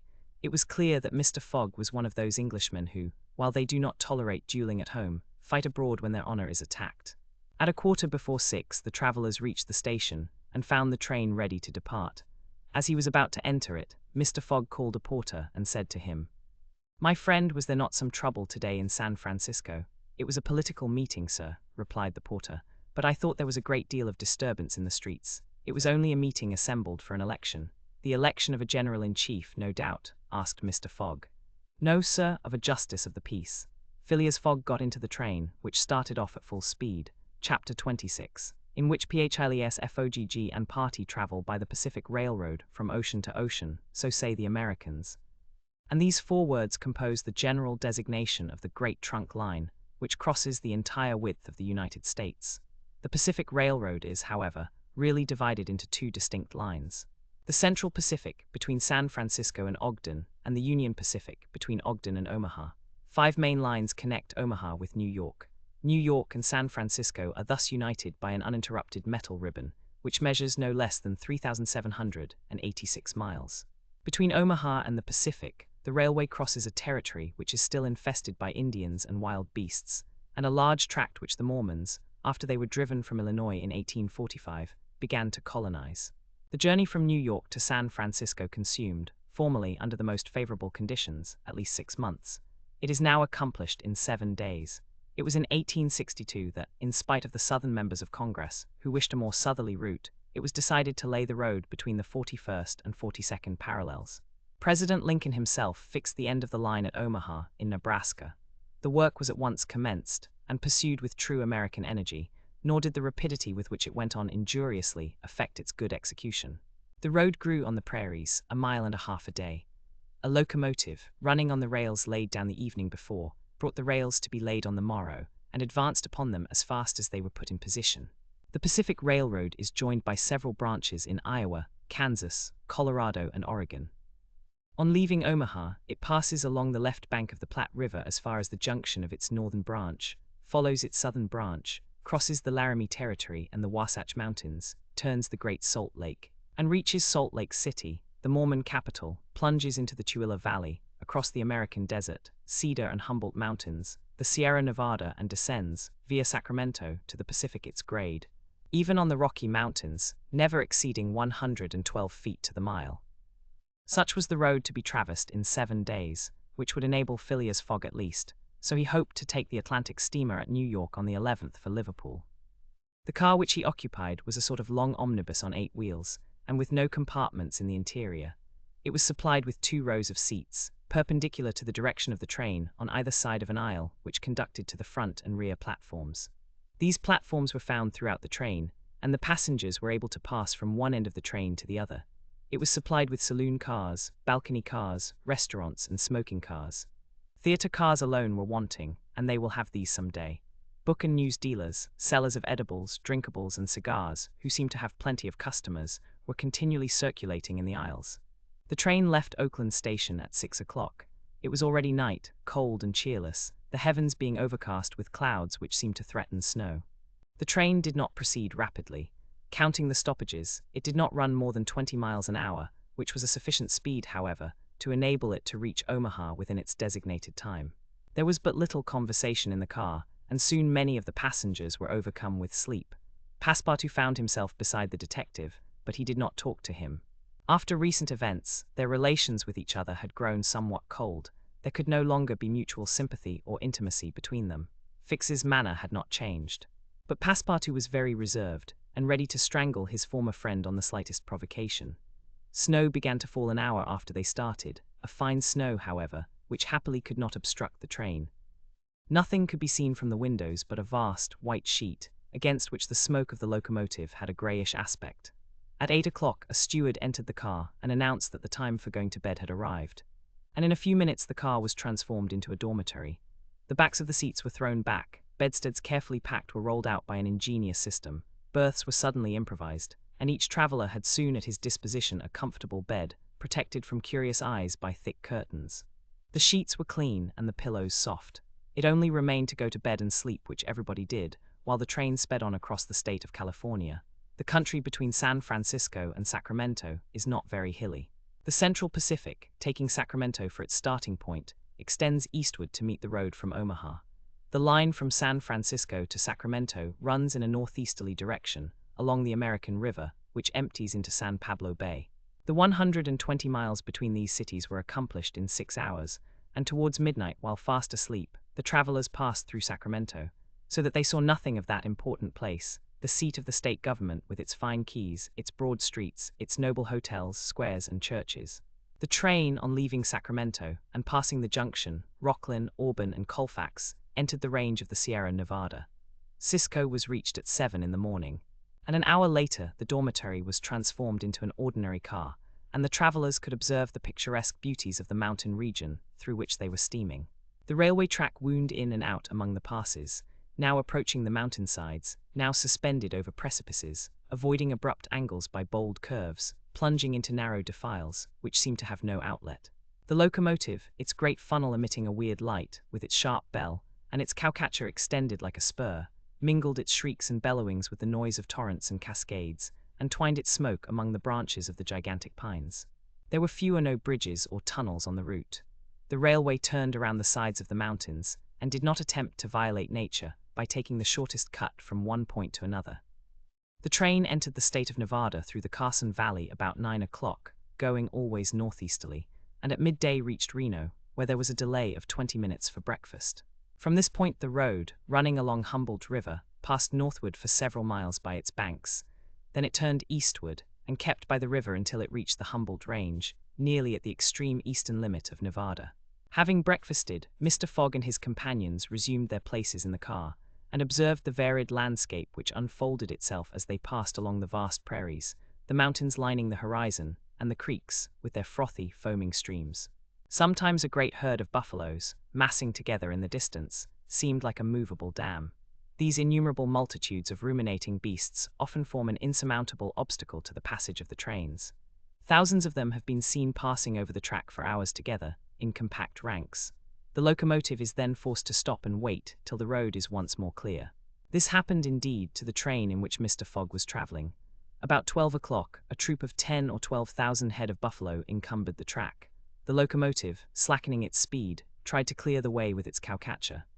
But the mass of animals was too great. The buffaloes marched along with a tranquil gait, uttering now and then deafening bellowings.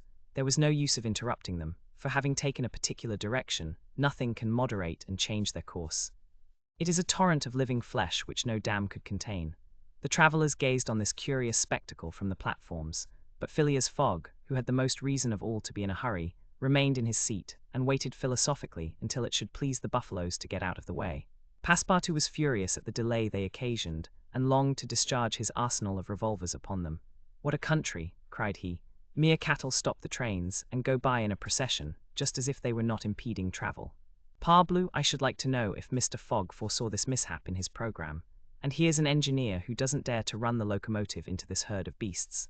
The engineer did not try to overcome the obstacle, and he was wise. He would have crushed the first buffaloes, no doubt, with the cowcatcher, but the locomotive, however powerful, would soon have been checked. The train would inevitably have been thrown off the track, and would then have been helpless. The best course was to wait patiently, and regain the lost time by greater speed when the obstacle was removed. The procession of buffaloes lasted 3 full hours, and it was night before the track was clear. The last ranks of the herd were now passing over the rails, while the first had already disappeared below the southern horizon. It was 8 o'clock when the train passed through the defiles of the Humboldt Range, and 9:30 when it penetrated Utah, the region of the Great Salt Lake, the singular colony of the Mormons.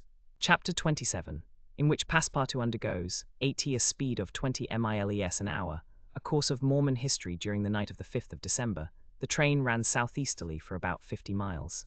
Then rose an equal distance in a northeasterly direction, towards the Great Salt Lake. Passepartout, about 9 o'clock, went out upon the platform to take the air. The weather was cold, the heavens grey, but it was not snowing. The sun's disk, enlarged by the mist, seemed an enormous ring of gold, and Passepartout was amusing himself by calculating its value in pounds sterling, when he was diverted from this interesting study by a strange-looking personage who made his appearance on the platform. This personage, who had taken the train at Elko, was tall and dark, with black moustache, black stockings, a black silk hat, a black waistcoat, black trousers, a white cravat, and dogskin gloves. He might have been taken for a clergyman. He went from one end of the train to the other, and affixed to the door of each car a notice written in manuscript. Passepartout approached and read one of these notices, which stated that Elder William Hitch, Mormon missionary, taking advantage of his presence on train No. 48, would deliver a lecture on Mormonism in car number 117 from 11 to 12 o'clock, and that he invited all who were desirous of being instructed concerning the mysteries of the religion of the Latter-day Saints to attend. "I'll go," said Passepartout to himself. He knew nothing of Mormonism except the custom of polygamy, which is its foundation. The news quickly spread through the train, which contained about 100 passengers, 30 of whom at most, attracted by the notice, ensconced themselves in car No. 117. Passepartout took one of the front seats. Neither Mr. Fogg nor Fix cared to attend. At the appointed hour Elder William Hitch rose, and in an irritated voice, as if he had already been contradicted, said, "I tell you that Joe Smith is a martyr, that his brother Hiram is a martyr, and that the persecutions of the United States government against the prophets will also make a martyr of Brigham Young. Who dares to say the contrary?" No one ventured to gainsay the missionary, whose excited tone contrasted curiously with his naturally calm visage. No doubt his anger arose from the hardships to which the Mormons were actually subjected. The government had just succeeded, with some difficulty, in reducing these independent fanatics to its rule. It had made itself master of Utah, and subjected that territory to the laws of the Union, after imprisoning Brigham Young on a charge of rebellion and polygamy. The disciples of the prophet had since redoubled their efforts, and resisted, by words at least, the authority of Congress. Elder Hitch, as is seen, was trying to make proselytes on the very railway trains. Then, emphasizing his words with his loud voice and frequent gestures, he related the history of the Mormons from biblical times. How that, in Israel, a Mormon prophet of the tribe of Joseph published the annals of the new religion, and bequeathed them to his son Mormon. How many centuries later, a translation of this precious book, which was written in Egyptian, was made by Joseph Smith, Jr., a Vermont farmer, who revealed himself as a mystical prophet in 1825. And how, in short, the celestial messenger appeared to him in an illuminated forest, and gave him the annals of the Lord. Several of the audience, not being much interested in the missionary's narrative, here left the car. But Elder Hitch, continuing his lecture, related how Smith, Jr., with his father, 2 brothers, and a few disciples, founded the Church of the Latter-day Saints, which, adopted not only in America, but in England, Norway, and Sweden, and Germany, counts many artisans, as well as men engaged in the liberal professions, among its members. How a colony was established in Ohio, a temple erected there at a cost of $200,000, and a town built at Kirkland. How Smith became an enterprising banker, and received from a simple mummy showman a papyrus scroll written by Abraham and several famous Egyptians.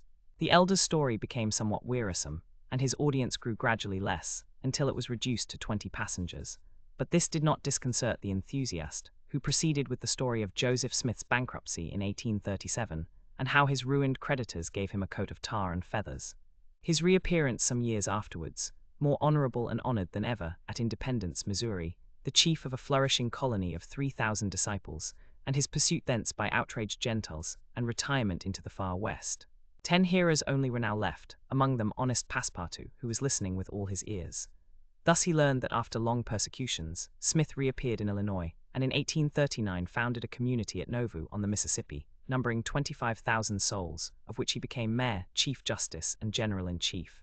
That he announced himself in 1843 as a candidate for the presidency of the United States, and that finally, being drawn into ambuscade at Carthage, he was thrown into prison and assassinated by a band of men disguised in masks. Passepartout was now the only person left in the car, and the elder, looking him full in the face, reminded him that 2 years after the assassination of Joseph Smith, the inspired prophet, Brigham Young, his successor, left Nauvoo for the banks of the Great Salt Lake, where in the midst of that fertile region, directly on the route of the emigrants who crossed Utah on their way to California, the new colony, thanks to the polygamy practiced by the Mormons, had flourished beyond expectations. And this, added Elder William Hitch, this is why the jealousy of Congress has been aroused against us. Why have the soldiers of the Union invaded the soil of Utah? Why has Brigham Young, our chief, been imprisoned, in contempt of all justice? Shall we yield to force? Never. driven from Vermont, driven from Illinois, driven from Ohio, driven from Missouri, driven from Utah, we shall yet find some independent territory on which to plant our tents. And you, my brother, continued the elder, fixing his angry eyes upon his single auditor, will you not plant yours there too under the shadow of our flag? No, replied Passepartout courageously, in his turn retiring from the car and leaving the elder to preach to vacancy. During the lecture the train had been making good progress, and towards 12:30 it reached the northwest border of the Great Salt Lake. Thence the passengers could observe the vast extent of this interior sea, which is also called the Dead Sea, and into which flows an American Jordan. It is a picturesque expanse, framed in lofty crags in large strata, encrusted with white salt, a superb sheet of water, which was formerly of larger extent than now, its shores having encroached with the lapse of time, and thus at once reduced its breadth and increased its depth. The Salt Lake, 70 miles long and 35 wide, is situated 3 miles 800 feet above the sea. Quite different from Lake Asphaltite, whose depression is 1,200 feet below the sea, it contains considerable salt, and 1/4 of the weight of its water is solid matter, its specific weight being 1,170, and after being distilled, 1,000. Fishes are, of course, unable to live in it, and those which descend through the Jordan, the Weber, and other streams soon perish. The country around the lake was well cultivated, for the Mormons are mostly farmers. While ranches and pens for domesticated animals, fields of wheat, corn, and other cereals, luxuriant prairies, hedges of wild rose, clumps of acacias and milkwort would have been seen 6 months later. Now the ground was covered with a thin powdering of snow. The train reached Ogden at 2 o'clock, where it rested for 6 hours. Mr. Fogg and his party had time to pay a visit to Salt Lake City, connected with Ogden by a branch road. And they spent 2 hours in this strikingly American town, built on the pattern of other cities of the Union, like a checkerboard, with the somber sadness of right angles, as Victor Hugo expresses it. The founder of the City of the Saints could not escape from the taste for symmetry which distinguishes the Anglo-Saxons. In this strange country, where the people are certainly not up to the level of their institutions, everything is done, squarely, cities, houses, and follies. The travellers then were promenading at 3 o'clock, about the streets of the town built between the banks of the Jordan and the spurs of the Wasatch Range. They saw few or no churches, but the prophet's mansion, the courthouse, and the arsenal blue brick houses with verandas and porches, surrounded by gardens bordered with acacias, palms, and locusts. A clay and pebble wall, built in 1853, surrounded the town, and in the principal street were the market and several hotels adorned with pavilions. The place did not seem thickly populated. The streets were almost deserted, except in the vicinity of the temple, which they only reached after having traversed several quarters surrounded by palisades. There were many women, which was easily accounted for by the peculiar institution of the Mormons. But it must not be supposed that all the Mormons are polygamists. They are free to marry or not, as they please, but it is worth noting that it is mainly the female citizens of Utah who are anxious to marry, as, according to the Mormon religion, maiden ladies are not admitted to the possession of its highest joys. These poor creatures seem to be neither well off nor happy. Some the more well-to-do, no doubt wore short, open, black silk dresses, under hood or modest shawl. Others were habited in Indian fashion. Passepartout could not behold without a certain fright these women, charged in groups, with conferring happiness on a single Mormon. His common sense pitied, above all, the husband. It seemed to him a terrible thing to have to guide so many wives at once across the vicissitudes of life, and to conduct them, as it were, in a body to the Mormon paradise, with the prospect of seeing them in the company of the glorious Smith, who doubtless was the chief ornament of that delightful place, to all eternity. He felt decidedly repelled from such a vocation, and he imagined, perhaps he was mistaken, that the fair ones of Salt Lake City cast rather alarming glances on his person. Happily, his stay there was but brief. At 4 the party found themselves again at the station, took their places in the train, and the whistle sounded for starting. Just at the moment, however, that the locomotive wheels began to move, cries of "Stop! Stop!" were heard. Trains, like time and tide, stop for no one. The gentleman who uttered the cries was evidently a belated Mormon. He was breathless with running. Happily for him, the station had neither gates nor barriers. He rushed along the track, jumped on the rear platform of the train, and fell, exhausted, into one of the seats. Passepartout, who had been anxiously watching this amateur gymnast, approached him with lively interest, and learned that he had taken flight after an unpleasant domestic scene. When the Mormon had recovered his breath, Passepartout ventured to ask him politely how many wives he had, for from the manner in which he had decamped, it might be thought that he had 20 at least.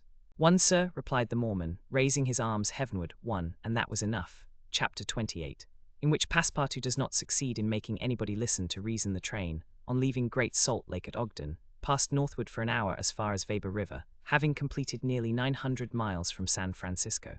From this point, it took an easterly direction towards the jagged Wasatch Mountains. It was in the section included between this range and the Rocky Mountains that the American engineers found the most formidable difficulties in laying the road, and that the government granted a subsidy of $48,000 per mile, instead of $16,000 allowed for the work done on the plains. But the engineers, instead of violating nature, avoided its difficulties by winding around, instead of penetrating the rocks. One tunnel only, 14,000 feet in length, was pierced in order to arrive at the Great Basin. The track up to this time had reached its highest elevation at the Great Salt Lake. From this point it described a long curve, descending towards Bitter Creek Valley, to rise again to the dividing ridge of the waters between the Atlantic and the Pacific. There were many creeks in this mountainous region, and it was necessary to cross Muddy Creek, Green Creek, and others, upon culverts. Passepartout grew more and more impatient as they went on, while Fix longed to get out of this difficult region, and was more anxious than Phileas Fogg himself to be beyond the danger of delays and accidents, and set foot on English soil. At 10 o'clock at night the train stopped at Fort Bridger Station, and 20 minutes later entered Wyoming territory, following the valley of Bitter Creek throughout. The next day, 7th December, they stopped for a quarter of an hour at Green River Station. Snow had fallen abundantly during the night, but being mixed with rain, it had half melted, and did not interrupt their progress. The bad weather, however, annoyed Passepartout. For the accumulation of snow, by blocking the wheels of the cars, would certainly have been fatal to Mr. Fogg's tour. What an idea, he said to himself. Why did my master make this journey in winter? Couldn't he have waited for the good season to increase his chances? While the worthy Frenchman was absorbed in the state of the sky and the depression of the temperature, Aouda was experiencing fears from a totally different cause. Several passengers had got off at Green River and were walking up and down the platforms, and among these Aouda recognized Colonel Stamp Proctor, the same who had so grossly insulted Phileas Fogg at the San Francisco meeting. Not wishing to be recognized, the young woman drew back from the window, feeling much alarm at her discovery. She was attached to the man who, however coldly, gave her daily evidences of the most absolute devotion. She did not comprehend, perhaps, the depth of the sentiment with which her protector inspired her, which she called gratitude, but which, though she was unconscious of it, was really more than that. Her heart sank within her when she recognized the man whom Mr. Fogg desired, sooner or later, to call to account for his conduct. Chance alone, it was clear, had brought Colonel Proctor on this train. But there he was, and it was necessary, at all hazards, that Phileas Fogg should not perceive his adversary. Aouda seized a moment when Mr. Fogg was asleep to tell Fix and Passepartout whom she had seen. "That Proctor on this train," cried Fix. "Well, reassure yourself, madam, before he settles with Mr. Fogg, he has got to deal with me. It seems to me that I was the more insulted of the two. And besides," added Passepartout, "I'll take charge of him, colonel as he is." "Mr. Fix," resumed Aouda, "Mr. Fogg will allow no one to avenge him. He said that he would come back to America to find this man. Should he perceive Colonel Proctor, we could not prevent a collision which might have terrible results. He must not see him." "You are right, madam," replied Fix. "A meeting between them might ruin all. Whether he were victorious or beaten, Mr. Fogg would be delayed, and, added Passepartout, that would play the game of the gentlemen of the Reform Club. In 4 days we shall be in New York. Well, if my master does not leave this car during those 4 days, we may hope that chance will not bring him face to face with this confounded American. We must, if possible, prevent his stirring out of it." The conversation dropped. Mr. Fogg had just woke up and was looking out of the window. Soon after, Passepartout, without being heard by his master or Aouda, whispered to the detective, "Would you really fight for him?" "I would do anything," replied Fix in a tone which betrayed determined will, "to get him back living to Europe." Passepartout felt something like a shudder shoot through his frame, but his confidence in his master remained unbroken. Was there any means of detaining Mr. Fogg in the car, to avoid a meeting between him and the colonel? It ought not to be a difficult task, since that gentleman was naturally sedentary and little curious. The detective, at least, seemed to have found a way, for after a few moments he said to Mr. Fogg, "These are long and slow hours, sir, that we are passing on the railway." "Yes," replied Mr. Fogg. "But they pass. You were in the habit of playing whist," resumed Fix, "on the steamers." "Yes, but it would be difficult to do so here. I have neither cards nor partners." "Oh, but we can easily buy some cards, for they are sold on all the American trains." "And as for partners, if madam plays—" "Certainly, sir," Aouda quickly replied. "I understand whist. It is part of an English education. I myself have some pretensions to playing a good game." "Well, here are 3 of us, and a dummy, as you please, sir," replied Phileas Fogg, heartily glad to resume his favorite pastime even on the railway. Passepartout was dispatched in search of the steward, and soon returned with 2 packs of cards, some pins, counters, and a shelf covered with cloth. The game commenced. Ayuda understood whist sufficiently well, and even received some compliments on her playing from Mr. Fogg. As for the detective, he was simply an adept, and worthy of being matched against his present opponent. Now, thought Passepartout, we've got him. He won't budge. At 11 in the morning the train had reached the dividing ridge of the waters at Bridger Pass, 7,524 feet above the level of the sea, one of the highest points attained by the track in crossing the Rocky Mountains. After going about 200 miles, the travellers at last found themselves on one of those vast plains which extend to the Atlantic, and which nature has made so propitious for laying the iron road. On the declivity of the Atlantic basin the first streams, branches of the North Platte River, already appeared. The whole northern and eastern horizon was bounded by the immense semicircular curtain which is formed by the southern portion of the Rocky Mountains, the highest being Laramie Peak. Between this and the railway extended vast plains, plentifully irrigated. On the right rose the lower spurs of the mountainous mass, which extends southward to the sources of the Arkansas River, one of the great tributaries of the Missouri. At 12:30, the travelers caught sight for an instant of Fort Halleck, which commands that section, and in a few more hours the Rocky Mountains were crossed. There was reason to hope, then, that no accident would mark the journey through this difficult country.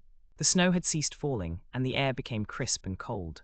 Large birds, frightened by the locomotive, rose and flew off in the distance. No wild beast appeared on the plain. It was a desert in its vast nakedness. After a comfortable breakfast, served in the car, Mr. Fogg and his partners had just resumed whist, when a violent whistling was heard, and the train stopped. Passepartout put his head out of the door, but saw nothing to cause the delay. No station was in view. Ayuda and Fix feared that Mr. Fogg might take it into his head to get out, but that gentleman contented himself with saying to his servant, "See what is the matter." Passepartout rushed out of the car. 30 or 40 passengers had already descended, amongst them Colonel Stamp Proctor. The train had stopped before a red signal which blocked the way. The engineer and conductor were talking excitedly with a signalman, whom the station master at Medicine Bow, the next stopping place, had sent on before. The passengers drew around and took part in the discussion, in which Colonel Proctor, with his insolent manner, was conspicuous. Passepartout, joining the group, heard the signalman say, "No, you can't pass. The bridge at Medicine Bow is shaky, and would not bear the weight of the train." This was a suspension bridge thrown over some rapids, about a mile from the place where they now were. According to the signalman, it was in a ruinous condition, several of the iron wires being broken, and it was impossible to risk the passage. He did not in any way exaggerate the condition of the bridge. It may be taken for granted that, rash as the Americans usually are, when they are prudent there is good reason for it. Passepartout, not daring to apprise his master of what he heard, listened with set teeth, immovable as a statue. "Hum," cried Colonel Proctor, "but we are not going to stay here, I imagine, and take root in the snow." "Colonel," replied the conductor, "we have telegraphed to Omaha for a train, but it is not likely that it will reach Medicine Bow in less than 6 hours. 6 hours, cried Passepartout. "Certainly," returned the conductor. "Besides, it will take us as long as that to reach Medicine Bow on foot." "But it is only a mile from here," said one of the passengers. "Yes, but it's on the other side of the river." "And can't we cross that in a boat?" asked the colonel. "That's impossible. The creek is swelled by the rains. It is a rapid, and we shall have to make a circuit of 10 miles to the north to find a ford." The colonel launched a volley of oaths, denouncing the railway company and the conductor. And Passepartout, who was furious, was not disinclined to make common cause with him. Here was an obstacle indeed, which all his master's banknotes could not remove. There was a general disappointment among the passengers, who, without reckoning the delay, saw themselves compelled to trudge 15 miles over a plain covered with snow.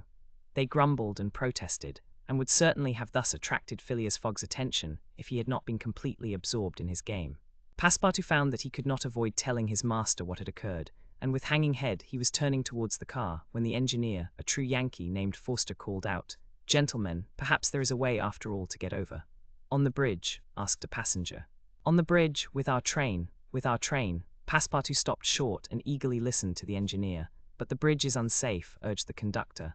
"No matter," replied Forster. "I think that by putting on the very highest speed we might have a chance of getting over." "The devil," muttered Passepartout.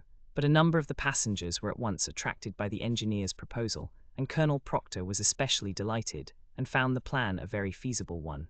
He told stories about engineers leaping their trains over rivers without bridges, by putting on full steam, and many of those present avowed themselves of the engineer's mind. "We have 50 chances out of 100 of getting over," said one. 80, 90, Passepartout was astounded, and though ready to attempt anything to get over Medicine Creek, thought the experiment proposed a little too American. Besides, thought he, there's a still more simple way, and it does not even occur to any of these people. Sir, said he aloud to one of the passengers, the engineer's plan seems to me a little dangerous, but 80 chances, replied the passenger, turning his back on him. I know it, said Passepartout, turning to another passenger, but a simple ideas are no use, returned the American, shrugging his shoulders, as the engineer assures us that we can pass. Doubtless, urged Passepartout, we can pass, but perhaps it would be more prudent. What? Prudent, cried Colonel Proctor, whom this word seemed to excite prodigiously. At full speed, don't you see, at full speed? I know I see, repeated Passepartout. But it would be, if not more prudent, since that word displeases you, at least more natural. Who? What's the matter with this fellow? Cried several. The poor fellow did not know to whom to address himself. Are you afraid? Asked Colonel Proctor. I afraid. Very well, I will show these people that a Frenchman can be as American as they. All aboard, cried the conductor. Yes, all aboard, repeated Passepartout, and immediately.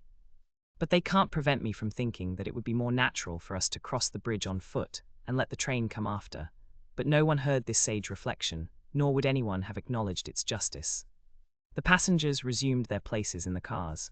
Passepartout took his seat without telling what had passed. The whist players were quite absorbed in their game. The locomotive whistled vigorously. The engineer, reversing the steam, backed the train for nearly a mile, retiring, like a jumper, in order to take a longer leap. Then, with another whistle, he began to move forward. The train increased its speed, and soon its rapidity became frightful. A prolonged screech issued from the locomotive. The piston worked up and down 20 strokes to the second. They perceived that the whole train, rushing on at the rate of 100 miles an hour, hardly bore upon the rails at all. And they passed over. It was like a flash. No one saw the bridge. The train leaped, so to speak, from one bank to the other, and the engineer could not stop it until it had gone 5 miles beyond the station. But scarcely had the train passed the river, when the bridge, completely ruined, fell with a crash into the rapids of Medicine Bow.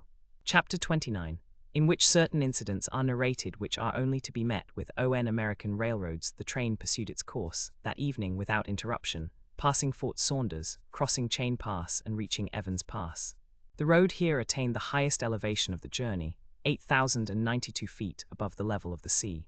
The travelers had now only to descend to the Atlantic by limitless plains, leveled by nature.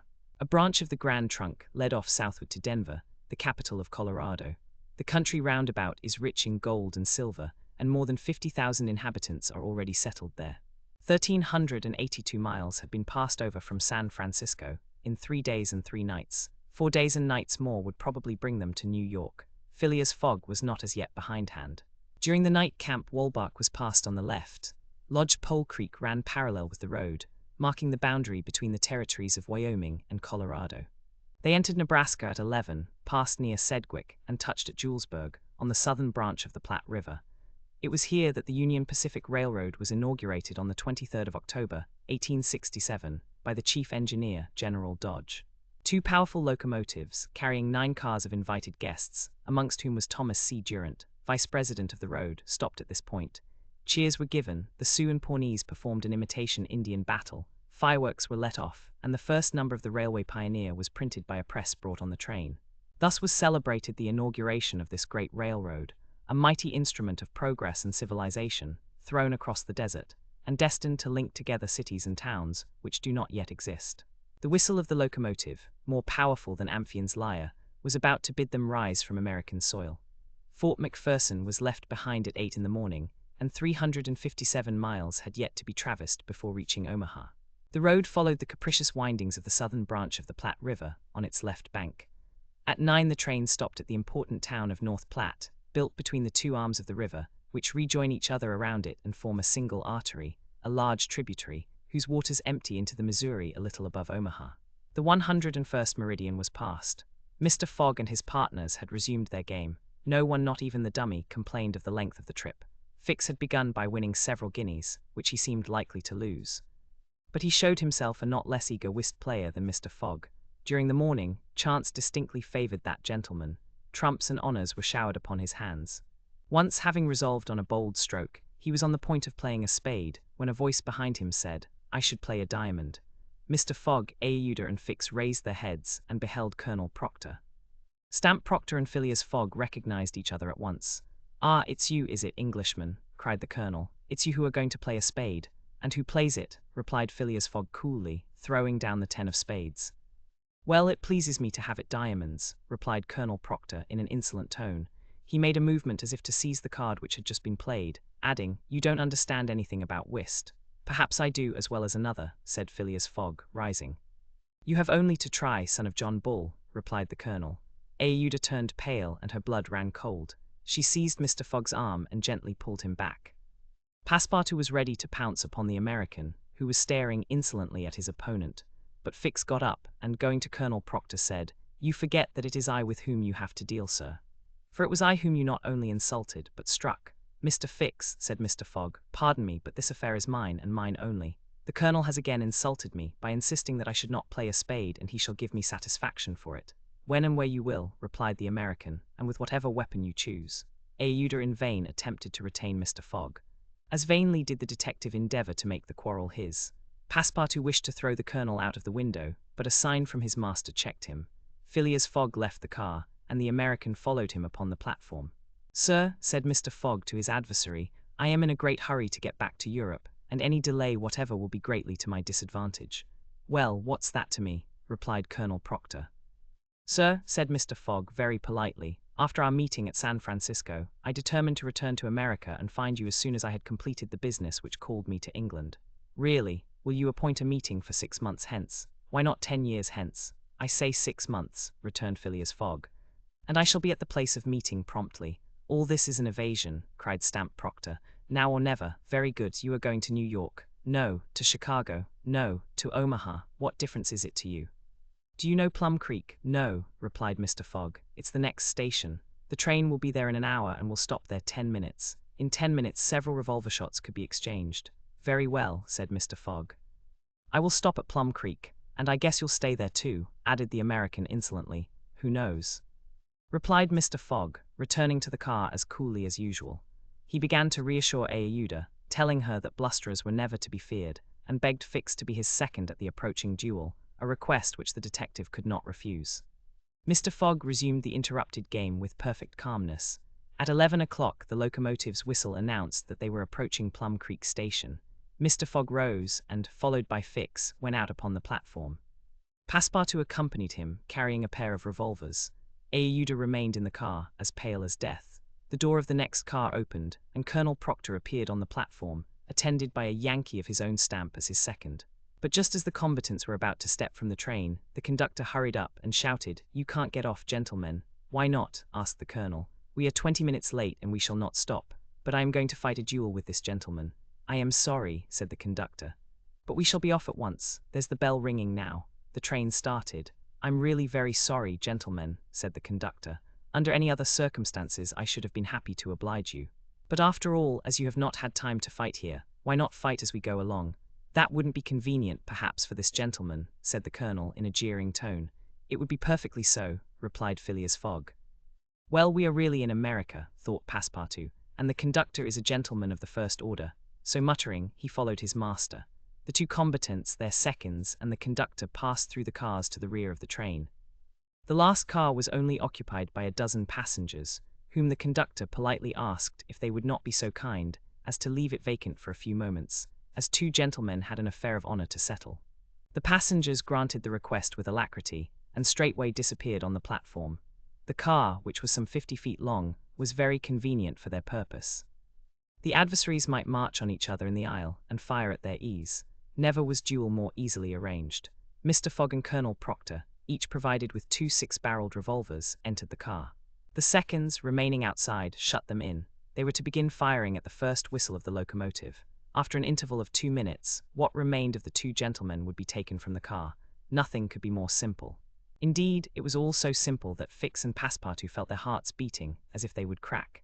They were listening for the whistle agreed upon, when suddenly savage cries resounded in the air, accompanied by reports which certainly did not issue from the car where the duelists were. The reports continued in front and the whole length of the train. Cries of terror proceeded from the interior of the cars.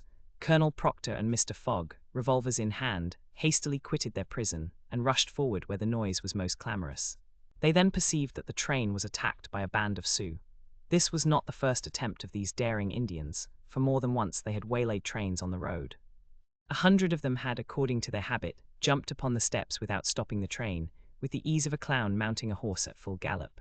The Sioux were armed with guns, from which came the reports, to which the passengers, who were almost all armed, responded by revolver shots. The Indians had first mounted the engine, and half-stunned the engineer and stoker with blows from their muskets.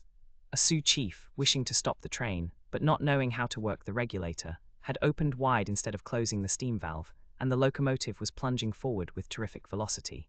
The Sioux had at the same time invaded the cars, skipping like enraged monkeys over the roofs, thrusting open the doors, and fighting hand-to-hand with the passengers. Penetrating the baggage car, they pillaged it, throwing the trunks out of the train. The cries and shots were constant. The travelers defended themselves bravely. Some of the cars were barricaded, and sustained a siege, like moving forts, carried along at a speed of 100 miles an hour. Ayuda behaved courageously from the first. She defended herself like a true heroine with a revolver, which she shot through the broken windows whenever a savage made his appearance. 20 Sioux had fallen mortally wounded to the ground, and the wheels crushed those who fell upon the rails as if they had been worms.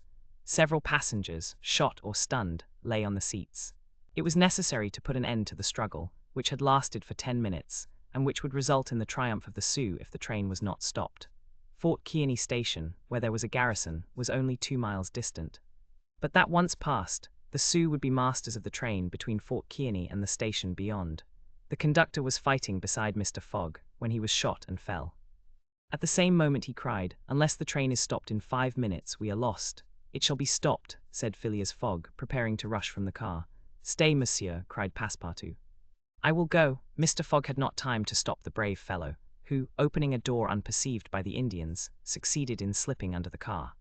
And while the struggle continued and the balls whizzed across each other over his head, he made use of his old acrobatic experience, and with amazing agility worked his way under the cars, holding onto the chains, aiding himself by the brakes and edges of the sashes, creeping from one car to another with marvelous skill, and thus gaining the forward end of the train.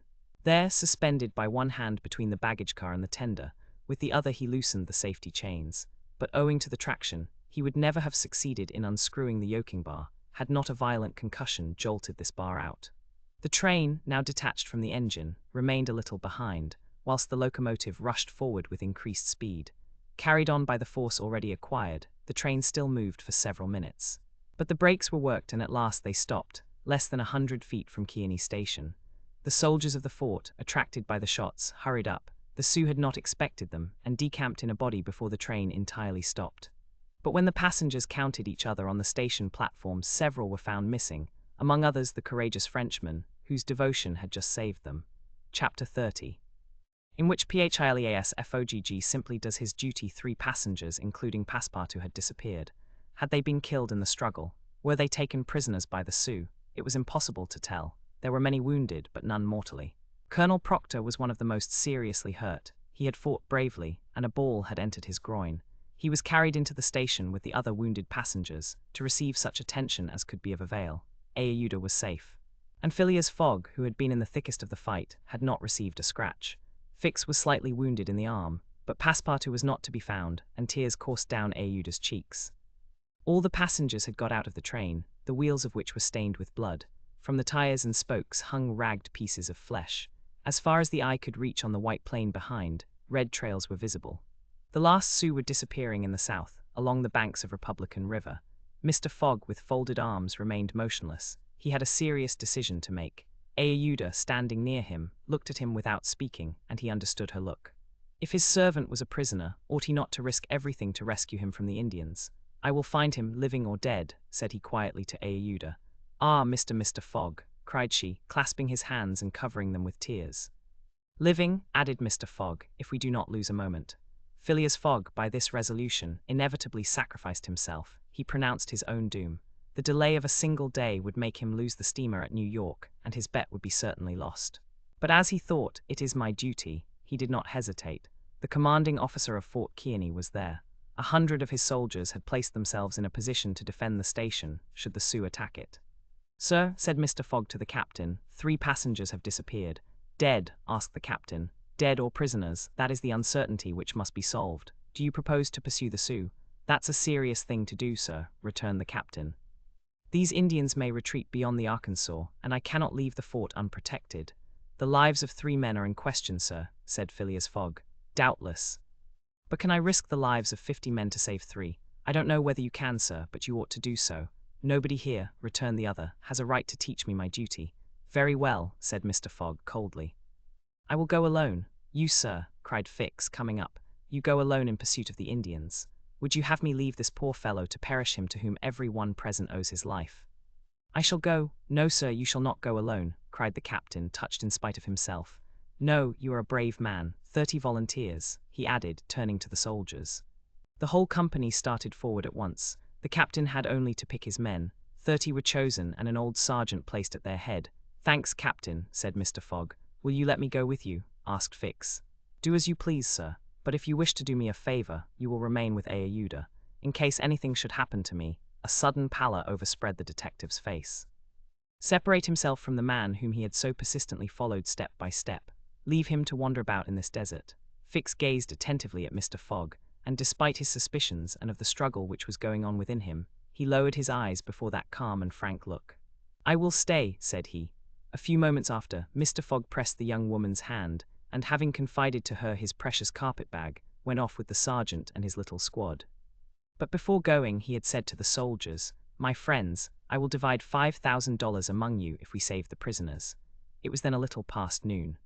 Aouda retired to a waiting room, and there she waited alone, thinking of the simple and noble generosity, the tranquil courage of Phileas Fogg. He had sacrificed his fortune, and was now risking his life, all without hesitation, from duty, in silence. Fix did not have the same thoughts, and could scarcely conceal his agitation. He walked feverishly up and down the platform, but soon resumed his outward composure. He now saw the folly of which he had been guilty in letting Fogg go alone. What, this man, whom he had just followed around the world, was permitted now to separate himself from him. He began to accuse and abuse himself, and, as if he were director of police, administered to himself a sound lecture for his greenness. "I have been an idiot," he thought, "and this man will see it.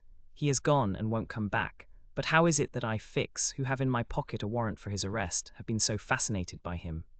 Decidedly, I am nothing but an ass." So reasoned the detective, while the hours crept by all too slowly. He did not know what to do. Sometimes he was tempted to tell Aouda all.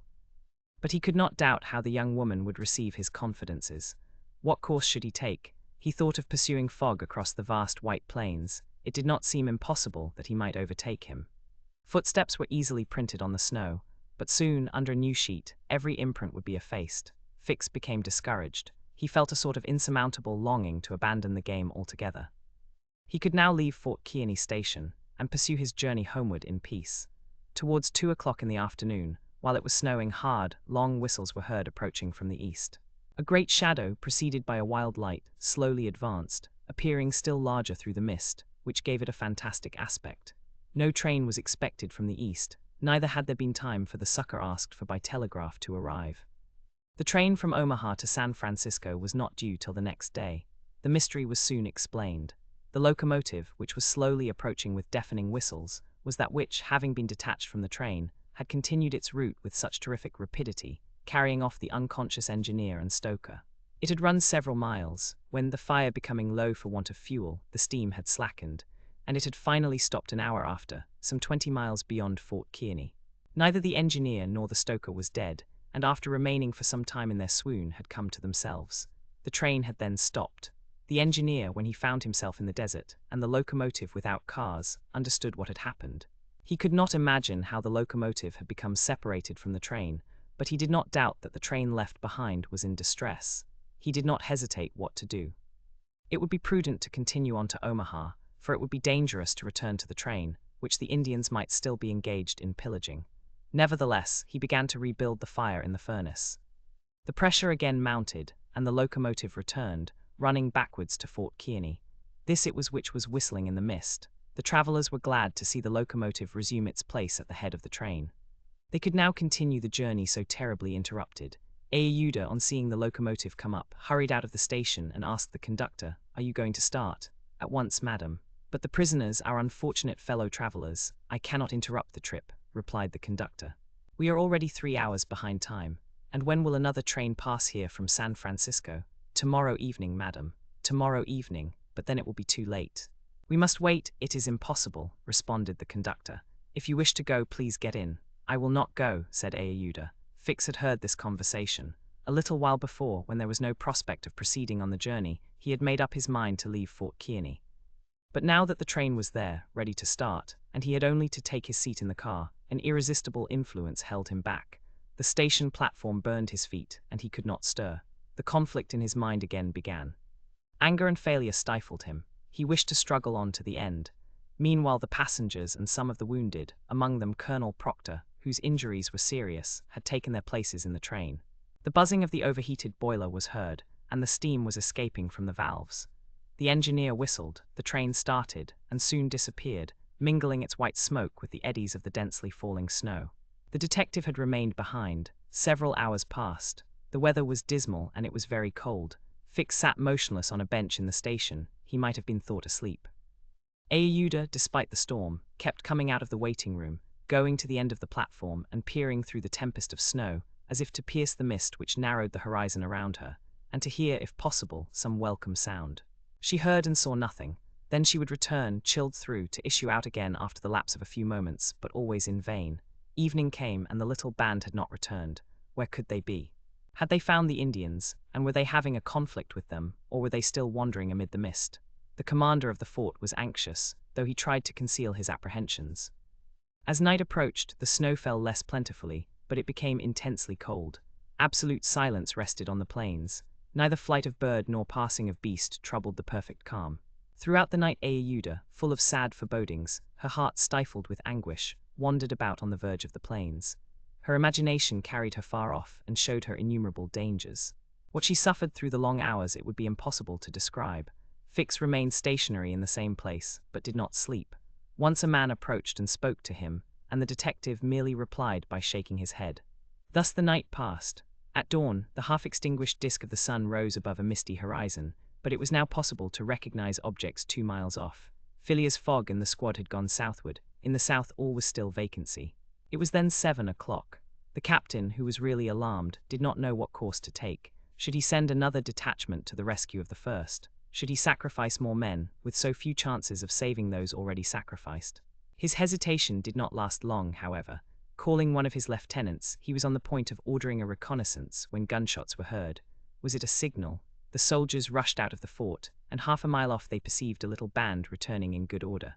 Mr. Fogg was marching at their head, and just behind him were Passepartout and the other 2 travelers, rescued from the Sioux. They had met and fought the Indians 10 miles south of Fort Kearney. Shortly before the detachment arrived, Passepartout and his companions had begun to struggle with their captors, 3 of whom the Frenchman had felled with his fists, when his master and the soldiers hastened up to their relief. All were welcomed with joyful cries. Phileas Fogg distributed the reward he had promised to the soldiers, while Passepartout, not without reason, muttered to himself, "It must certainly be confessed that I cost my master dear." Fix, without saying a word, looked at Mr. Fogg, and it would have been difficult to analyze the thoughts which struggled within him. As for Ayuda, she took her protector's hand and pressed it in her own, too much moved to speak. Meanwhile, Passepartout was looking about for the train. He thought he should find it there, ready to start for Omaha, and he hoped that the time lost might be regained. The train," cried he. "Gone," replied Fix. "And when does the next train pass here?" said Phileas Fogg. "Not till this evening."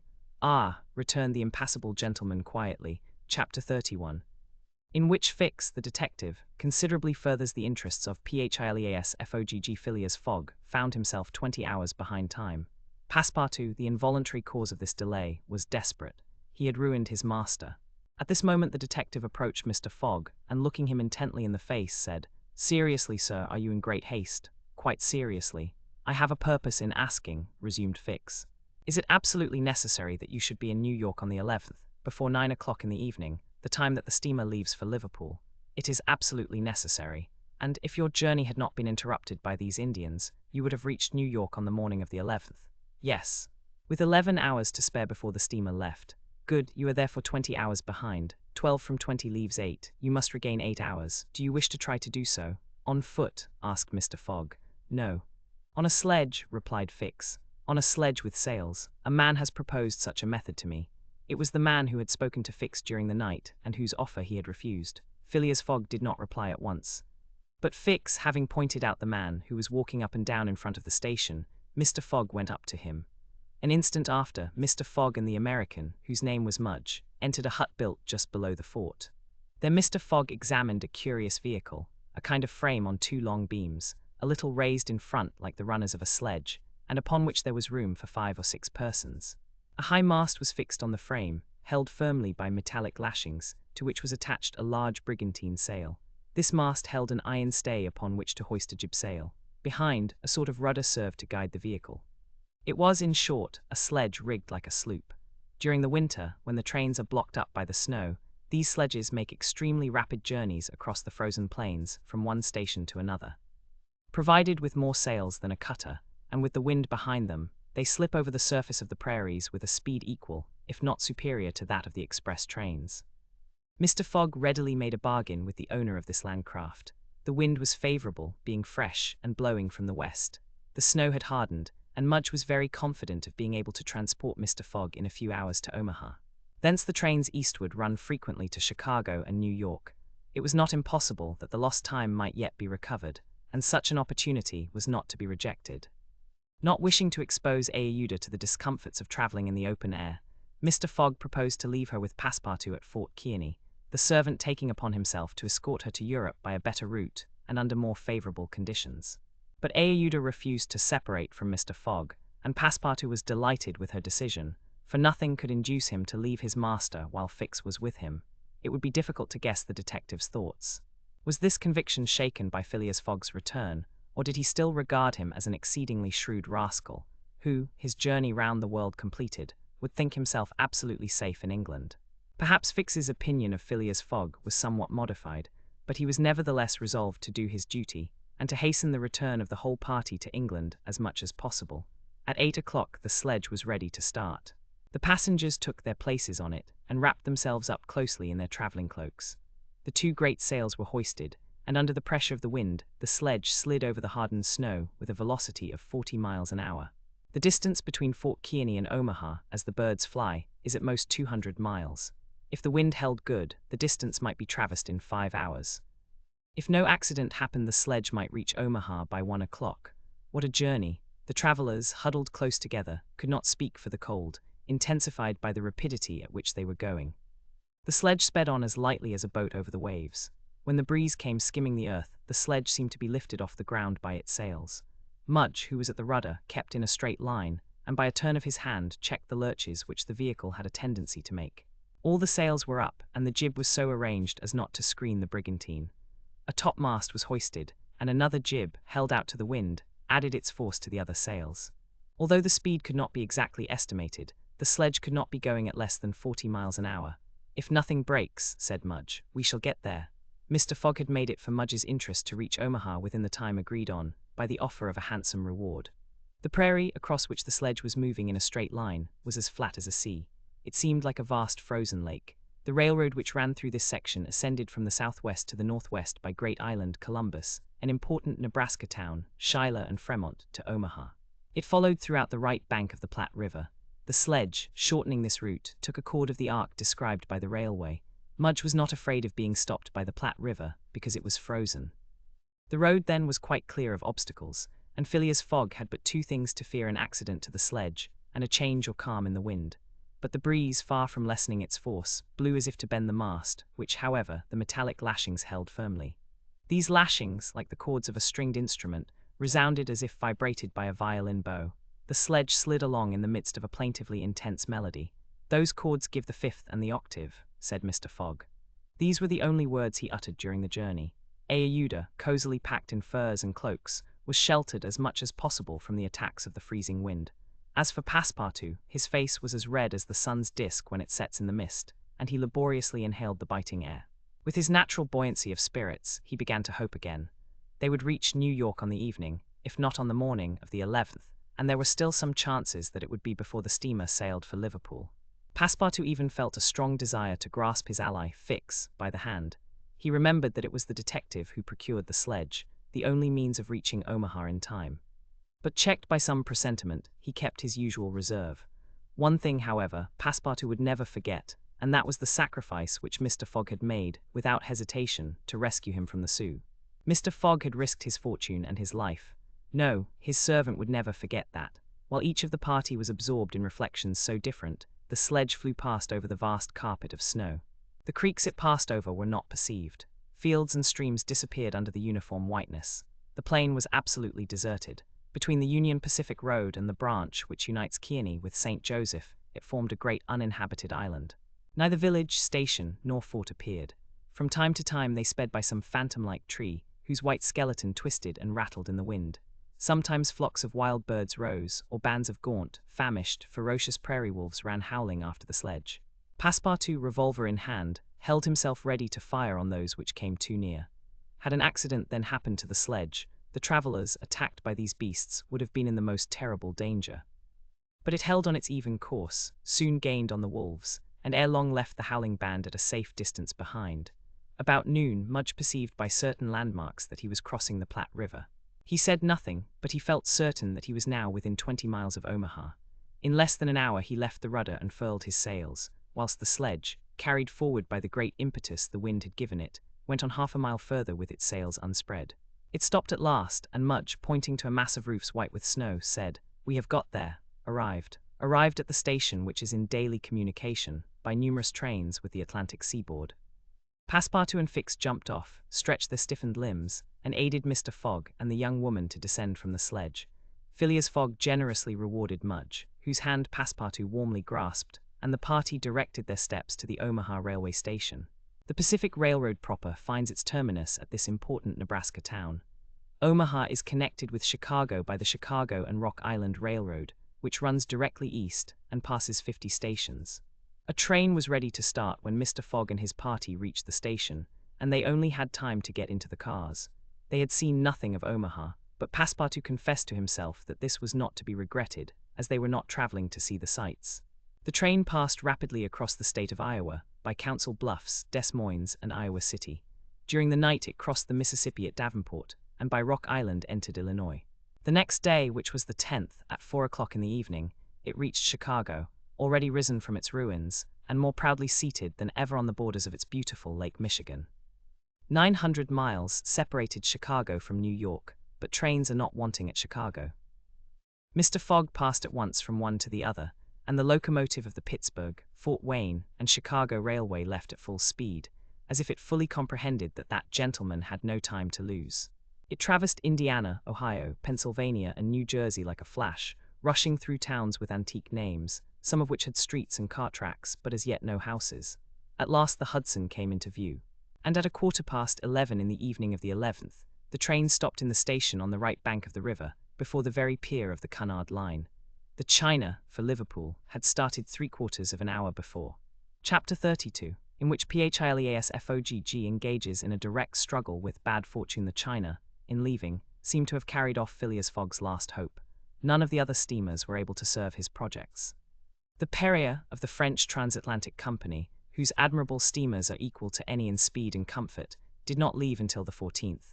The Hamburg boats did not go directly to Liverpool or London, but to Havre. And the additional trip from Havre to Southampton would render Phileas Fogg's last efforts of no avail. The Inman steamer did not depart till the next day, and could not cross the Atlantic in time to save the wager. Mr. Fogg learned all this in consulting his Bradshaw, which gave him the daily movements of the transatlantic steamers. Passepartout was crushed. It overwhelmed him to lose the boat by 3/4 of an hour. It was his fault, for instead of helping his master, he had not ceased putting obstacles in his path. And when he recalled all the incidents of the tour, when he counted up the sums expended in pure loss and on his own account, when he thought that the immense stake, added to the heavy charges of this useless journey, would completely ruin Mr. Fogg, he overwhelmed himself with bitter self-accusations. Mr. Fogg, however, did not reproach him, and on leaving the Cunard pier only said, "We will consult about what is best tomorrow. Come."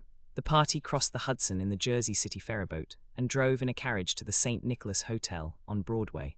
Rooms were engaged, and the night passed, briefly to Phileas Fogg, who slept profoundly, but very long to Aouda and the others, whose agitation did not permit them to rest. The next day was the 12th of December. From 7 in the morning of the 12th to 9:15 in the evening of the 21st, there were 9 days, 13 hours, and 45 minutes. If Phileas Fogg had left in the China, one of the fastest steamers on the Atlantic, he would have reached Liverpool, and then London, within the period agreed upon. Mr. Fogg left the hotel alone, after giving Passepartout instructions to await his return, and inform Aouda to be ready at an instant's notice. He proceeded to the banks of the Hudson, and looked about among the vessels moored or anchored in the river for any that were about to depart.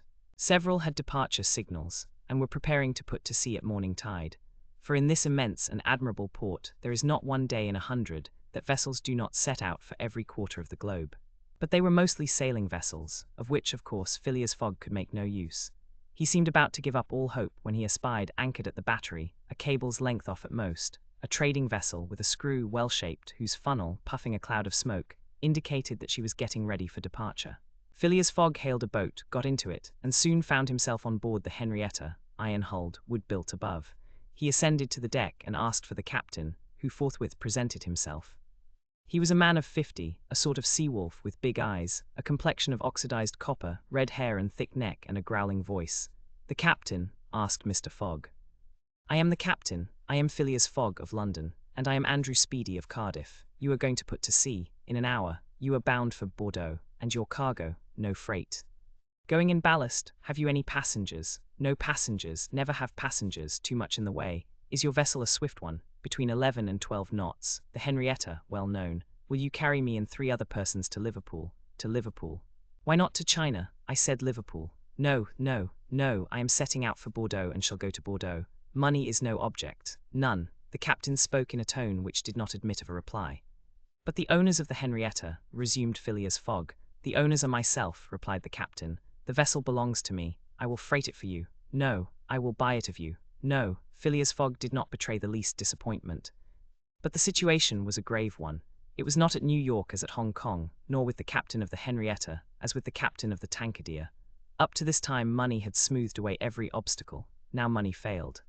Still, some means must be found to cross the Atlantic on a boat, unless by balloon, which would have been venturesome, besides not being capable of being put in practice. It seemed that Phileas Fogg had an idea, for he said to the captain, "Well, will you carry me to Bordeaux?" "No, not if you paid me $200. I offer you 2,000, a piece, and there are 4 of you. 4. Captain Speedy began to scratch his head. There were $8,000 to gain, without changing his route, for which it was well worth conquering the repugnance he had for all kinds of passengers. Besides, passengers at $2,000 are no longer passengers, but valuable merchandise. "I start at 9 o'clock, said Captain Speedy simply. "Are you and your party ready?" "We will be on board at 9 o'clock, replied no less simply Mr. Fogg. It was 8:30. To disembark from the Henrietta, jump into a hack, hurry to the St. Nicholas, and return with Ajuda, Passepartout, and even the inseparable Fix was the work of a brief time, and was performed by Mr. Fogg with the coolness which never abandoned him. They were on board when the Henrietta made ready to weigh anchor. When Passepartout heard what this last voyage was going to cost, he uttered a prolonged "oh," which extended throughout his vocal gamut. As for Fix, he said to himself that the Bank of England would certainly not come out of this affair well indemnified. When they reached England, even if Mr. Fogg did not throw some handfuls of bank bills into the sea, more than £7,000 would have been spent. Chapter 33, in which Phileas Fogg shows himself equal to the occasion. An hour after, the Henrietta passed the lighthouse which marks the entrance of the Hudson, turned the point of Sandy Hook, and put to sea. During the day she skirted Long Island, passed Fire Island, and directed her course rapidly eastward. At noon the next day, a man mounted the bridge to ascertain the vessel's position. It might be thought that this was Captain Speedy. Not the least in the world, it was Phileas Fogg, Esquire. As for Captain Speedy, he was shut up in his cabin under lock and key, and was uttering loud cries, which signified an anger at once pardonable and excessive. What had happened was very simple. Phileas Fogg wished to go to Liverpool, but the captain would not carry him there. Then Phileas Fogg had taken passage for Bordeaux, and during the 30 hours he had been on board, had so shrewdly managed with his banknotes that the sailors and stokers, who were only an occasional crew, and were not on the best terms with the captain, went over to him in a body. This was why Phileas Fogg was in command instead of Captain Speedy, why the captain was a prisoner in his cabin, and why, in short, the Henrietta was directing her course towards Liverpool. It was very clear to see Mr. Fogg manage the craft that he had been a sailor. How the adventure ended will be seen anon. Ajuda was anxious, though she said nothing. As for Passepartout, he thought Mr. Fogg's manoeuvre simply glorious. The captain had said between 11 and 12 knots, and the Henrietta confirmed his prediction. If then, for there were ifs, still the sea did not become too boisterous, if the wind did not veer round to the east, if no accident happened to the boat or its machinery, the Henrietta might cross the 3,000 miles from New York to Liverpool in the 9 days, between the 12th and the 21st of December. It is true that, once arrived, the affair on board the Henrietta, added to that of the Bank of England, might create more difficulties for Mr. Fogg than he imagined or could desire. During the first days, they went along smoothly enough. The sea was not very unpropitious, the wind seemed stationary in the northeast, the sails were hoisted, and the Henrietta ploughed across the waves like a real transatlantic steamer. Passepartout was delighted. His master's last exploit, the consequences of which he ignored, enchanted him. Never had the crew seen so jolly and dexterous a fellow. He formed warm friendships with the sailors, and amazed them with his acrobatic feats. He thought they managed the vessel like gentlemen, and that the stokers fired up like heroes. His loquacious good humor infected everyone. He had forgotten the past, its vexations and delays. He only thought of the end, so nearly accomplished, and sometimes he boiled over with impatience, as if heated by the furnaces of the Henrietta. Often also the worthy fellow revolved around Fix, looking at him with a keen, distrustful eye. But he did not speak to him, for their old intimacy no longer existed. Fix, it must be confessed, understood nothing of what was going on. The conquest of the Henrietta, the bribery of the crew, Fogg managing the boat like a skilled seaman, amazed and confused him. He did not know what to think. For after all, a man who began by stealing £55,000 might end by stealing a vessel, and Fix was not unnaturally inclined to conclude that the Henrietta, under Fogg's command, was not going to Liverpool at all, but to some part of the world where the robber, turned into a pirate, would quietly put himself in safety. The conjecture was at least a plausible one, and the detective began to seriously regret that he had embarked on the affair. As for Captain Speedy, he continued to howl and growl in his cabin. And Passepartout, whose duty it was to carry him his meals, courageous as he was, took the greatest precautions. Mr. Fogg did not seem even to know that there was a captain on board. On the 13th they passed the edge of the banks of Newfoundland, a dangerous locality. During the winter, especially, there are frequent fogs and heavy gales of wind. Ever since the evening before the barometer, suddenly falling, had indicated an approaching change in the atmosphere. And during the night the temperature varied, the cold became sharper, and the wind veered to the southeast. This was a misfortune. Mr. Fogg, in order not to deviate from his course, furled his sails and increased the force of the steam. But the vessel's speed slackened, owing to the state of the sea, the long waves of which broke against the stern. She pitched violently, and this retarded her progress. The breeze little by little swelled into a tempest, and it was to be feared that the Henrietta might not be able to maintain herself upright on the waves. Passepartout's visage darkened with the skies, and for 2 days the poor fellow experienced constant fright. But Phileas Fogg was a bold mariner, and knew how to maintain headway against the sea. And he kept on his course without even decreasing his steam. The Henrietta, when she could not rise upon the waves, crossed them, swamping her deck but passing safely. Sometimes the screw rose out of the water, beating its protruding end, when a mountain of water raised the stern above the waves, but the craft always kept straight ahead. The wind, however, did not grow as boisterous as might have been feared. It was not one of those tempests which burst and rush on with a speed of 90 miles an hour. It continued fresh, but unhappily it remained obstinately in the southeast, rendering the sails useless. The 16th of December was the 75th day since Phileas Fogg's departure from London, and the Henrietta had not yet been seriously delayed. Half of the voyage was almost accomplished, and the worst localities had been passed. In summer, success would have been well nigh certain. In winter, they were at the mercy of the bad season. Passepartout said nothing, but he cherished hope in secret, and comforted himself with the reflection that if the wind failed them, they might still count on the steam. On this day the engineer came on deck, went up to Mr. Fogg, and began to speak earnestly with him. Without knowing why it was a presentiment, perhaps Passepartout became vaguely uneasy. He would have given one of his ears to hear with the other what the engineer was saying. He finally managed to catch a few words, and was sure he heard his master say, "You are certain of what you tell me?" "Certain, sir," replied the engineer. "You must remember that, since we started, we have kept up hot fires in all our furnaces, and though we had coal enough to go on short steam from New York to Bordeaux, we haven't enough to go with all steam from New York to Liverpool." "I will consider," replied Mr. Fogg. Passepartout understood it all. He was seized with mortal anxiety. The coal was giving out. "Ah, if my master can get over that," muttered he, "he'll be a famous man." He could not help imparting to Fix what he had overheard. "Then you believe that we really are going to Liverpool?" "Of course." "Ass," replied the detective, shrugging his shoulders and turning on his heel. Passepartout was on the point of vigorously resenting the epithet, the reason of which he could not for the life of him comprehend. But he reflected that the unfortunate Fix was probably very much disappointed and humiliated in his self-esteem, after having so awkwardly followed a false scent around the world, and refrained. And now what course would Phileas Fogg adopt? It was difficult to imagine.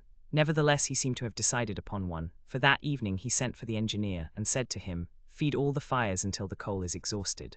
A few moments after, the funnel of the Henrietta vomited forth torrents of smoke. The vessel continued to proceed with all steam on, but on the 18th, the engineer, as he had predicted, announced that the coal would give out in the course of the day. "Do not let the fires go down," replied Mr. Fogg. "Keep them up to the last. Let the valves be filled." Towards noon, Phileas Fogg, having ascertained their position, called Passepartout and ordered him to go for Captain Speedy. It was as if the honest fellow had been commanded to unchain a tiger. He went to the poop, saying to himself, "He will be like a madman." In a few moments, with cries and oaths, a bomb appeared on the poop deck. The bomb was Captain Speedy. It was clear that he was on the point of bursting. "Where are we?" were the first words his anger permitted him to utter. Had the poor man been an apoplectic, he could never have recovered from his paroxysm of wrath. "Where are we?" he repeated with purple face. 707 miles from Liverpool," replied Mr. Fogg with imperturbable calmness. "Pirate," cried Captain Speedy. "I have sent for you, Sir Picaroon." "Sir," continued Mr. Fogg, "to ask you to sell me your vessel." "No, by all the devils, no, but I shall be obliged to burn her." "Burn the Henrietta?" "Yes. At least the upper part of her. The coal has given out." "Burn my vessel," cried Captain Speedy, who could scarcely pronounce the words. "A vessel worth $50,000. "Here are 60,000, replied Phileas Fogg, handing the captain a roll of bank bills. This had a prodigious effect on Andrew Speedy. An American can scarcely remain unmoved at the sight of $60,000. The captain forgot in an instant his anger, his imprisonment, and all his grudges against his passenger.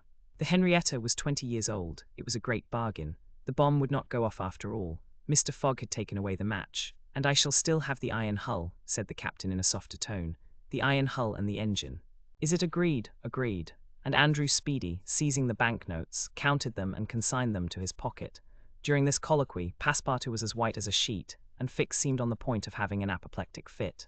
Nearly £20,000 had been expended, and Fogg left the hull and engine to the captain, that is, near the whole value of the craft. It was true, however, that £55,000 had been stolen from the bank. When Andrew Speedy had pocketed the money, Mr. Fogg said to him, "Don't let this astonish you, sir. You must know that I shall lose £20,000 unless I arrive in London by 9:15 on the evening of the 21st of December. I missed the steamer at New York, and as you refused to take me to Liverpool, and I did well," cried Andrew Speedy, "for I have gained at least $40,000 by it." He added more sedately, "Do you know one thing, Captain Fogg? Captain Fogg, you've got something of the Yankee about you." And having paid his passenger what he considered a high compliment, he was going away when Mr. Fogg said, "The vessel now belongs to me. Certainly, from the keel to the truck of the masts, all the wood, that is. Very well. Have the interior seats, bunks, and frames pulled down, and burn them." It was necessary to have dry wood to keep the steam up to the adequate pressure, and on that day the poop, cabins, bunks, and the spare deck were sacrificed. On the next day, the 19th of December, the masts, rafts, and spars were burned. The crew worked lustily, keeping up the fires. Passepartout hewed, cut, and sawed away with all his might. There was a perfect rage for demolition. The railings, fittings, the greater part of the deck, and top sides disappeared on the 20th, and the Henrietta was now only a flat hulk. But on this day they sighted the Irish coast and Fastnet Light. By 10 in the evening they were passing Queenstown. Phileas Fogg had only 24 hours more in which to get to London. That length of time was necessary to reach Liverpool, with all steam on, and the steam was about to give out altogether. "Sir," said Captain Speedy, who was now deeply interested in Mr. Fogg's project, "I really commiserate you. Everything is against you. We are only opposite Queenstown." "Ah," said Mr. Fogg, "is that place where we see the lights Queenstown?" "Yes." "Can we enter the harbour?" "Not under 3 hours. Only at high tide." "Stay," replied Mr. Fogg calmly, without betraying in his features that by a supreme inspiration he was about to attempt once more to conquer ill fortune. "Queenstown is the Irish port, at which the transatlantic steamers stop to put off the mails. These mails are carried to Dublin by express trains always held in readiness to start. From Dublin they are sent on to Liverpool by the most rapid boats, and thus gain 12 hours on the Atlantic steamers." Phileas Fogg counted on gaining 12 hours in the same way. Instead of arriving at Liverpool the next evening by the Henrietta, he would be there by noon, and would therefore have time to reach London before 9:15 in the evening. The Henrietta entered Queenstown harbour at 1 o'clock in the morning, it then being high tide, and Phileas Fogg, after being grasped heartily by the hand by Captain Speedy, left that gentleman on the levelled hulk of his craft, which was still worth half what he had sold it for. The party went on shore at once. Fix was greatly tempted to arrest Mr. Fogg on the spot, but he did not. Why, what struggle was going on within him? Had he changed his mind about his man? Did he understand that he had made a grave mistake? He did not, however, abandon Mr. Fogg. They all got upon the train, which was just ready to start, at 1:30. At dawn of day they were in Dublin. And they lost no time in embarking on a steamer which, disdaining to rise upon the waves, invariably cut through them. Phileas Fogg at last disembarked on the Liverpool quay at 20 minutes before 12, 21st December. He was only 6 hours distant from London, but at this moment Fix came up, put his hand upon Mr. Fogg's shoulder, and showing his warrant said, "You are really Phileas Fogg?" "I am. I arrest you in the Queen's name." Chapter 34. In which Phileas Fogg last REACHES London Phileas Fogg was in prison. He had been shut up in the custom house, and he was to be transferred to London the next day. Passepartout, when he saw his master arrested, would have fallen upon Fix had he not been held back by some policemen. Aouda was thunderstruck at the suddenness of an event which she could not understand. Passepartout explained to her how it was that the honest and courageous Fogg was arrested as a robber. The young woman's heart revolted against so heinous a charge, and when she saw that she could attempt to do nothing to save her protector, she wept bitterly. As for Fix, he had arrested Mr. Fogg because it was his duty, whether Mr. Fogg were guilty or not. The thought then struck Passepartout that he was the cause of this new misfortune. Had he not concealed Fix's errand from his master? When Fix revealed his true character and purpose, why had he not told Mr. Fogg? If the latter had been warned, he would no doubt have given Fix proof of his innocence, and satisfied him of his mistake. At least, Fix would not have continued his journey at the expense and on the heels of his master, only to arrest him the moment he set foot on English soil. Passepartout wept till he was blind, and felt like blowing his brains out. Aouda and he had remained, despite the cold, under the portico of the custom house. Neither wished to leave the place. Both were anxious to see Mr. Fogg again. That gentleman was really ruined, and that at the moment when he was about to attain his end, this arrest was fatal. Having arrived at Liverpool at 20 minutes before 12 on the 21st of December, he had till 9:15 that evening to reach the Reform Club, that is, 9 hours and a quarter. The journey from Liverpool to London was 6 hours. If anyone at this moment had entered the custom house, he would have found Mr. Fogg seated, motionless, calm, and without apparent anger, upon a wooden bench. He was not, it is true, resigned, but this last blow failed to force him into an outward betrayal of any emotion. Was he being devoured by one of those secret rages, all the more terrible because contained, and which only burst forth with an irresistible force at the last moment? No one could tell. There he sat, calmly waiting for what? Did he still cherish hope? Did he still believe, now that the door of this prison was closed upon him, that he would succeed? However that may have been, Mr. Fogg carefully put his watch upon the table, and observed its advancing hands. Not a word escaped his lips, but his look was singularly set and stern. The situation, in any event, was a terrible one, and might be thus stated. If Phileas Fogg was honest, he was ruined. If he was a knave, he was caught. Did escape occur to him? Did he examine to see if there were any practicable outlet from his prison? Did he think of escaping from it? Possibly, for once he walked slowly around the room. But the door was locked, and the window heavily barred with iron rods. He sat down again and drew his journal from his pocket. On the line where these words were written, 21st December, Saturday, Liverpool, he added, 80th day, 11:04 am, and waited. The custom house clock struck 1. Mr. Fogg observed that his watch was 2 hours too fast. 2 hours. Admitting that he was at this moment taking an express train, he could reach London and the Reform Club by 9:15 p.m. His forehead slightly wrinkled. At 33 minutes past 2 he heard a singular noise outside, then a hasty opening of doors. Passepartout's voice was audible, and immediately after that a Fix. Phileas Fogg's eyes brightened for an instant. The door swung open, and he saw Passepartout, Aouda, and Fix, who hurried towards him. Fix was out of breath, and his hair was in disorder. He could not speak. "Sir," he stammered, "so forgive me most unfortunate resemblance. Robber arrested 3 days ago. You are free." Phileas Fogg was free. He walked to the detective, looked him steadily in the face, and with the only rapid motion he had ever made in his life, or which he ever would make, drew back his arms, and with the precision of a machine knocked Fix down. "Well hit," cried Passepartout. "Parbleu, that's what you might call a good application of English fists." Fix, who found himself on the floor, did not utter a word. He had only received his deserts. Mr. Fogg, Aouda, and Passepartout left the custom house without delay, got into a cab, and in a few moments descended at the station. Phileas Fogg asked if there was an express train about to leave for London. It was 40 minutes past 2. The express train had left 35 minutes before. Phileas Fogg then ordered a special train. There were several rapid locomotives on hand.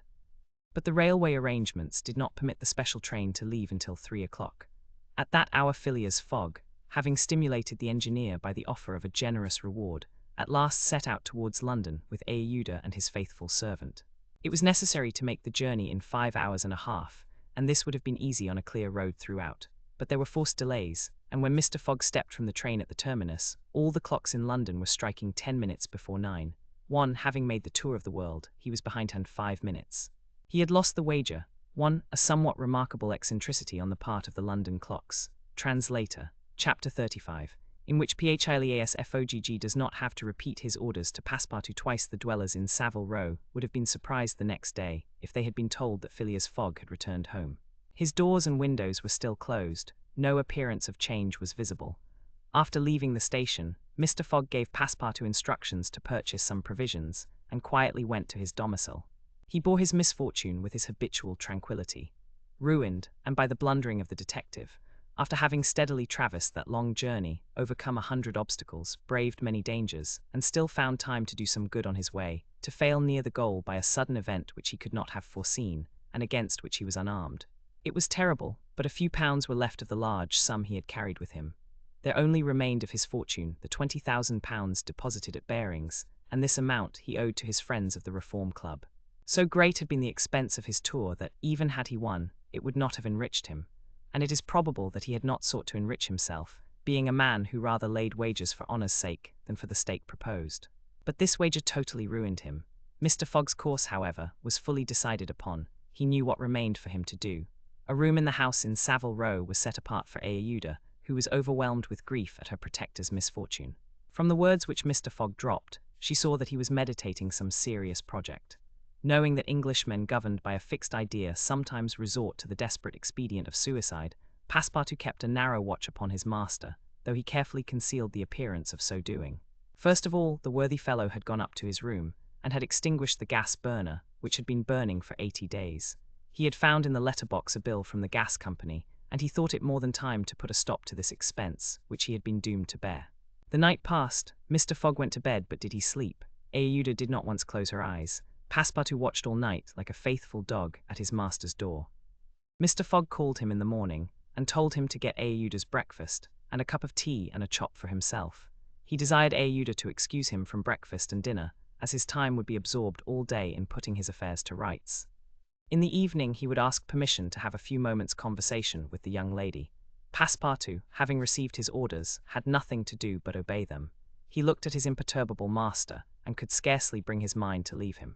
His heart was full, and his conscience tortured by remorse, for he accused himself more bitterly than ever of being the cause of the irretrievable disaster. Yes, if he had warned Mr. Fogg, and had betrayed Fix's projects to him, his master would certainly not have given the detective passage to Liverpool, and then Passepartout could hold in no longer. "My master, Mr. Fogg," he cried, "why do you not curse me? It was my fault that I blame no one," returned Phileas Fogg with perfect calmness. "Go." Passepartout left the room and went to find Aouda, to whom he delivered his master's message. "Madam," he added, "I can do nothing myself, nothing. I have no influence over my master, but you, perhaps." "What influence could I have?" replied Aouda. "Mr. Fogg is influenced by no one. Has he ever understood that my gratitude to him is overflowing? Has he ever read my heart? My friend, he must not be left alone an instant. You say he is going to speak with me this evening?" "Yes, madam." "Probably to arrange for your protection and comfort in England." "We shall see," replied Aouda, becoming suddenly pensive. Throughout this day, Sunday, the house in Savile Row was as if uninhabited, and Phileas Fogg, for the first time since he had lived in that house, did not set out for his club when Westminster clock struck 11:30. Why should he present himself at the Reform? His friends no longer expected him there. As Phileas Fogg had not appeared in the saloon on the evening before Saturday, the 21st of December, at 9:15, he had lost his wager. It was not even necessary that he should go to his bankers for the £20,000, for his antagonists already had his cheque in their hands, and they had only to fill it out and send it to the Bearings to have the amount transferred to their credit. Mr. Fogg, therefore, had no reason for going out, and so he remained at home. He shut himself up in his room, and busied himself putting his affairs in order. Passepartout continually ascended and descended the stairs. The hours were long for him. He listened at his master's door, and looked through the keyhole, as if he had a perfect right so to do, and as if he feared that something terrible might happen at any moment. Sometimes he thought of Fix, but no longer in anger. Fix, like all the world, had been mistaken in Phileas Fogg, and had only done his duty in tracking and arresting him, while he, Passepartout. This thought haunted him, and he never ceased cursing his miserable folly. Finding himself too wretched to remain alone, he knocked at Aeauda's door, went into her room, seated himself, without speaking, in a corner, and looked ruefully at the young woman. Aeauda was still pensive. About 7:30 in the evening, Mr. Fogg sent to know if Aeauda would receive him, and in a few moments he found himself alone with her. Phileas Fogg took a chair and sat down near the fireplace, opposite Aeauda. No emotion was visible on his face. Fogg returned was exactly the Fogg who had gone away. There was the same calm, the same impassibility. He sat several minutes without speaking, then bending his eyes on Aeauda, "Madam," said he, "will you pardon me for bringing you to England?" "I, Mr. Fogg," replied Aeauda, checking the pulsations of her heart. "Please let me finish," returned Mr. Fogg. "When I decided to bring you far away from the country which was so unsafe for you, I was rich, and counted on putting a portion of my fortune at your disposal. Then your existence would have been free and happy, but now I am ruined." "I know it, Mr. Fogg," replied Aeauda, "and I ask you in my turn, will you forgive me for having followed you, and who knows, for having perhaps delayed you and thus contributed to your ruin? Madam, you could not remain in India, and your safety could only be assured by bringing you to such a distance that your persecutors could not take you. So, Mr. Fogg," resumed Aeauda, "not content with rescuing me from a terrible death, you thought yourself bound to secure my comfort in a foreign land." "Yes, madam. But circumstances have been against me. Still, I beg to place the little I have left at your service. But what will become of you, Mr. Fogg?" "As for me, madam," replied the gentleman coldly, "I have need of nothing. But how do you look upon the fate, sir, which awaits you, as I am in the habit of doing?" "At least," said Aeauda, "want should not overtake a man like you. Your friends, I have no friends, madam. Your relatives, I have no longer any relatives. I pity you then, Mr. Fogg, for solitude is a sad thing, with no heart to which to confide your griefs. They say, though, that misery itself, shared by two sympathetic souls, may be borne with patience. They say so, madam." "Mr. Fogg," said Aeauda, rising and seizing his hand, "do you wish at once a kinswoman and friend? Will you have me for your wife?" Mr. Fogg, at this, rose in his turn. There was an unwonted light in his eyes, and a slight trembling of his lips. Aeauda looked into his face. The sincerity, rectitude, firmness, and sweetness of this soft glance of a noble woman, who could dare all to save him to whom she owed all, at first astonished, then penetrated him. He shut his eyes for an instant, as if to avoid her look. When he opened them again, "I love you," he said simply. "Yes, by all that is holiest, I love you, and I am entirely yours." "Ah!" cried Aeauda, pressing his hand to her heart. Passepartout was summoned, and appeared immediately. Mr. Fogg still held Aeauda's hand in his own. Passepartout understood, and his big, round face became as radiant as the tropical sun at its zenith. Mr. Fogg asked him if it was not too late to notify the Reverend Samuel Wilson, of Marylebone Parish, that evening. Passepartout smiled his most genial smile and said, "Never too late." It was 8:05. "Will it be for tomorrow Monday?" "For tomorrow Monday," said Mr. Fogg, turning to Aeauda. "Yes, for tomorrow Monday," she replied. Passepartout hurried off as fast as his legs could carry him. Chapter 36. In which Phileas Fogg's name is once more a premium on. Change. It is time to relate what a change took place in English public opinion, when it transpired that the real bankrobber, a certain James Strand, had been arrested on the 17th day of December at Edinburgh. 3 days before, Phileas Fogg had been a criminal, who was being desperately followed up by the police.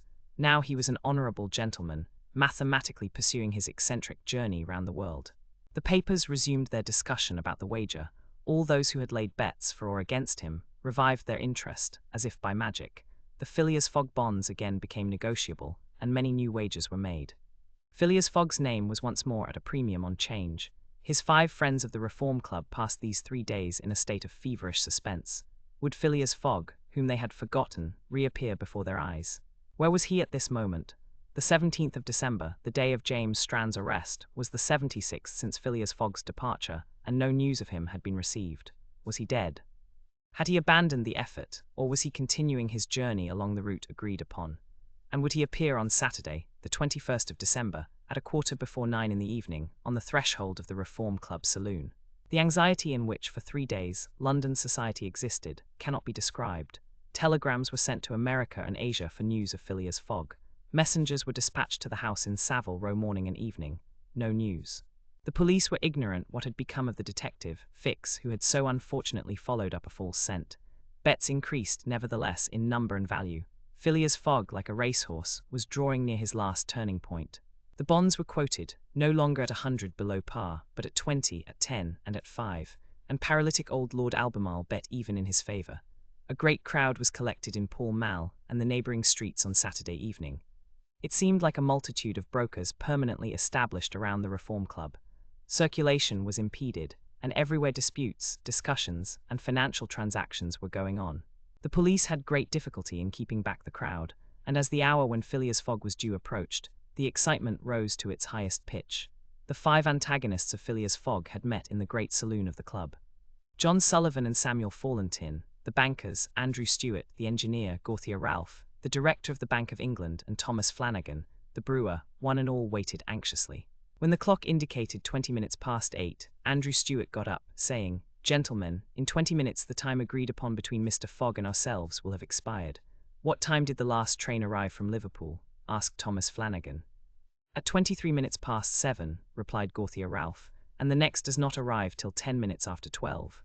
"Well, gentlemen," resumed Andrew Stewart, "if Phileas Fogg had come in the 7:23 train, he would have got here by this time.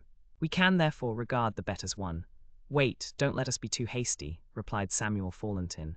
"You know that Mr. Fogg is very eccentric. His punctuality is well known. He never arrives too soon or too late. And I should not be surprised if he appeared before us at the last minute." "Why," said Andrew Stewart nervously, "if I should see him, I should not believe it was he." "The fact is," resumed Thomas Flanagan, "Mr. Fogg's project was absurdly foolish. Whatever his punctuality, he could not prevent the delays which were certain to occur, and a delay of only 2 or 3 days would be fatal to his tour. Observe, too," added John Sullivan, "that we have received no intelligence from him, though there are telegraphic lines all along his route." "He has lost, gentlemen," said Andrew Stewart. "He has 100 times lost. You know, besides, that the China, the only steamer he could have taken from New York to get here in time, arrived yesterday. I have seen a list of the passengers, and the name of Phileas Fogg is not among them. Even if we admit that fortune has favoured him, he can scarcely have reached America. I think he will be at least 20 days behindhand, and that Lord Albemarle will lose a cool 5,000. "It is clear," replied Gauthier Ralph. "And we have nothing to do but to present Mr. Fogg's cheque at Bearings tomorrow." At this moment, the hands of the club clock pointed to 20 minutes to 9. "5 minutes more," said Andrew Stewart. The 5 gentlemen looked at each other. Their anxiety was becoming intense, but not wishing to betray it, they readily assented to Mr. Fallentin's proposal of a rubber. "I wouldn't give up my 4,000 of the bet," said Andrew Stewart, as he took his seat, "for 3,999. The clock indicated 18 minutes to 9. The players took up their cards, but could not keep their eyes off the clock. Certainly, however secure they felt, minutes had never seemed so long to them. 17 minutes to 9, said Thomas Flanagan, as he cut the cards which Ralph handed to him. Then there was a moment of silence. The great saloon was perfectly quiet, but the murmurs of the crowd outside were heard, with now and then a shrill cry. The pendulum beat the seconds, which each player eagerly counted, as he listened, with mathematical regularity. 16 minutes to 9, said John Sullivan, in a voice which betrayed his emotion. 1 minute more and the wager would be won. Andrew Stewart and his partners suspended their game. They left their cards and counted the seconds. At the 40th second, nothing. At the 50th, still nothing. At the 55th, a loud cry was heard in the street, followed by applause, hurrahs, and some fierce growls. The players rose from their seats. At the 57th second, the door of the saloon opened, and the pendulum had not beat the 60th second when Phileas Fogg appeared, followed by an excited crowd who had forced their way through the club doors, and in his calm voice said, "Here I am, gentlemen." Chapter 37, in which it is shown that Phileas Fogg gained nothing by his tour around the world, unless it were happiness, yes, Phileas Fogg in person. The reader will remember that at 5 minutes past 8 in the evening, about 25 hours after the arrival of the travellers in London, Passepartout had been sent by his master to engage the services of the Reverend Samuel Wilson in a certain marriage ceremony, which was to take place the next day. Passepartout went on his errand enchanted. He soon reached the clergyman's house, but found him not at home. Passepartout waited a good 20 minutes, and when he left the reverend gentleman, it was 35 minutes past 8. But in what a state he was! With his hair in disorder, and without his hat, he ran along the street as never man was seen to run before, overturning passers-by, rushing over the sidewalk like a waterspout. In 3 minutes he was in Savile Row again, and staggered back into Mr. Fogg's room. He could not speak. "What is the matter?" asked Mr. Fogg. "My master," gasped Passepartout, "marriage impossible, impossible, impossible for tomorrow." "Why so?" "Because tomorrow is Sunday." "Monday," replied Mr. Fogg. "No, today is Saturday." Saturday, impossible. Yes, yes, yes, yes, cried Passepartout. You have made a mistake of 1 day. We arrived 24 hours ahead of time. But there are only 10 minutes left. Passepartout had seized his master by the collar and was dragging him along with irresistible force. Phileas Fogg, thus kidnapped, without having time to think, left his house, jumped into a cab, promised £100 to the cabman, and having run over 2 dogs and overturned 5 carriages, reached the Reform Club. The clock indicated 9:15 when he appeared in the great saloon. Phileas Fogg had accomplished the journey round the world in 80 days. Phileas Fogg had won his wager of £20,000. How was it that a man so exact and fastidious could have made this error of a day? How came he to think that he had arrived in London on Saturday, the 21st day of December, when it was really Friday, the 20th, the 79th day only from his departure? The cause of the error is very simple. Phileas Fogg had, without suspecting it, gained 1 day on his journey, and this merely because he had travelled constantly eastward. He would, on the contrary, have lost a day had he gone in the opposite direction, that is, westward. In journeying eastward he had gone towards the sun, and the days therefore diminished for him as many times 4 minutes as he crossed degrees in this direction. There are 360 degrees on the circumference of the earth, and these 360 degrees, multiplied by 4 minutes, gives precisely 24 hours, that is, the day unconsciously gained. In other words, while Phileas Fogg, going eastward, saw the sun pass the meridian 80 times, his friends in London only saw it pass the meridian 79 times. This is why they awaited him at the Reform Club on Saturday, and not Sunday, as Mr. Fogg thought. And Passepartout's famous family watch, which had always kept London time, would have betrayed this fact, if it had marked the days as well as the hours and the minutes. Phileas Fogg, then, had won the £20,000, but as he had spent nearly 19,000 on the way, the pecuniary gain was small. His object was, however, to be victorious, and not to win money. He divided the £1,000 that remained between Passepartout and the unfortunate Fix, against whom he cherished no grudge. He deducted, however, from Passepartout's share the cost of the gas which had burned in his room for 1920 hours, for the sake of regularity. That evening Mr. Fogg, as tranquil and phlegmatic as ever, said to Aouda, "Is our marriage still agreeable to you?" "Mr. Fogg," replied she, "it is for me to ask that question. You were ruined, but now you are rich again. Pardon me, madam, my fortune belongs to you. If you had not suggested our marriage, my servant would not have gone to the Reverend Samuel Wilson's. I should not have been apprised of my error, and, dear Mr. Fogg," said the young woman. "Dear Aouda," replied Phileas Fogg, "it need not be said that the marriage took place 48 hours after, and that Passepartout, glowing and dazzling, gave the bride away. Had he not saved her, and was he not entitled to this honour? The next day, as soon as it was light, Passepartout rapped vigorously at his master's door. Mr. Fogg opened it and asked, "What's the matter, Passepartout?" "What is it, sir?" "Why, I've just this instant found out." "What?" "That we might have made the tour of the world in only 78 days. "No doubt," returned Mr. Fogg, "by not crossing India." "But if I had not crossed India, I should not have saved Aouda. She would not have been my wife," and Mr. Fogg quietly shut the door. Phileas Fogg had won his wager, and had made his journey around the world in 80 days. To do this he had employed every means of conveyance: steamers, railways, carriages, yachts, trading vessels, sledges, elephants. The eccentric gentleman had throughout displayed all his marvellous qualities of coolness and exactitude. But what then? What had he really gained by all this trouble? What had he brought back from this long and weary journey? Nothing, say you? Perhaps so. Nothing but a charming woman, who, strange as it may appear, made him the happiest of men. Truly, would you not for less than that make the tour around the world? Thank you for listening. If you enjoyed this story, don't forget to follow the Reading Lantern and let its light guide you to your next great tale.